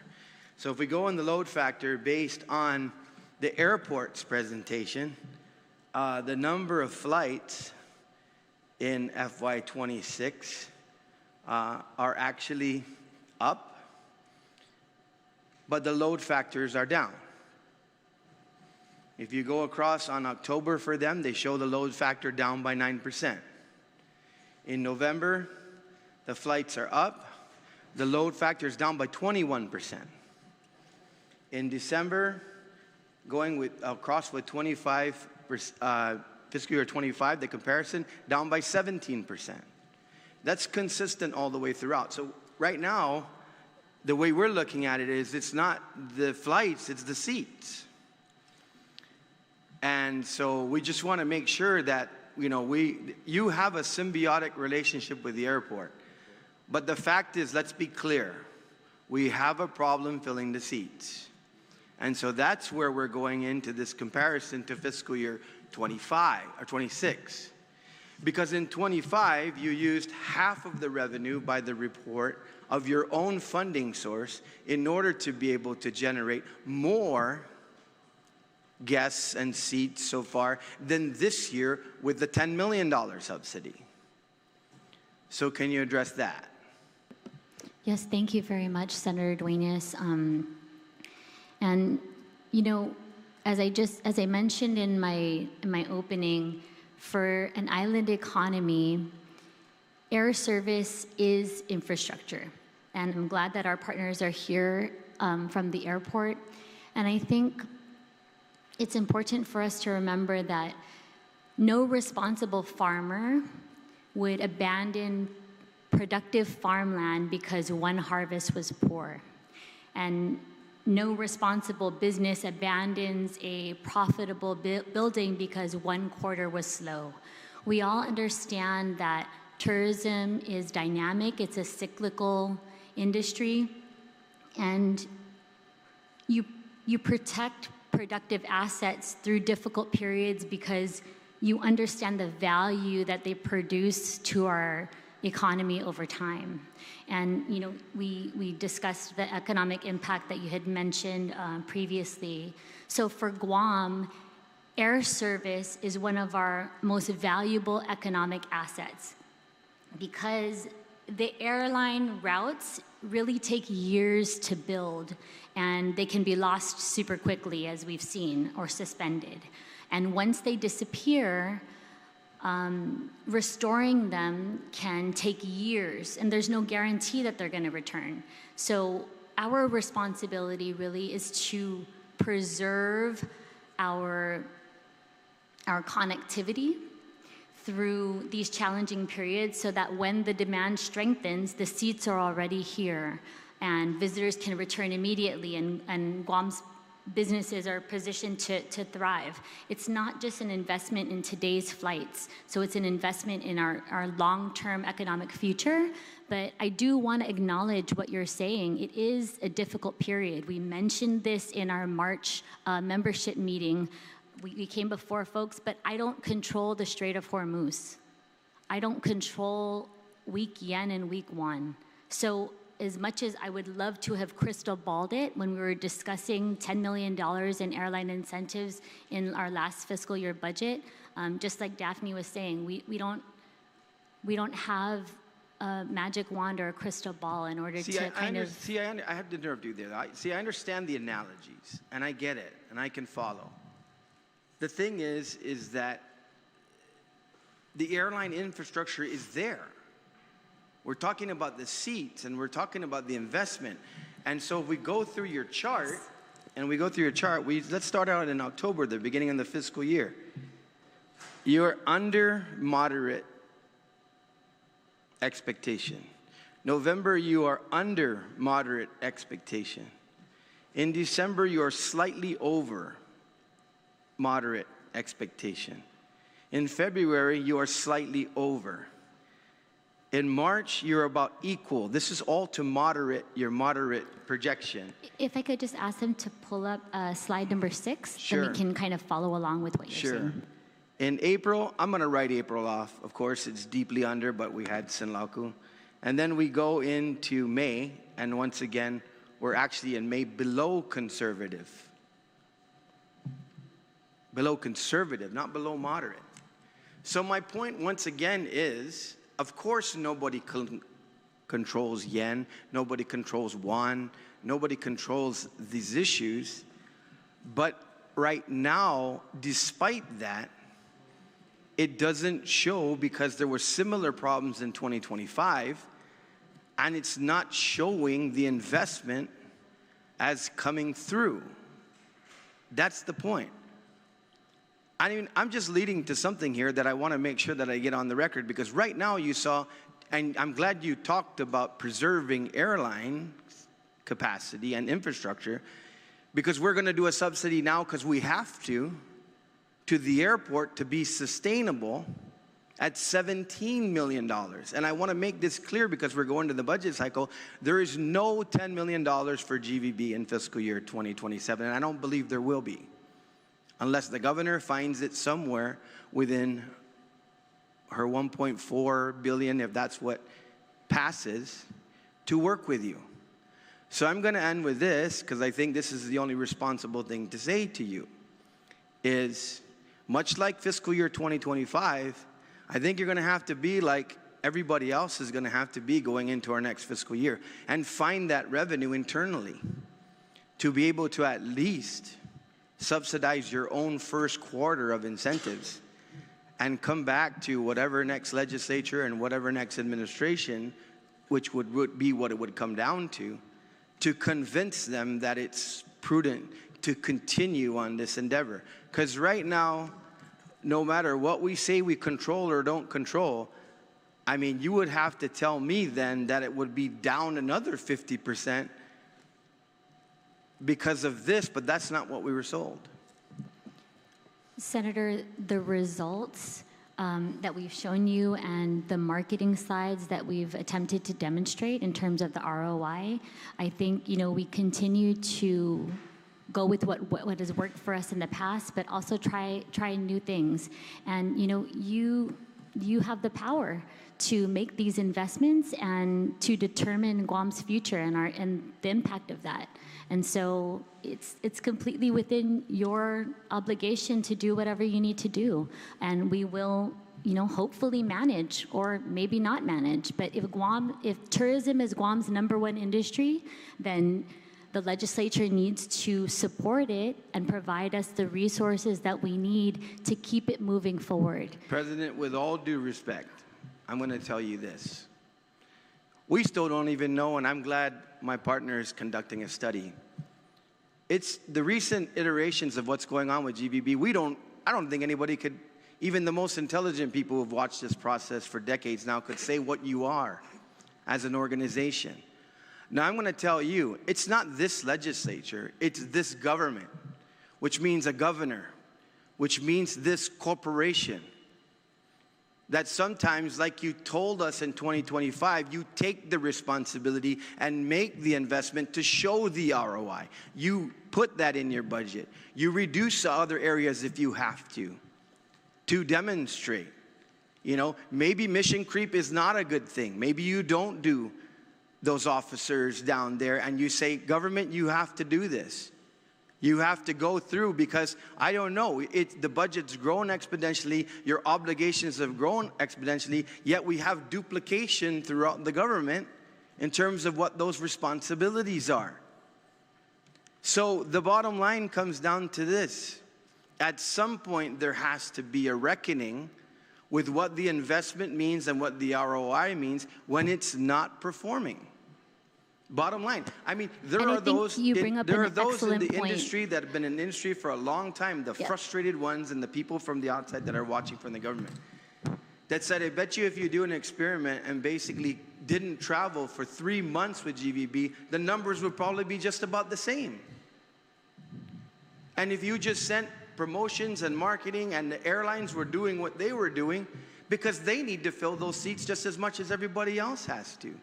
Now, I don't know that experiment would bear out, but that's the level of the discussion. We put a good face forward on our efforts and everything else and what we're doing, but the numbers don't equate. That's all I'm saying. And the bottom line is, unless we see an exponential shift with the obligations we have with this symbiotic relationship between the airport and GVB and our economy and our government, There has to be an overall reprioritization, not just, well, if you don't give us $10 million, then you just don't care about tourism. That's wrong. It's, well, if this government sits down and says, what are our priorities? That's when we'll be on the same page. And also, when are we going to measure an ROI by an institution saying, I'm going to prove it to you. I'm going to repurpose my budget, and I'm going to find out, because $10 million over 1 year, over one entire year, is less than $1 million a month, less than probably, and we look at the way you're scheduled and when you actually kicked in the program and when actually things took off, you could probably do it right now with your own budget when it passes in fiscal year 27 and demonstrate going forward that we made this commitment. We went back to our 2025 model and did it internally, and now we want you to join us once again. And that would be up to a governor, that would be up to a legislature to adjust the budget accordingly. And Senator, you know, I appreciate your comments and especially what you mentioned about mission creep, because there have been a number of things that have been kind of laid before GVB, and you see it in every comment online and people that we encounter in the grocery store, like, what are you guys doing? I saw somebody walking from the airport to Donkey and dragging their bags. How come GVB hasn't put a sidewalk there? How come GVB isn't replacing the street lights or crosswalk signs in Tumon? How come GBB isn't, cleaning all these restrooms? And we do have a destination development and destination management responsibility within the agency, but we also have taken on visitor safety officers and beach safety officers and a concierge program to provide, 24-hour in-language services to Koreans and Japanese. I mean, there's a ton of work that we're doing. It's a very, very small agency, a fraction of, a number of these other folks out there. But I think in terms of return on investment, we're doing absolutely everything we can with the resources that we have, and we're managing them responsibly as demonstrated in an independent audit. And in fairness to that, I don't think they're asking why GVB is not doing it. They're asking why the government's not doing it. And they're asking why, if we're going to continue to, because you know what? I think most people are saying because you went the extra mile of subsidizing an extra $10 million, and they think that money can go.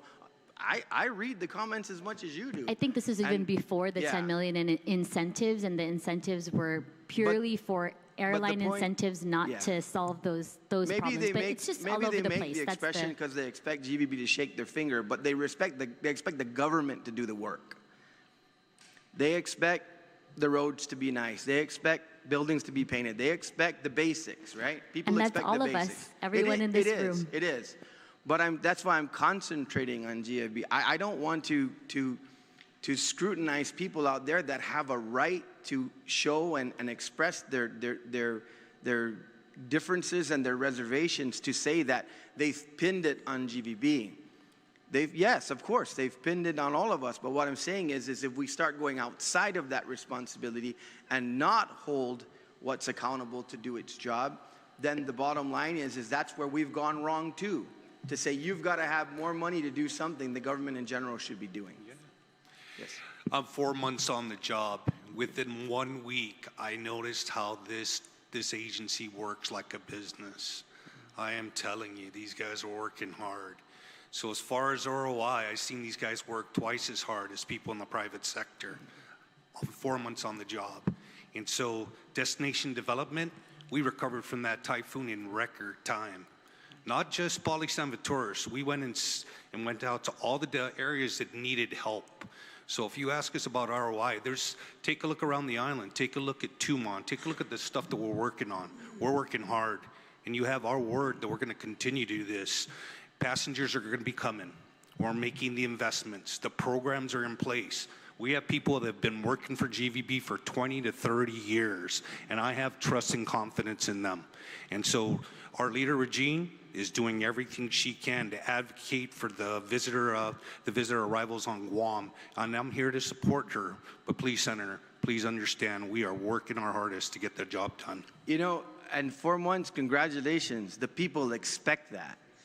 because people have been watching tourism and been in tourism industry, and those who've lost their businesses and are trying to hold on demand that for the money that's going into it.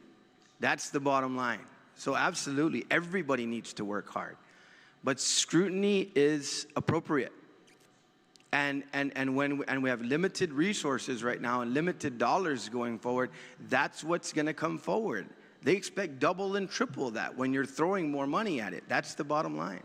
I think just to underscore that point, tourism really helps to pay for everything else. So it supports thousands of jobs. It generates that business activity, and we can beat this dead horse into the ground, but it contributes these revenues that go towards what we say are our priority areas: health, public safety, education, but the visitor economy strengthens those resources and provides them so that we're available to invest throughout our entire community, not just in Tumon, not just in tourism-related businesses, but we've really tried to demonstrate that in many of the other villages and providing support for our mayors, and the list goes on and on. But I think maybe Ina had something. Yeah, but just let me respond to that. Sure. Like you said, I know we could do this all day.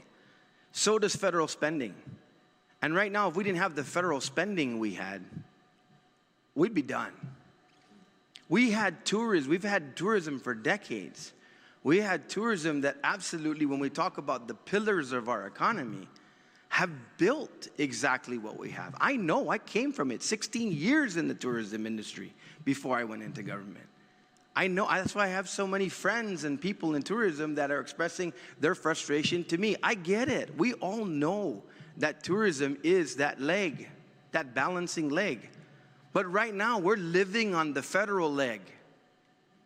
The federal leg is subsidizing everything right now. And we've asked and we've said we need to recover on the tourism leg to match. Because this federal leg is not going to last forever. There have been many studies now that show that's why we're trying to control this budget. That we need to level off and hold the line. Because instead of smoothing out and having a line or coming down a little, we see it in our region. We don't want it to fall off a cliff. So we get it. We get it. That's why it's so urgent. But the fact is, we're going to continue to scrutinize because of the fact that it's incumbent upon all of us to take it seriously, because the recovery and the pace of recovery, although things that we don't control, is absolutely compulsory. Thank you, Senator. I'd just like to say, I do echo everything that our team has said here, but regarding, we do the work that we do, especially in the destination department, in the name of creating the best, most secure, clean, and culturally rich environment and destination for our visitors, right? At what point can we compromise those efforts? This industry is highly, highly competitive. If you pull back on any of those type of initiatives, visitors will go somewhere else, and they'll do it in a snap of a finger. So we need to make sure that everything that we present here, whether it's typhoon recovery or trash pickup or cleaning up the beach or just anything that we do in destination, we need to make sure that we're on top of it. And if it means mission creep to the tune of a few $1,000, we're going to do it, because we need to make sure that we present ourselves in a way that we would like when we go on trips and go on vacation as well. Many times we go to Korea, you can go to Korea and sit in any public bathroom and feel so comfortable because it's clean. We try to offer that to our visitors here, and that's why we want to do this project with the bathrooms. We want to do the projects with creating more safer beaches and public parks. We work constantly with DPW and Parks and Rec. And these are just things that we need to do to present the island in the way that it needs to be presented. And, you know, like while we do it in destination, we do it in marketing, we do it in HR, in all the departments. And I don't doubt, I mean, I just have to say that I like to applaud, you know, all the work that we do at GVB. We come into the office early. None of us leave at 5 o'clock. It's very rare that we leave at 6 or 7. So, I mean, we do the work that we do. I feel like it's a great investment in Guam. And, you know, I welcome the scrutiny, but I'm telling you now that it's a good investment, and we do get the return. We cannot help that there's a war going on, and the Strait of Hormuz is closed and open like a swinging door. We've had typhoons. You know, like it's just, you know, there's so many events in the world that are happening that affect tourism, not just here, not just in our region, but worldwide. And as a community, just here in Guam, and CNMI, we're trying to recover. And so while I hear everything you say, and I can agree with some of the things you are saying, I just like to say in closing that, you know, here at GVB, we work hard. We work hard, we were responsible, and I have to give applause to my finance department for having a clean audit again. This makes it 1 decade of clean audits. And you know, it's not an easy feat. I come from PBS. You guys know we've had trouble with our audits. You know, I've sat here because of that, and we had another perfect audit. So, you know, that's all I'd like to say. Yeah, I have not diminished one moment any of the work that GVB's done. The point I continue to make, and you continue to make my point, is that people are saying that's where that 10 million should go. Those bathrooms, whatever else we can do. Because you did the additional things with your patrol officers and everything else within your own budget. You did that. You did that with the progressive budgets that this legislature gave you. I hope you're not missing the point here. The point is that with the numbers we have, we're going to have to see more evidence for the additional investment. And we're asking you to meet us, like I asked the airport earlier to meet us halfway with the appropriations by saying, yes, you'll get your subsidy, but we need to take that $9 million off the books of continued obligation, because we're going to write a check again for $17 million of an unprecedented subsidy to an autonomous agency that generates revenue. So I hope you're not missing my point. My point is we also don't want to be accused, because this looks unsustainable at this point, to find another $10 million for incentives without additional proof. That's all I'm trying to say. You know, for me, I've been in difficult situations where I've run agencies and entities and businesses before, where I have to double down internally in order to make the proof externally that it's going to work. Everybody has to do that. And that's the point I'm trying to make. I mean, I can understand why you might want to be defensive, but you don't need to be. You need to accept what's in front of us. And, you know, I'm telling you, it's not going to be in the budget. But if the governor wants it, the governor can transfer money to you. The governor can reallocate from other areas and say, I believe in that so much because I believe it's necessary, so I will find the quarterly distribution to GVB in order to maintain that program. But right now, and I've been doing numbers for a long time, and I haven't been wrong so far. This is not proven at this point. That's the point. Senator, if I may. $10 million in the scheme of things, when you're competing with countries like Thailand, Philippines, Korea, Japan, is really a drop in the bucket. And, you know, it's almost, I'm not in the marketing department, right? So I really feel like this is just my opinion here. And I'm not privy to a lot of the numbers. But we were looking online and yesterday and having a conversation about what these other countries are spending, what their total advertising and marketing budget spend is compared to what their return is. And when you compare that to the numbers, $10 million, whatever our budget is, to the return that we're getting, the cost per unit, the cost per impression, cost per unit that we expend per visitor is much lower than these other countries around the world. And they have much more offerings than we do here. And so, yes, while I get $10 million is a lot of money to spend for us, for marketing, when you see the kind of competition that we are up against, it's well worth the investment. So I think you've made a great pitch, and I'm sure the governor's office is listening, so they can find it within the budget to make the investment. You're right, because you're echoing now Ed Byrne. When Ed Byrne made a couple of comments on different funds within the government on how they affect the government, especially when it comes to the audit. Well, you know, off by 10 million because we didn't calculate X amount of benefit.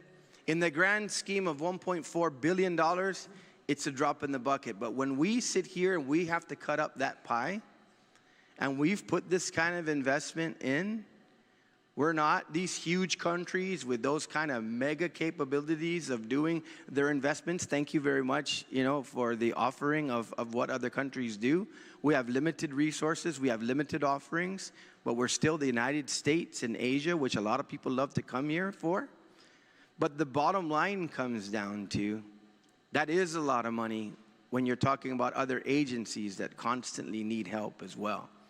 So if it's worth the investment with the performance that at least I, and I think many of my colleagues haven't seen yet, then you're going to have to return to the 2025 model of investing within internally or getting a subsidy within the executive branch, prove it, and then we can return to it. Thank you, Mr. Chair.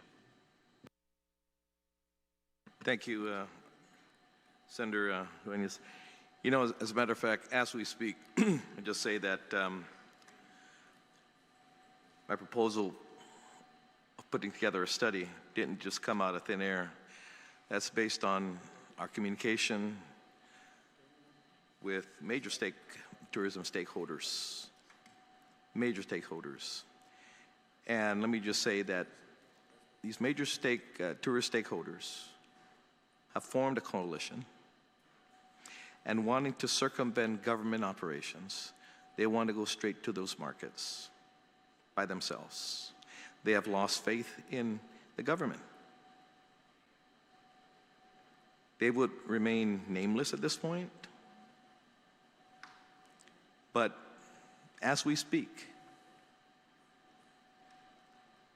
when our op-ed came out this morning, I was getting calls to them, thank you very much, because that's the road we were going down on.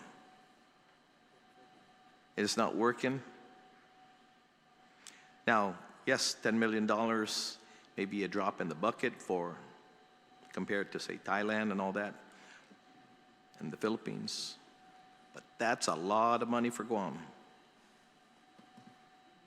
I mean, that's money that we knew the importance when it was sold to us. It was very, very important. We had to fill up those seats, but the hospital needed it.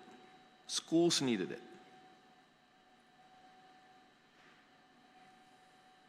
DPW needed it. But we knew the importance of bringing in those folks to spend their money, to be able to subsidize these areas that are very important as well. We were given that assurance that that's what was going to happen. And we understand things come up, typhoons and all that. And they're going to continue to come up. I think we have a storm brewing right now. It's constantly going to happen. But we cannot continue to say it's because of these things. That is why. Yes, they're a contributing factor. But as I said in my opening, what we've done in the past is not working now. The duty-free that worked for years, supported a lot of families, didn't work anymore. The airport Lotte is pulling out. It's not working. The seats are there, the planes, believe me, they are there. And I want to say, and let me go back, Senator Borja tested, it was Air Seoul, last Tuesday, 5 people on the plane. That was last Tuesday. 5 people on the plane. RS 101, Air Seoul. The seats are there.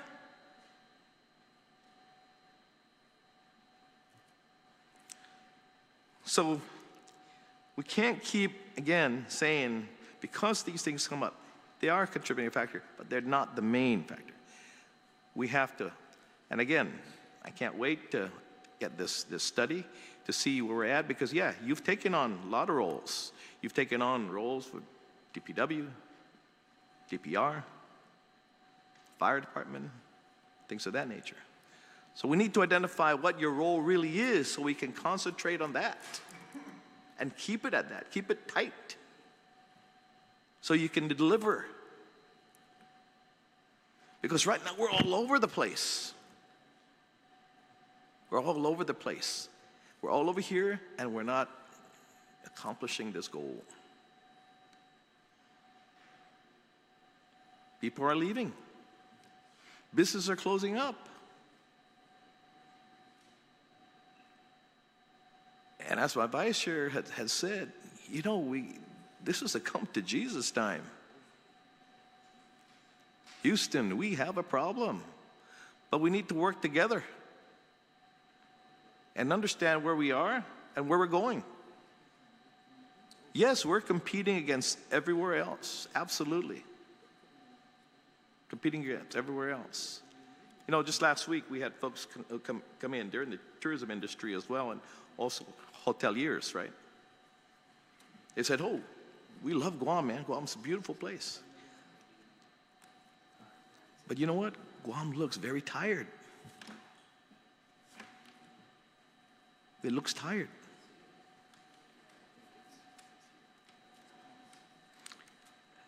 I mean, and this legislature, amongst other legislatures, have reacted in this year and a half to give, again, as my vice chair has said, everything that the airport asked, everything that GVB had asked. The ETA to be able to clean up these places.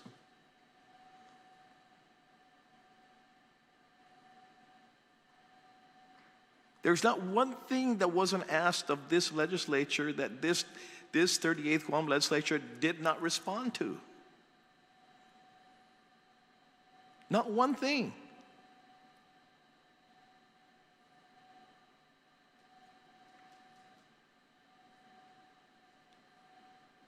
So now, and we told you guys from the very beginning, we said, when we give you this $10 million, we're going to be, you guys are the experts. You're going to have to account for this.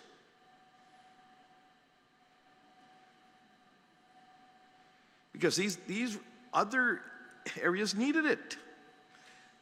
But we were assured that we're going to put passengers on those planes, and they were going to spend their money, and therefore that will trickle down to subsidize, to be able to fund those areas that we didn't, because we gave it to a very important entity to bring people in here. And the numbers are grimmer every month.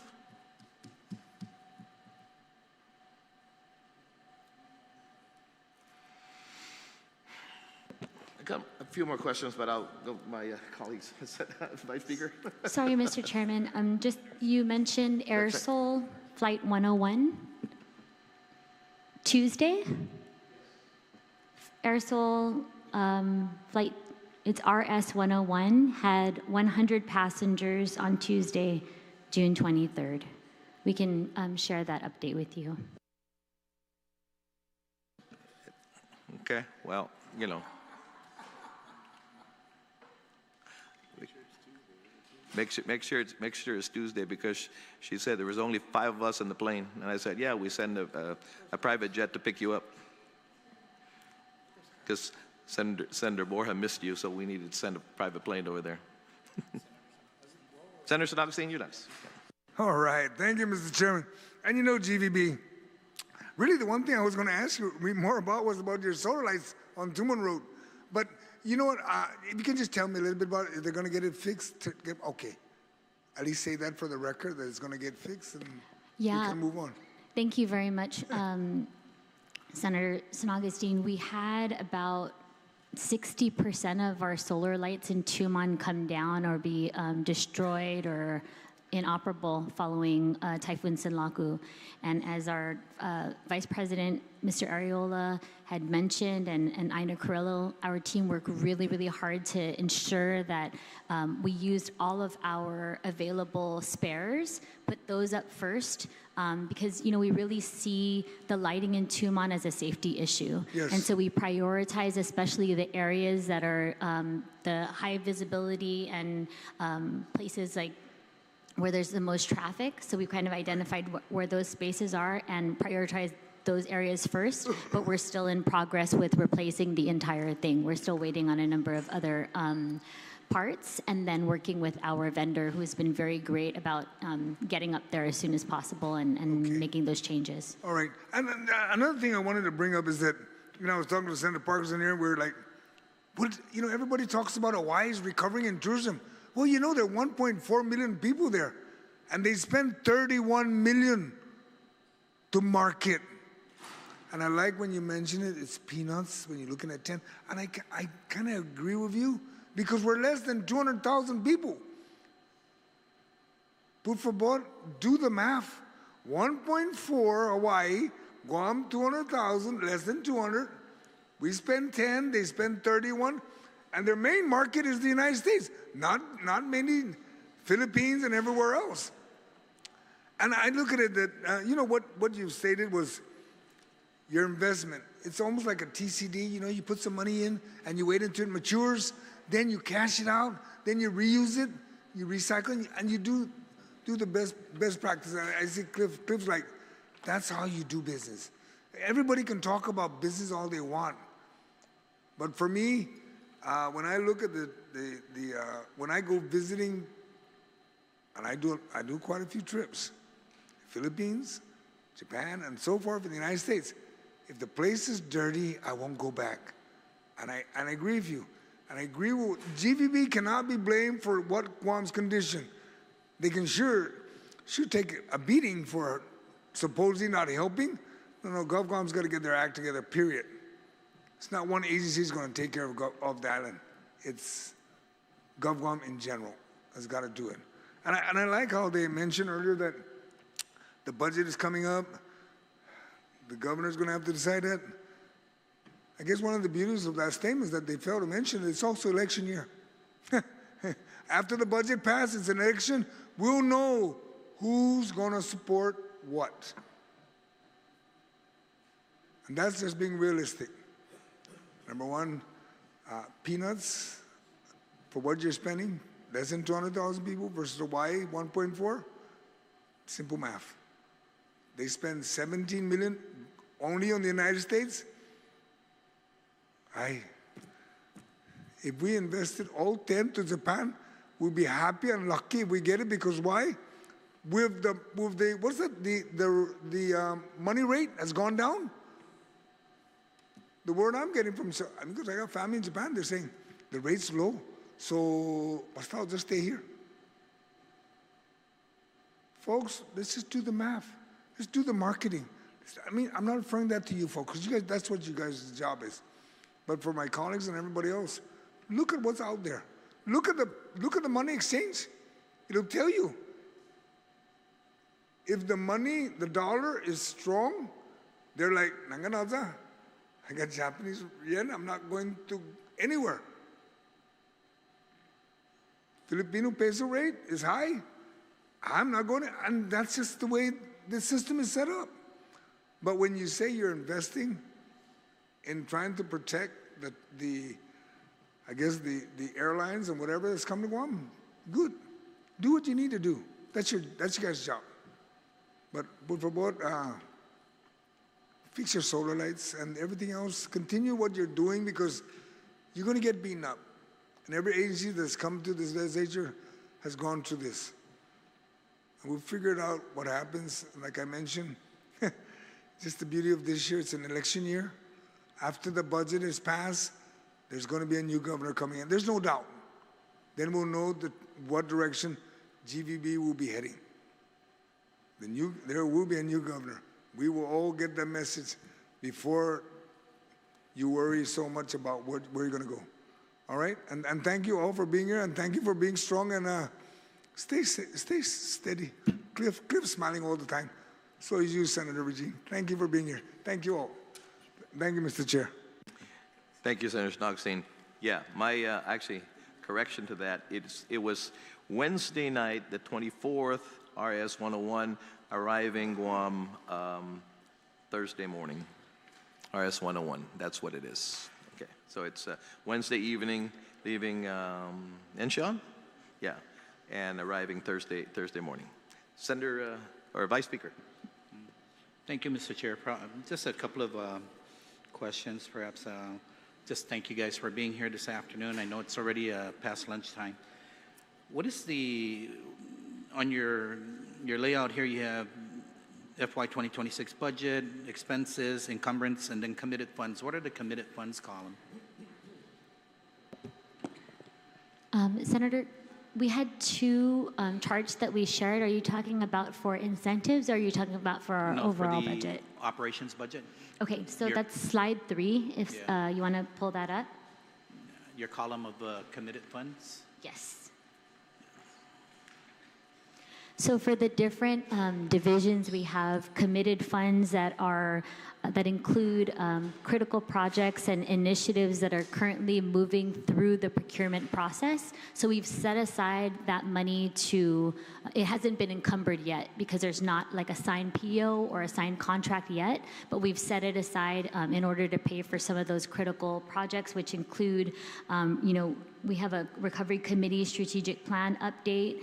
We have a Hagatnya Heritage Trail that we're working with HRA on. A marketing consultant for South Korea market. We have typhoon and emergency contingency plans and mitigation, the Tumon Rescue Base. There are a number of other projects that we've identified in addition to EPAL Amphitheater and bollards, a Tumon and island-wide restroom restoration. We're doing tree planting and collaborating with the Department of Agriculture. We're doing mural projects, working with the G3 initiative, Tumon night market expenses, as well as some sponsorship funds that were dispersed to the Marianas Open. We set those aside in committed because that's not an encumbrance yet. And what has been the Tumon night market expenditures so far?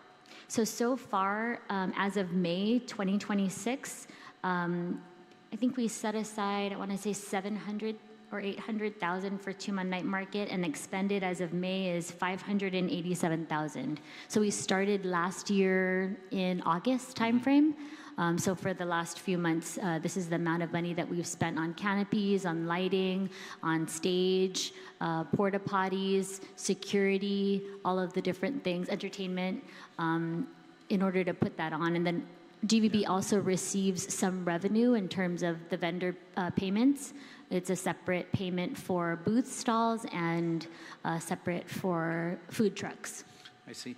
And what is the impact to the businesses in the area? Are they, because I went down a couple of restaurants and they do have petitions going around to sign it to stop the night market. So have you guys gone around? Has anyone gone around to the businesses in the area asking? Absolutely. Yeah. So one of the reasons why we moved the current footprint from the previous one was we did get some response. I didn't see a petition to shut down the night market, but we did, host several meetings, and we met with a number of the surrounding businesses to get their feedback and to figure out how we can have a more positive impact, and any negative impact on their businesses, we could adjust maybe our schedule or adjust the road closure hours. And so what we've done is we've actually taken the previous footprint and moved it down further south on San Vitoris, and that's proved a lot better in my opinion. And we've gotten feedback from the surrounding businesses, and they like it a lot better. It's also a lot more space for folks to who frequent the night market, and of course we encourage folks to come down every Sunday. We're there from 5 to 9 p.m. Okay. And then also in this one category. Sir, can on I just answer also, to answer your question, we had 2 stakeholder meetings for the Tumon Night Market, and we had 2 individuals show up at each meeting. So we constantly go out and invite comment about the Tumon Night Market. Yeah, perhaps then maybe someone can go pay a visit to Yokozuna, right? And find out, because that's where they had the petitions, to sign the petitions there. So, and I guess they were, I think when we moved down, their issue was resolved, but we can revisit that and make sure that they're just good. reach back out to them again and Thank find you. out. Yeah, thank you. What is this new market development? So, Senator, we have some subcategories within marketing. We have Korea, Japan, and a number of other, Korea, Japan, Philippines.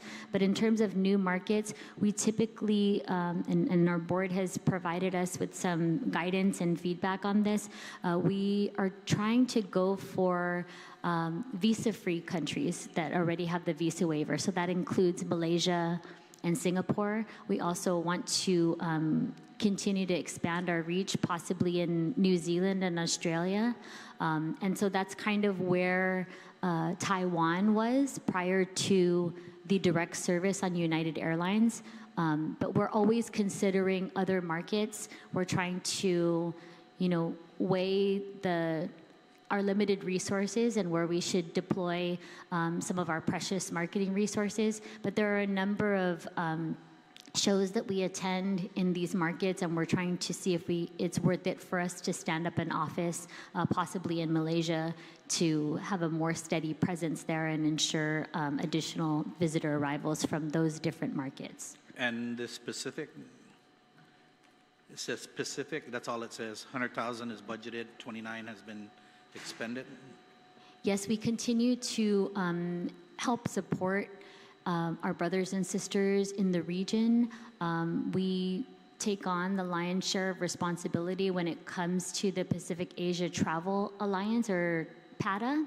And so a number of our Pacific operations kind of go towards supporting in that way and leading the charge in that way. There are many PATA members here on the island and throughout the Pacific, but we also they also come to Guam at least once a year. They have a PATA summit or a PATA convention here for the Pacific area, and so that's primarily what our Pacific marketing budget goes towards. But we also want to provide information about tourism at a number of different Pacific forums, like PIF, like the Micronesian Chiefs Association. So all of those types of regional events are paid through the Pacific marketing line item in the budget. I see.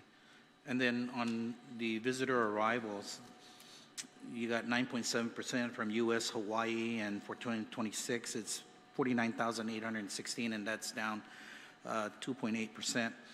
Out of the 49,816, how many of them visitors are actual visitors and not military members or contractors that are returning to Guam, or those that are just here for work and not actual? That's a great question. In our electronic declaration form, we ask the questions and we do our best to try to siphon those out. So this typically represents civilian air arrivals, and that's what we try to do. But it's challenging, and our research team, unfortunately our director of research isn't here today, but we can provide additional response to you. And then there's also a number of folks that come in directly from Andersen Air Force Base, and those are not counted in our numbers. So my response to you is that we use the data that we receive from the electronic declaration form, and there are questions that try to weed those folks out, and then our research team goes through and tries to analyze a little bit more, dig a little deeper if the numbers are a little bit askew, but typically that's how we're able to separate those folks out, military service members and even contractors that are here on government work. Okay, thank you. So I know that you mentioned earlier about the concierge services and visitor safety. So it's my understanding that there's going to be a budget cut on those services. Is that correct? No. That remains to be seen. I'm not sure what our fiscal year 2027 budget looks like, but as far as we're concerned, we've set aside, I think, the same amount, and we've also been able to negotiate with some of our service providers a better rate in the months going forward. But I'm going to just have our Director of Destination, Ina Carrillo, provide additional information. Thank you. Yes, regarding the concierge service contract, last year, what was approved for that contract was $800,000. This year, going into budget, I think what was proposed was $500,000, so there was a little bit of a slight cut. We anticipate going back to negotiations and trying to bring that contract amount down a little bit. So how does that work into the 24/7, 365 services that they provide for the visitors, right? I mean, it comes down to about about $1,500 a day. I mean, we can't find other areas that. What other areas do we look at cutting in visitor safety and visitor services? So this is one of our largest contracts that we had. So that was one of the areas that we tried to realize additional savings. We also had additional savings in administration. There were a number of staff vacancies that we purposely did not fill over the last few months. And so that's additional savings. We're constantly looking for ways to be more frugal and better manage our money. But we can continue to keep you posted on how the FY27 budget discussions are going. We have not met with OFB yet, so some of those, I think, responses to that would be preliminary. Yeah, I think because, here we are, we're trying to promote Guam, we're trying to promote visitor safety, visitor experience, right? And then we start cutting from our own here. So how do we continue to provide that if we're just cutting from the home destination, the destination arrivals, right? Those that are looking to come to Guam and they arrive on a midnight flight or whatever time flight they arrive and there's nobody there at the concierge services desk, how do we continue to provide that experience, right? The Guam experience.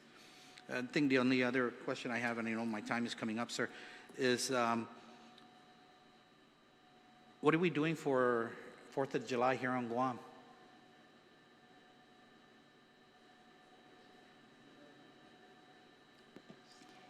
Thank you very much for that question. Senator, let me just pull up the most recent thing. I had something from Polaris Point and Anderson. So no fireworks at Polaris this year, but there will be on the main base Sunday Marina for those who have base access. And then we also received information from the War in the Pacific National Historical Park. They provided a news release earlier this month regarding inviting the community to join the 4th of July and the 250th anniversary of the signing of the Declaration of Independence. I think they're hosting a special event at Assen Beach on Saturday, July 4th.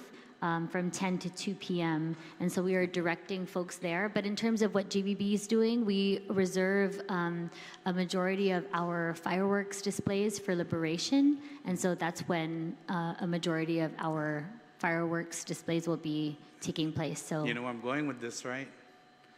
We just spent $220,000 to send our 15 people to the United States in D.C. to celebrate the 250th anniversary of the United States of America. Yes, and we're not celebrating anything here on Guam with all GBB. All of the America 250 events. I understand.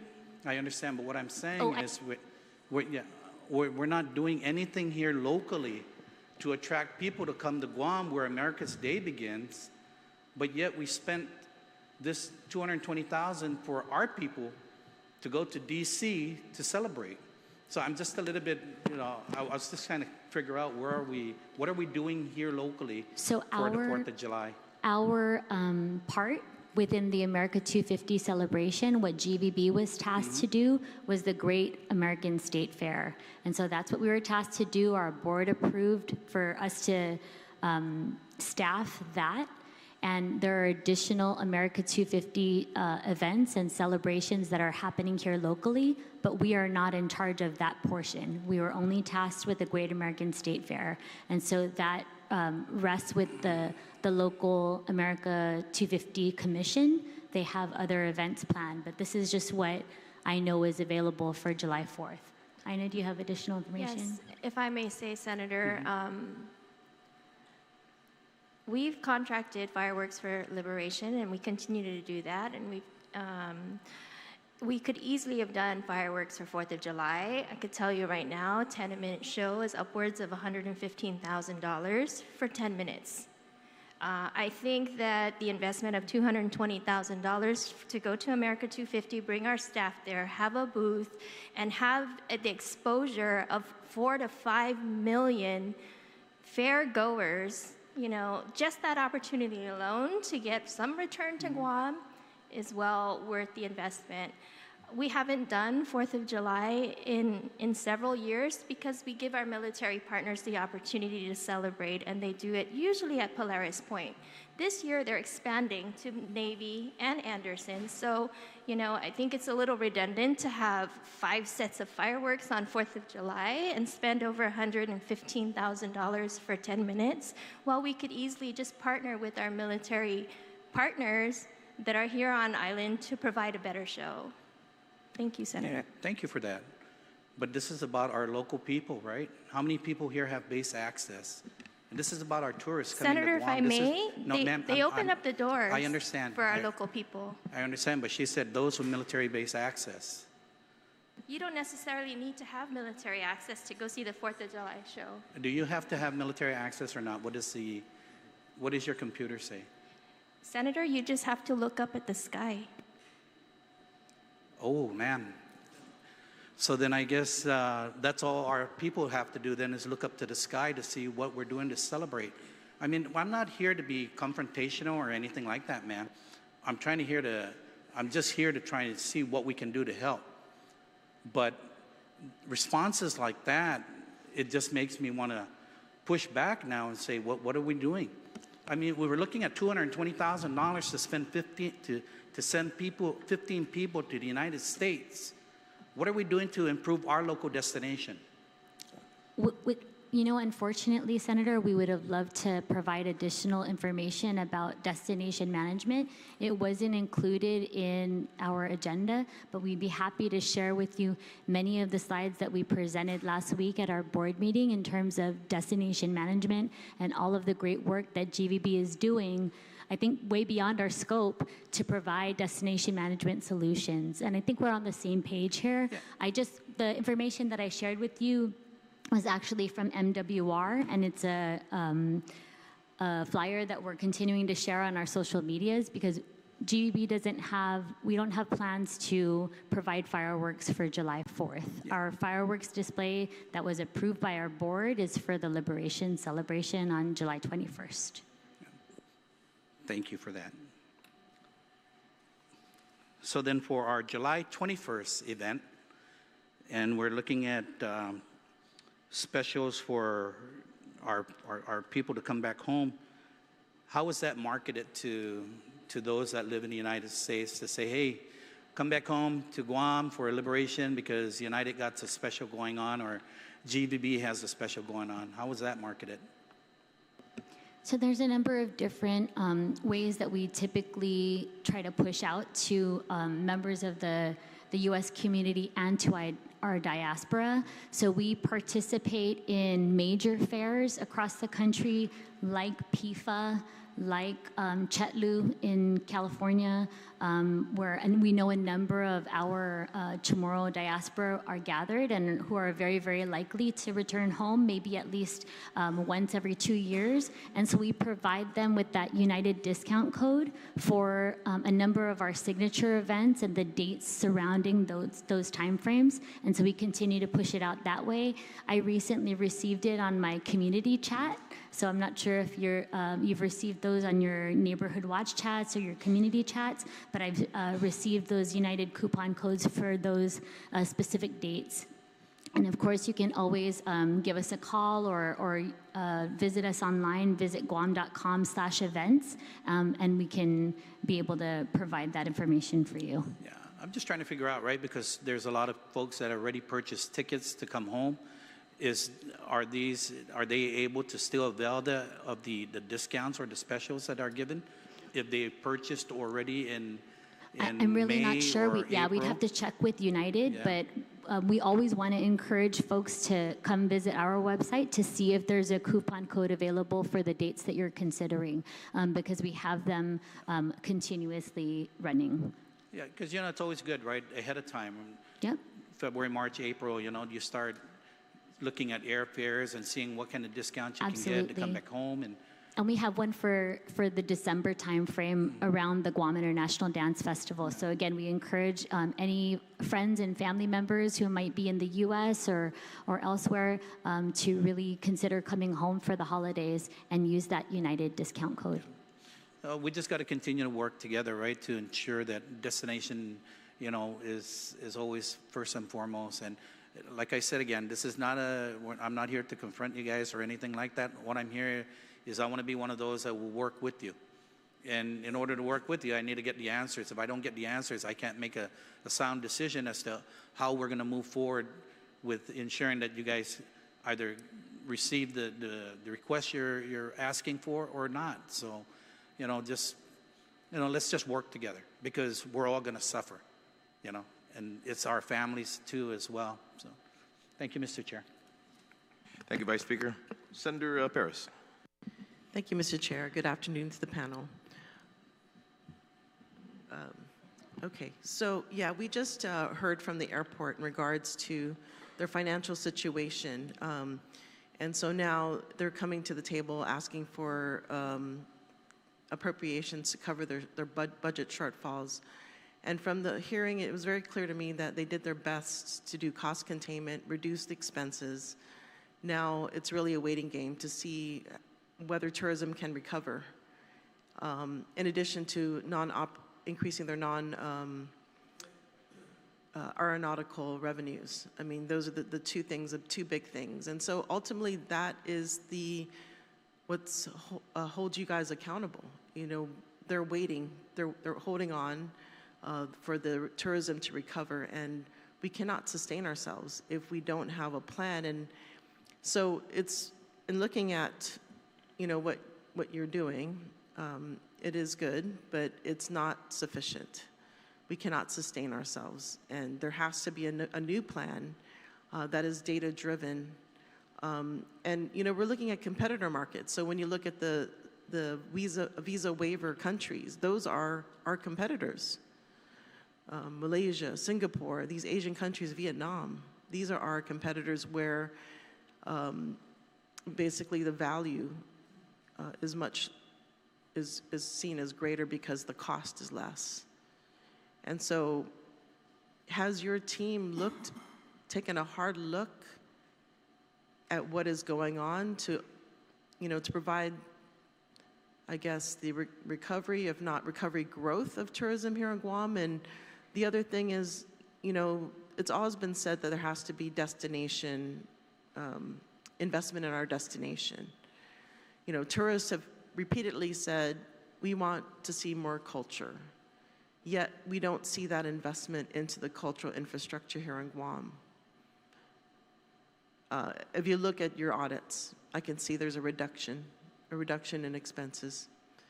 In fact, I can point it out here in the audits. The other thing that we're seeing, so obviously revenues have decreased by $9.3 million yet expenses have increased by 2.6 million. That's operating expenses. Accounts payable has increased by 200% from 2024. Visitor arrivals have decreased approximately 3% year over year, contributing to a revenue shortfall of 5.7 million in the Tourist Attraction Fund. This is all taken from the audit, by the way. Oh, Senator, we have updated information and slides that we shared as of today. So that information's a little bit outdated. The investments are pretty much levelized. And so the thing is, you know, we really need to see an overhaul, it seems, at this point. You know, what needs to happen is doesn't seem to be doing the trick. The other thing that you mentioned earlier, there's, you know, I think there has to be some really, what is the data driving your decisions in how you're managing, you know, tourism? It doesn't, yeah, I feel that it's not getting the job done. Thank you very much for your concern, Senator. The recovery is real, but it is not finished. So tourism has certainly changed dramatically since 2019, and I think a lot of people talk about pre-pandemic arrival numbers and kind of, you know, pre-COVID, but the world has completely changed since then. Airlines reduced their fleets, the travel patterns shifted, the currencies weakened in many of our key markets, especially in Japan and in Korea. And so, as you mentioned, destinations across Asia are competing harder than ever for these visitors. And against all of those conditions, Guam has restored more than 500,000 visitors so far this fiscal year, while rebuilding and focusing on rebuilding service from our largest source markets. So we really see our responsibility as one that is not to recreate yesterday's market overnight. It's really to strengthen Guam's position every single month. And we look at it month over month and year over year. And so that's exactly what we're doing. In terms of data, we've really helped to rebuild the research arm of our bureau. I'm very proud of the work that we've done. We've been able to share exit survey information with our board at every single board meeting. And so we can certainly share a lot of the visitor exit survey data with you. And it helps to inform our marketing. It helps to inform some of the destination resources that we put forward because we were able to see how many visitors we have from a certain source market, and you know how many days on average they spend, what their party size is, what their the attractions that they like to visit. We even have like geofencing data, so we can tell whenever a visitor stays in a certain area of our island in a certain village for more than 15 minutes, we track that. And so we're able to identify like the top 20 most visited sites on Guam. So we can make sure that those places are clean, that they're safe. This is where we are able to deploy a majority of our resources. So much of the work that we do and so much of the decisions that we make are data driven. And so I really encourage you to, you know, hop onto our website to take a look. We can send you a number of the reporting that we have, just so you know we're all on the same page. So that's not just visitor exit surveys. We also have a number of other data points and products that we use to inform the work that we do. And you know, I invite you. I would be happy to come visit your office and break a number of these things down with you and your team. There's just so much to go over, and I know we're kind of on a time crunch, but there's a lot of information to share there. I'm really excited to be able to share that with you, and so please just let me know when we can come by and share that, all of the information. But I can also send the link to the research tab on GuamVisitorsBureau.com, and that will link you to a number of our most recent arrival statistics, as well as exit surveys and a number of other research tools. Sorry, just really quickly, you were mentioning about culture, and that's really, near and dear to our hearts. We think that that's the one huge differentiator and a very unique selling point for the island of Guam. And it also gives us an opportunities as Chamorro people to tell our story to the rest of the world. And so the work that Director of Destination Einar Carrillo has done is really to work with the Department of Chamorro Affairs, work with the Guam Museum, work with our stakeholders to put forward a National Institute for Performing Arts, and to really wrap our arms around our cultural practitioners and give them the resources that they need to level up what they've been doing and prepare to join us on some of these trips that we take abroad, but also kind of create a brain trust and like a traveling troupe, if you will, that we can deploy to our hotels, that we can deploy to any conferences that are visiting on island. They have had a number of challenges in recent years, and so really trying to provide that support for these cultural practitioners is something that we take very seriously and something that we're dedicating resources towards. So I don't know if Ina wants to add anything, but.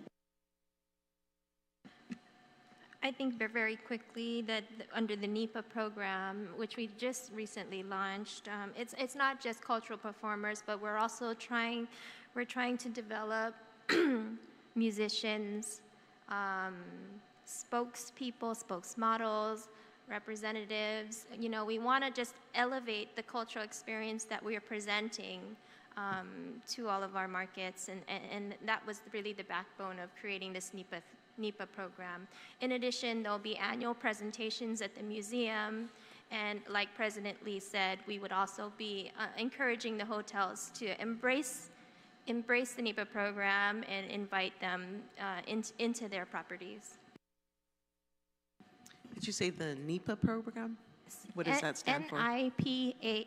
It's the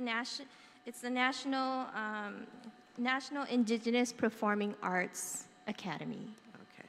Under the direction of Vince Regis with the DCA. So how much money are you putting towards destination management? So a part of the NEPA program was already. Sorry, maybe that's a question for the accountant. Who's a representative here? I can answer the question. It's in my department. Destination management. Yes, so you have the total budget for that? For the NEPA program, yes. Or just the total? Is it just For NEPA? destination development, it's $7.8 million for FY 2026.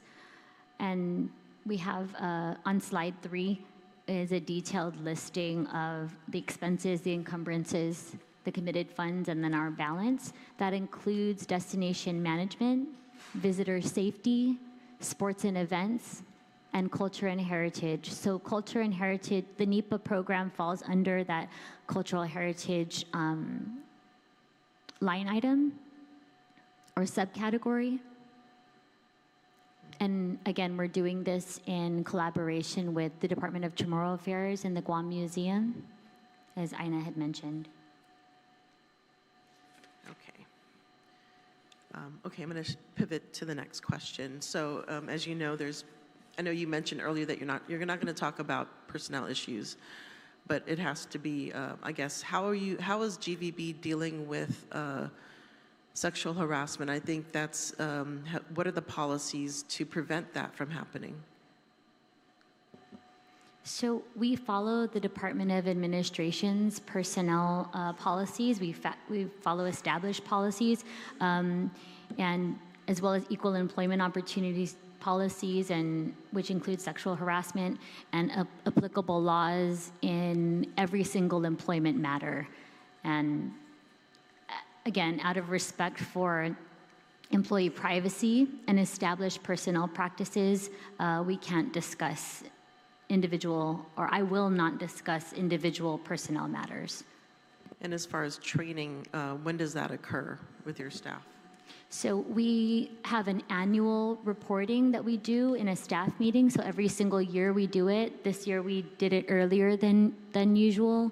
And then recently, a few months ago, I think the Society for Human Resource Management actually held a sexual harassment and a sexual harassment policy seminar, and every single one of our management team were there and participated in this. I believe it was at the Dusatani a few months ago. And so we have continuous training with regard to any changes or even our personnel policies. The senators did receive an open letter regarding hiring, and there was a, I guess, concern or a grievance regarding increased hiring of possibly opening up positions, classified positions, that redundancy of positions. Have you seen that letter? I'm sorry, I don't know what you're referring to. We hire deliberately. Every vacancy at GVB is evaluated based on our operational need, available funding, and our organizational priorities. So we fill positions, we fill positions thoughtfully while also maintaining fiscal responsibility. Yeah, because there's been an increase from last year in regards to personnel costs. And so it kind of aligns with some of the concerns that were listed in this letter. I don't have access to the letter, so I'm unable to comment. Okay. Yeah, so really, I think it's really important that, you know, that the agency really kind of addresses some of the issues because it affects the overall outcomes, I believe. And, you know, we have the airport people here listening, seeing what, you know, what good or what to expect as far as outcomes, right? We want to see more visitors come to Guam, and, you know, I think it's important to take a long, hard look and see what is it that's not working, right? To be really honest and see what is not working, and maybe there's new ways to getting more visitors here in Guam. And I know, you know, you are putting more money into destination management, which is good, but, you know, we really need to see the metrics, right? And I think it's been years since COVID. Metrics for destination management? Metrics for the, I guess, the effectiveness, right? Effectiveness of attracting and increasing the appeal. So, you know, it's years since COVID, and we are, I guess, looking for, I guess, a turn, right? A turn in how this is going to, the outcomes of this. And it's really about financial sustainability, not only of, you know, Guam, I think, of course, but, you know, we have some members here looking to you to really help with this. So that's just my comment for now. Thank you. Thank you so much, Senator. And, you know, with our colleagues at the airport, we work very closely together. It is not only GVB's responsibility to lift our tourism industry up. It is a whole of government approach, and we continue to work together, but it's not just one agency's responsibility. And so we thank our partners, even at the legislature, for doing their part, for understanding kind of the general ecosystem that we're operating under, and, you know, a lot of these geopolitical tensions that are outside of our control. And so it really does take the entire island. And I just I'd be remiss if I didn't go back and just reiterate that we have a zero tolerance policy for any kind of sexual harassment. And so we have an escalation policy also in place for sexual harassment. It's provided to every single employee. And we continue to reiterate that as often as we possibly can, and as part of our personnel policies and our HR policies. Thank you, Mr. Chair. Thank you, Senator Paris. Before I go to Senator Will, let me finish off my questions here, and then he can go on, then I can close up. Thank you very much for that. Again, going back to the 10 million for the airline incentives as a last-ditch effort from this body to help, of course, the continued weak arrivals. Let me ask you, did that investment work? Did it partially work, or did it fail? And what specific data supports your answer to that?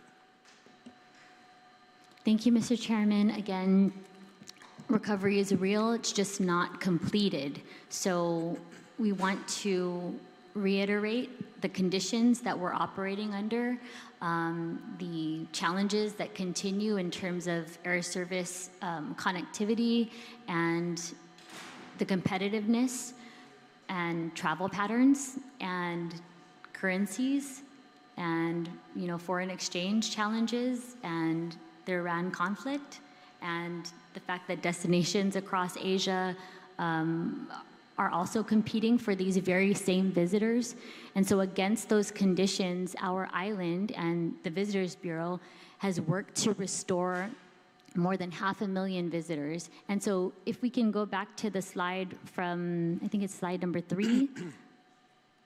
Sorry, slide number 6 for visitor arrivals and the FY26 forecast.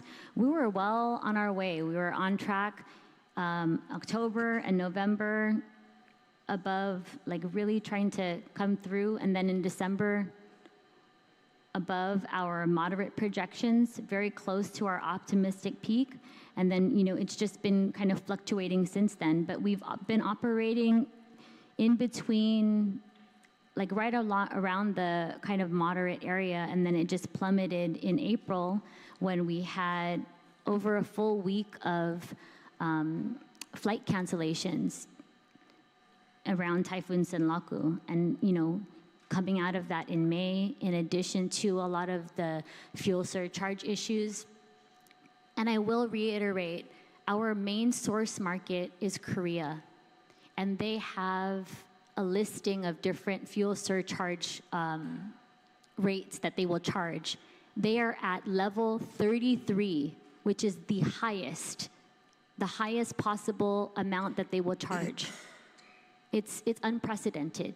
I don't think anybody in recent memory can imagine a time where we've had this much charged to travelers in terms of fuel surcharge. It just has never happened before. So this is what we're up against. And it's not just GVB. The airport is feeling this. We're feeling this as an entire island. And thankfully, we're able to deploy additional resources in response to this. And so, again, we welcome the oversight. We want to be able to answer questions. We've come before this body every single time that you have asked. We have provided updates continuously about our progress and where we are going. You've also heard from the airport that in July, a number of our suspended flights are planning to resume service. So we look forward to that. And we've also done what we can in the meantime, especially in areas like Seoul and in Tokyo, to really be present and be in the face of our target audiences. We are in taxi cabs, we're in out-of-home advertising, we're out in train stations, and we're trying to reach people where they are, in the elevators of their office and residential buildings. We have TV shows that we've put out across Japan. We're working with social media influencers. If you have additional suggestions, we're open to that too, but we've tried as much as we could. And also, a number of the things that we have that have demonstrated a very strong return on our investment, we continue to go back and do those things again. Going on what Senator Paris had asked, GVB staffing pattern shows a significant number of LTA employees. Why is GVB relying heavily on LTAs, and what is the hiring criteria? Are these positions publicly advertised and competitively scored, and who approves these appointments? Thank you very much for that question, Mr. Chair. So when I assumed the helm of GVB, a number of these LTAs were hired in destination management to provide maintenance assistance. And so we've had conversations with the board over the last few months about whether or not we should think about permanizing these employees, where we should take a look at their job descriptions and maybe open it up.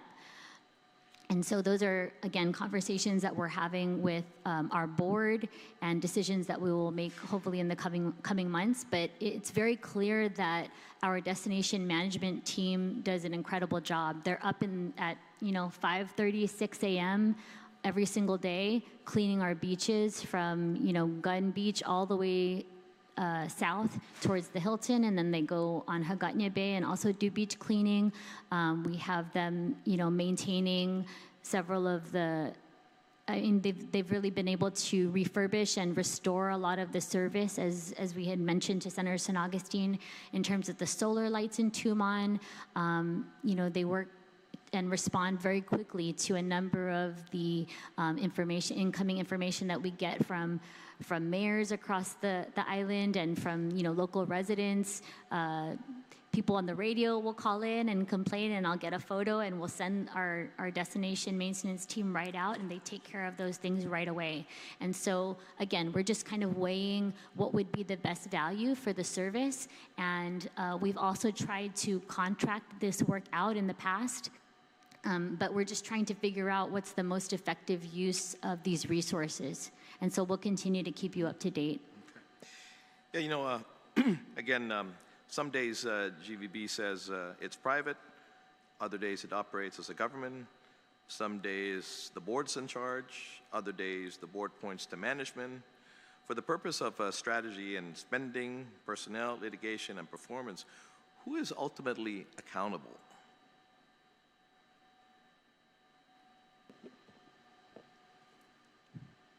Management. Okay. I mean, the board sets policies and then management enforces.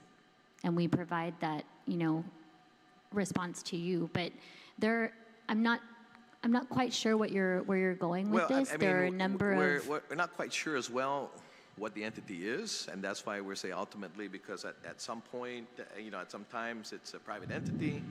It's a government entity. The board says it's management. The management said it's the board. Management has not said that it was the board. But again, at what point has management said it was the board? No, management sometimes will say it's the board's decision. So that's why I'm saying that we need some clarity in who really is accountable. Like, we have litigation now. Yeah. We have litigation ongoing right now.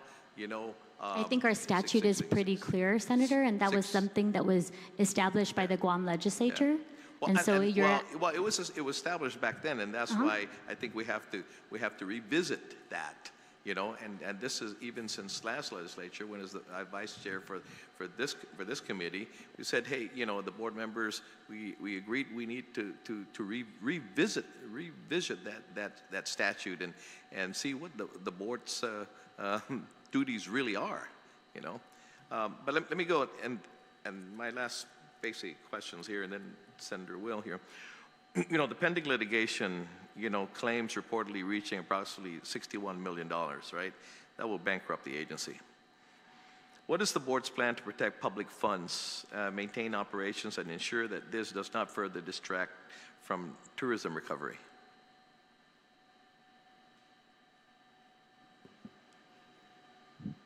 Senator, we have a letter from legal counsel, and we cannot comment further on any ongoing litigation at this time. Can GVB management or board sit here today and honestly tell this committee that after the harassment was reported, that there was no retaliation against the reporting employee? Mr. Chair, GVB has undertaken prompt corrective action per its policies in response to the allegations. The Bureau engaged an independent off-island investigator to conduct a thorough review of the allegations, as well as the Bureau's policies and procedures, and its response to the allegations as required by law and called for it in our anti-harassment policies and procedures. The extensive effort to address the allegations gives GVB confidence that it's in compliance with relevant and applicable laws and regulations. And beyond that, Mr. Chair, GVB cannot comment further on any ongoing litigation at this time. Did GVB reassign, replace, demote, remove duties from, change reporting lines for, isolate or otherwise alter the employee's role or working conditions under the, after the complaint was made? Mr. Chair, GVB remains deeply committed to maintaining a workplace that's built on respect and dignity for every employee.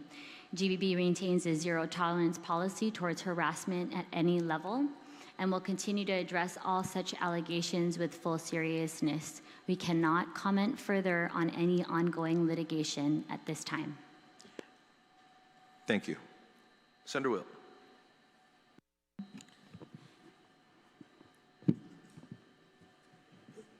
So, there was a lot of conversation about return of investment, ROI.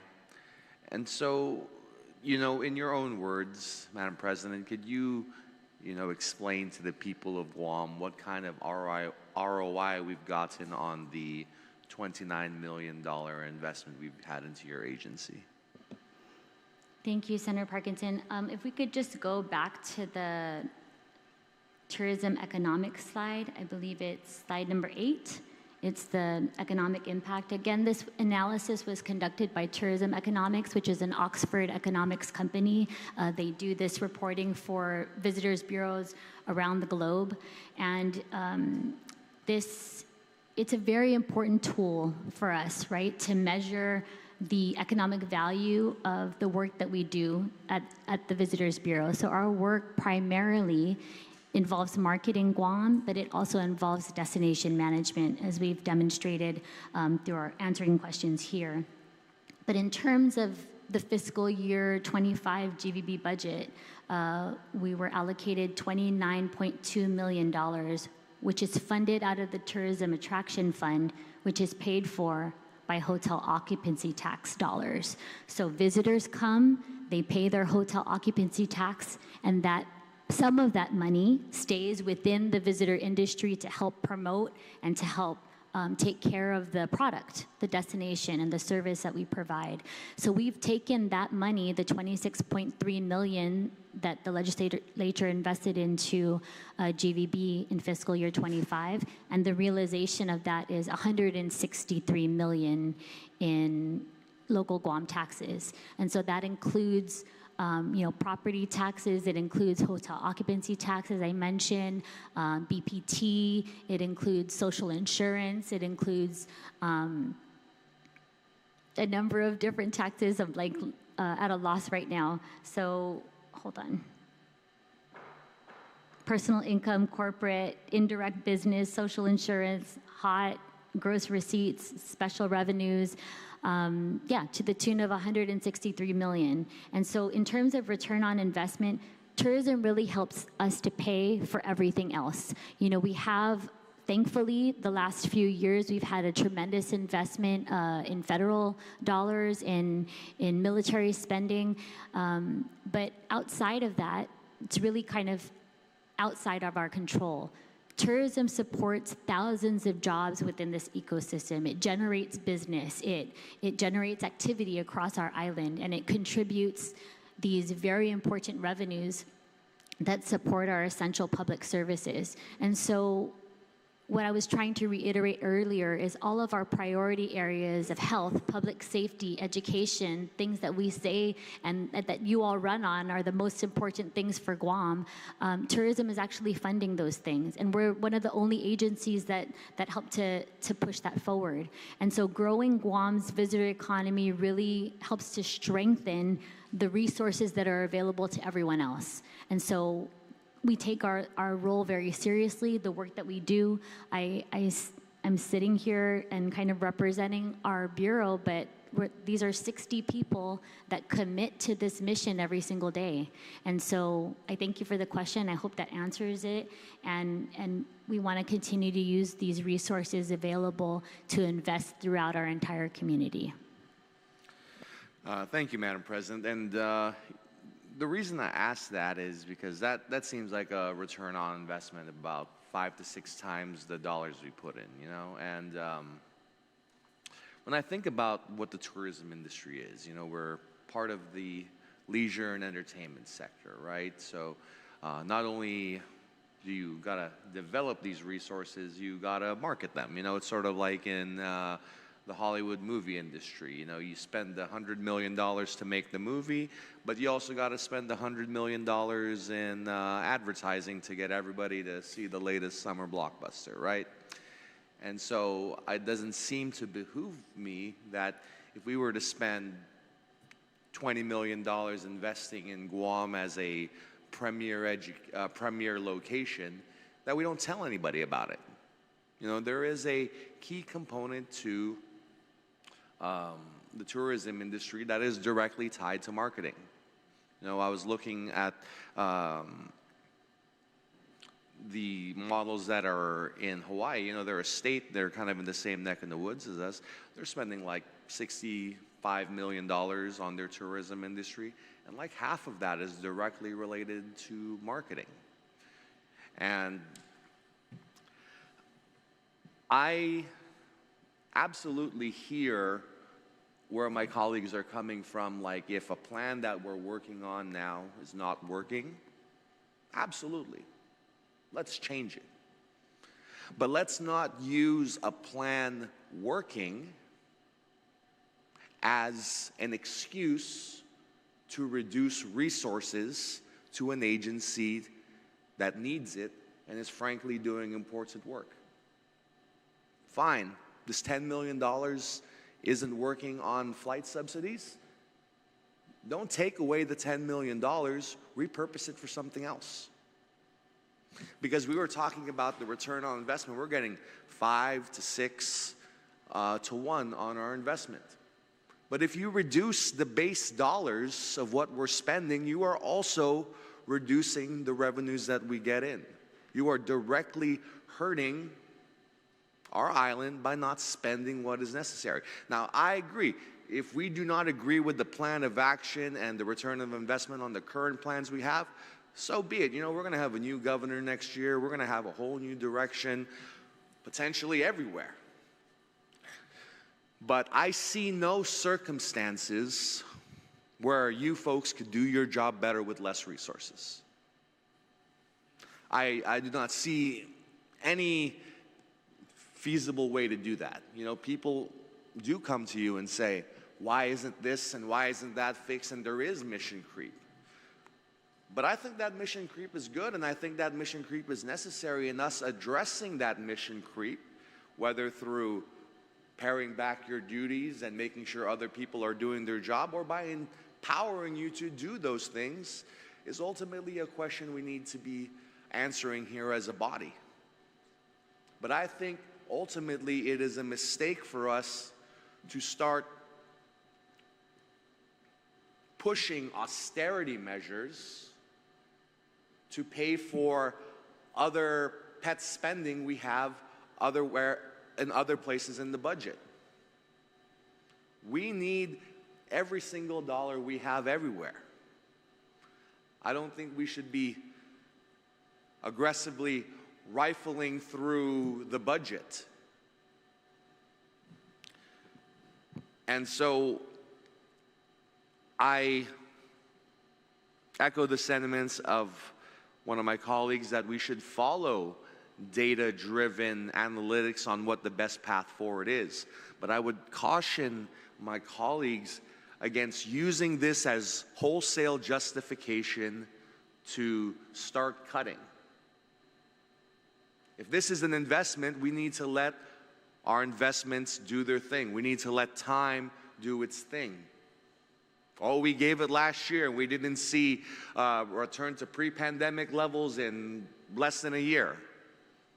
Who expected that? I didn't expect that.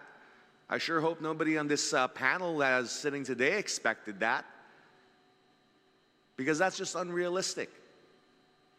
We've got wars all over the world that are affecting our economy. I paid $6.50 for a double cheeseburger the other day. I remember when those things were on the value menu. One for $2. Now I'm paying $6.50 for a double cheeseburger.